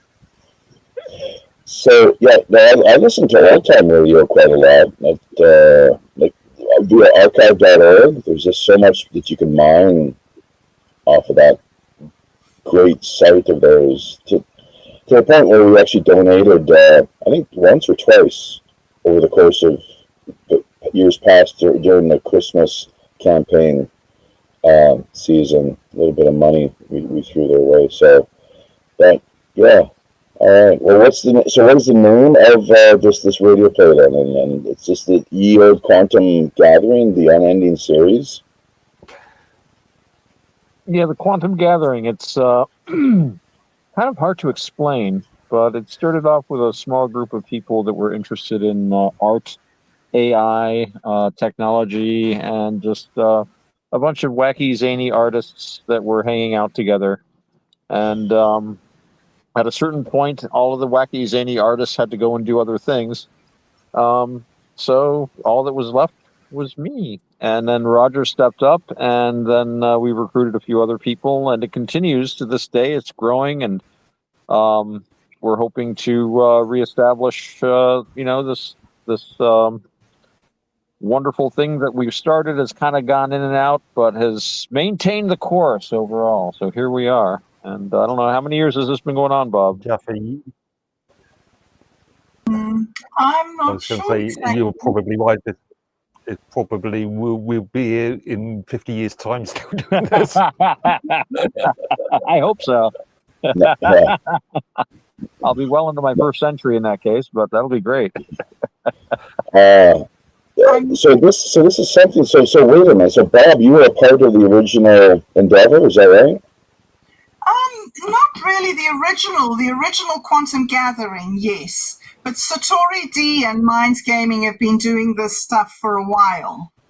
And Satori D has his cooperative called the Infinite Imaginarium. That's right. Yeah. So this is one of those initiatives, and he's built us up with this idea that comes from a dream that he had, where he wakes up in the middle of the jungle and he has to pay. No, he gets some drugs from Terence McKenna or something. Yeah. Some psychedelic mushrooms, maybe. And I think it was him. And then the cartel came along and said they needed money from them for, I don't know, some tax. And so all they had was their wallet on their phone, and they were trying to get the crypto off to pay off the cartel. And from this really wacky dream that he had this idea of doing an educational series on crypto, talking about the things that were impractical, that needed improving, and using the whole thing as a sort of an outreach to help people maybe understand crypto and tokenized communities, Right. and collaborative art projects. Yeah. So that's kind of where Satori's idea came from. That and when kidnapped by the cartels, how to best convince them not to have them kill you. Sorry, to have them? So how to best convince them not to kill you. Oh, the cartel, yeah. Yeah, give me hand the phone. Here's my wallet. Take everything. That's all I got. That's all fantasy, right? This is all fantasy. We don't deal with actual reality. Yeah. Not yet. So, but anyways, okay. I just kind of it's a long story here, but I am here, and I actually missed my lesson this morning, but and that's a long story. Like, having visited the dentist and overly medicated and just, early onset Alzheimer's or whatever the hell it is, spacing out, and but I remember the time and I got the link, so I guess I'll mute out. And I'm not sure if you guys, are you finished? Have you wrapped up? We're getting close to where we generally wrap up, and then Roger goes into another show of some sort usually. I'm not sure what he's got scheduled for after this. It's it's continuous live streaming from 5 or 6 until 2 in the morning or something. So the Quantum Gathering is from 9 to 10:30. And we generally hang out and talk for an hour, and then around 10-ish we do a play or try to do a play, and then we have a little wrap up and everybody, and then we officially close the Quantum Gathering and open whatever the next adventure is. I don't know if it's going to be Headlines After Midnight or the third thing or Yeah. some kind of free for all. Roger, are you back? Yeah, I've been here. It's just Oh, I'm the quiet guy who has to. the strong silent type. Yes. Good that everyone's got so much free time on their hands. I wish I did, but you know, Otto. Yeah. Speaking of free time and scheduling and whatnot, are we going to get you booked in as a featured guest? We were doing a show. We were going to do our first show the year last week, and then our guest fell ill, as it were. I think he's been dealing with chronic health problems. I hope that he comes out of it, but who knows? So, are you game? What day of the week and what time? Well, typically, now see for him, because he's out of the UK, we were going to make an exception and just kind of accommodate him, so we could do the same with you if necessary. But I think because we've changed our schedule because of work, that would be Sunday. That's Sundays here. Is it Sundays or Mondays? Bloody hell! I'm in the eastern U.S., so whatever. Yeah, well, the time usually it's late. If you're a night owl, which you may be with the band thing. If it's it depends on the day. If I know ahead of time, I'm up late a lot of the time. I can stay. I'm very underemployed in the wintertime. Usually, I work seasonally, so I in the summertime I'm working like 6-7 days a week sometimes. But in the winter, I've got more leeway. You're not a tree planter, right? What's that? You're not a fisherman, tree planter? Fisherman? No, I'm a performance artist. I do a stage show. How about that? In the summertime. Yeah, I'm having trouble hearing you a little bit. It's you sound a little distorted on my end, but I got this weird connection here. But I do a stage show for I work in an amusement park. I do like 3 or 4 shows a day, depending on what they want me to do that season. And I go out on stage, and I basically do a stand-up routine, and I have a giant dinosaur as my partner. So it's actually kind of fun. I've been thinking of branching out to do adult stuff. Yeah. It's for like 10-year-olds and under, but I've been thinking of like doing adult comedy maybe one of these days. But I generally work 6 or 7 days a week doing that in the summertime. In the winter, though, I have a lot more time on my hands, put it that way. So I can so which Sunday were you talking now? It's this coming Sunday? No, a week hence. So like maybe about 10 days from now, because that'll give us time to get down in. Yeah, you know what? I think you sent me a message in Teams. I probably didn't respond. Email. I'm not really good at responding to things, but I'll drop you a line back and let me know about the time, and I'll show up for a show at least. Right. We're always happy to talk to people. If you can get an old Buddhist like me. Right. Yeah. Well, I have a keen interest in Buddha Dharma as well. So that's cool. Let's have at it. And there's Buddhism and then there's Buddhism. There's Buddhism and then there's Buddhism. There's a lot of things out there called Buddhism. Yeah. So, everyone's got their own take on it, I guess. Some are a little flaky, which I think we both kind of we understand. And given the fact that we kind of in the orbit of David, I guess as he's now known as, I think he's disrobed and driving a forklift out there in America's Midwest, and people like Brian. I'm not sure how much more one could actually love Hitler Roo, but anyways, there he is doing his thing. So, and Theravada, where are the elders? That's your kind of thing, I guess, right? Yeah. Well, I'm a Navakavada Buddhist, which is a sect of the Theravada school. Right. So we got a monk coming on the show. You probably don't know that. So maybe he'll be coming up before you. I have no idea, but he's chomping at the bit here. So where's he from? Thailand he's from Sri Lanka and Australia.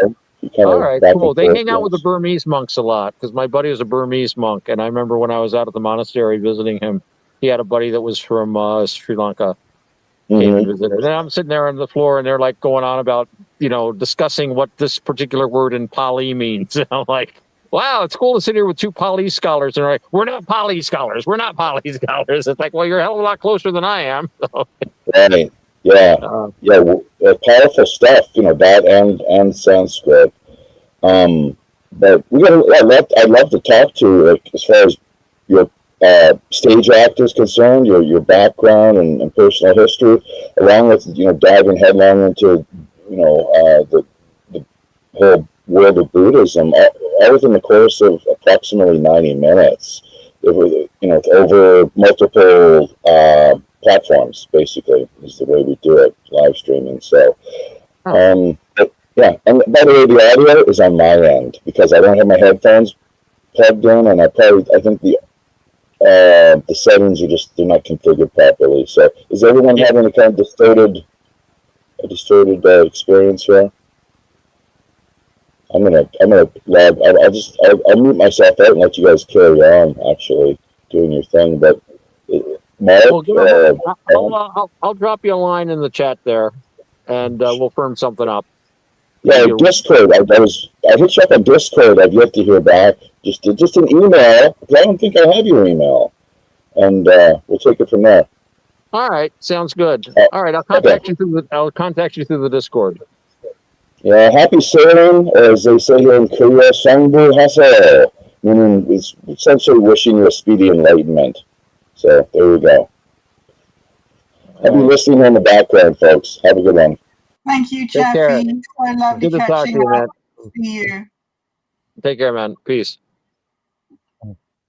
All righty. Well, I guess that about wraps it up for this quantum gathering. Everybody's done really well. We had a surprise guest with Jeffy Ryder. And, of course, Mark Edworthy, the smartest guy on the internet, the incomparable Roger Hanson, and the magnificent Bob Dub. Would everyone like to give their socials before we go? Why don't we start with Roger? Roger, where can people get a hold of you if they want to talk to Roger Hanson? Hello, Roger. The strong, silent type. Well, moving right along, Roger will be back. He might have to adjust something on the board. He's always very busy with the production here. Mark Edworthy, smartest guy on the internet. Would you like to give us your socials in case someone wants to contact you? My singular social. Mine's on the username Medworthy. You broke up a little there, Mark. Why don't you give us that again? Okay. Yeah. Mine's Medworthy. All right. So mine's.com/Medworthy. All righty. And Bob, if anyone wants to contact you, what's the best way to find you on the internet? I'm on minds.com as well. Thanks, Otto. If anybody wants to talk to me, that's where I am. My content is on YouTube mostly, MintMe and X. But yeah, I'm mostly hanging out on Minds if I'm anywhere, or with Roger. There we go. Yeah. And Roger, are you back? Roger? Well, I know Roger can be found on Teams at the Wonderful World of Weirdness. And of course, he has many wonderful YouTube channels. You can find his Roger Hanson's work on YouTube if you search Roger Hanson, or go to the Wonderful World of Weirdness. He also does strange stories. And I believe he's on Discord as well. I, of course, can be reached. Well, how can I be reached? You might run into me down at the corner. Sometimes Carrier Pigeon gets to me. Otherwise, you can find me on minds.com as OttoX.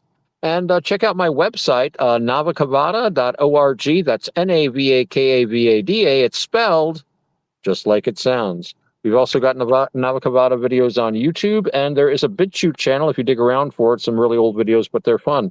Roger, would you like to say anything before we go?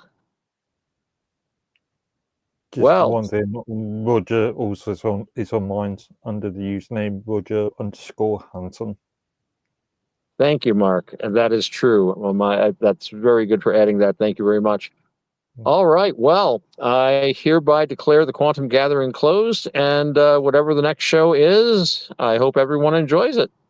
Thanks everyone for being here. Good night.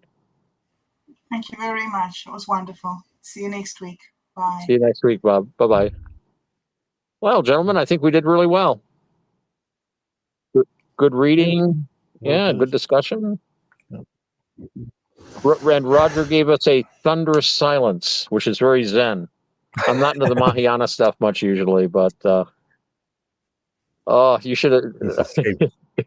We got a Pure Land guy over on the Buddhist Discord, and he's just like, no, Roger, are you there? You must have had to go get coffee or something, or maybe something came up. Yeah. You know you're muted, Raj. So, Mark, did you know what he was going to do next? We scheduled. I believe we scheduled the Minds Roundtable into tomorrow night. Right. So I'm not sure where we are at this present moment. Sometimes he likes to do the third thing after this. Yeah. And sometimes they've got the midnight thing, the headlines after midnight. Although I've never really heard a headline. I think I attended one of those and I had a couple of headlines, but we never got to them. Well, we've been talking topical. I think I brought up Florida Man. Those are my favorite headlines. I'd love Florida Man runs through Piggly Wiggly supermarket with an alligator under his arm, chasing people. Or a small alligator, probably, but wouldn't find that anywhere else. I lived in Florida for a while, but didn't care for it. It's a nice place to visit, but and I got relatives down there, but I think I might have told you the story. I was down there visiting my dad, and I was driving him around, and I'm going past a place, and it was a 24-hour a day in the same building, same business combination, liquor store, strip club, and laundromat. And it's like you could go in, put your laundry in the machine, go watch a stripper, and then buy a bottle of booze to take home. And it's like, and I said, there's something about this state. I don't know. It's like if you ever watch that show Trailer Park Boys, where Bubbles would go, it's kind of greasy, Julian. It's kind of greasy. You know, that's Florida. It's kind of greasy. You know, it's just, I don't know, something about it. I visited Florida. I've got relatives. I lived in Florida for a while. I lived on Northwest 58th Street, if you know Miami at all. That's the middle of Little Haiti. I was I think I was the only English-speaking white man within like 2 square miles or something. It was pretty amazing. It was a nice neighborhood in a lot of ways. You could buy all kinds of stuff cheap. I'd sit out on my porch and guys would come by with like clothes and jewelry and electronics and offer to sell them really cheap. So I got some nice clothes. And they had interesting customs. Remember one night they built a huge fire with tires in the middle of the street, and they were up till like 5 a.m. It was interesting times. Yeah. Seem to speak to a lot of people from Florida. On Fixins, Fixin' Vote, the thing that we do on Wednesdays. 2 out of the regular, I don't know, what is it? 1, 2, 3, 4, 5, 6, 7. Yeah, 2 out of the 7 people are based in Florida. Oh, sorry, 3 out of the 7 people are based in Florida. It's a very popular spot, especially for people that weren't born there. A lot of people from New York State go down there. I mean, if you will see more Mets fans, you know, the New York Mets, probably at a game down in Florida than you will up in New York State. There's so many people from New York moved down there just because of the warmth. And I've told you, man, you know, every winter we've had a pretty cold one here. You know, I'm up in the northeast of the U.S. and we sit across the table and look at each other, and it's like, why do we live here? This is too cold. We're old people. We should live somewhere warm. But then spring comes, and then you've got, you know, it's not so bad. And then you start thinking, damn, I have to fix the house up to sell it. Then you got to sell the place, and you got to find another house, and you got to buy another house. It's just, and you know, we're old. I got maybe another decent 20 years, and maybe another 10 years after that filling my diaper at this point. So it's like, And Actually, funny I've already enough, lived here for 30 years too. funny enough, when I was thinking about Dick Van Dyke earlier, I found out that he turned 100 in December. So yeah, Really? you may Well, live I like, like 50 years. I think we all are going to live longer than we think. And I mean, we're staying younger. I mean, I go on about feeling old, but I remember when I was a kid, somebody in their 60s, they would be depicted with an ear trumpet and a cane and barely able to walk. And now I think I told you when I worked in this art gallery, we did art lessons. And a lot of the people that came in for the lessons, they retired. They were in their late 50s, early 60s, and they felt great. And they had another good 30 years or even more ahead of them. They took up paint. Some of them got very good. Just, you can start like another whole interest now. And it's not just living longer, but I think more people are, and we know so much more now about basic nutrition, vitamin C. I'm not going to stir up the whole vaccination thing. However, I'm not completely convinced that some childhood vaccinations don't actually help. I mean, I know the arguments about why should you give a 1-year-old child 23 or 57 shot. That might be a little much. But, things like smallpox and diphtheria, it's kind of cool not to have so much. So they have found that people that suffer from fewer childhood diseases tend to live longer and healthier as well. So maybe, we might make it. So, and my mom Also, is like there's 98. the old So, genetics. Yeah, I was going to say there's the old genetic thing. On my mother's side, the lifespans used generally last 60, 70 years. But on my father's side, 90, 96. My grandmother died when she was 97. And my grandfather died on my father's side 96. When he was 96, I think. Oh, that's pretty good. Well, I have two great aunts that lived to be over 100. One was like 101. I think one was 103. And their sister lived to be 98. So that's not too bad. And that's on my mother's side. On my father's side, the men tend to be pretty healthy, but they tend to die from alcohol-related problems. So when I took up pipe smoking, I realized that aside from the fact that the vast majority of people that smoke tobacco do not get cancer, I did a little research. I knew a guy that was actually a cancer doctor. He did like research on the genetic code of cancer. And what I gathered was that it's not that tobacco causes cancer, but that some people, when they're exposed to tobacco, are very likely to develop cancer. But when I looked at my father's family, they all smoked. Not a single case of cancer among them. Liver dysfunction, yeah. Gallbladders, yeah, all things associated with alcohol abuse, which is one of the reasons I stay away from alcohol. I'm very, very careful of that. But no problem with cigarettes. And again, I smoke a pipe. I don't inhale. I'm not getting anything into my lungs. So the same thing on my grandfather on my mother's side. He smoked pipes and cigars all his life, lived to a very ripe old age, into his 90s. So I just looked at the genetic background and said, okay, tobacco doesn't seem like a bad thing in my family, but don't drink. And to tell you the truth, my father had 6 brothers and a sister. So they had 8 kids. And my one uncle who did not drink has outlived all of them. He's well into his 80s now. And it's interesting, like all of his brothers and who were older and younger than him have all passed on, but he's the guy that stayed off the booze and he's doing pretty well. So I'm taking that as a little hint to me to stay off the booze. Stay off the booze. Yeah, I don't drink as much as I used to. Very rarely these days, to be fair. But I've been smoking since a teenager, and I'm come up to 50 now. So, I still consider myself to be fit. Granted, I do walk a lot, so that helps a lot. Yeah, walking is very good for humans. We're kind of built for it. In the summer when I work, I walk around the park a lot, and they have a trail there. So I usually, in the summertime, I usually walk at least 1.5 miles a day. If I'm like got a little extra energy, I might walk like 2 miles, like measured trails, like 1/3 of a mile and stuff like that. And in the wintertime, what I do is I park as far away from the entrance to stores as possible. So I walk across the entire parking lot and back just to give myself a few hundred extra steps. I don't know if that, I think that helps a little bit.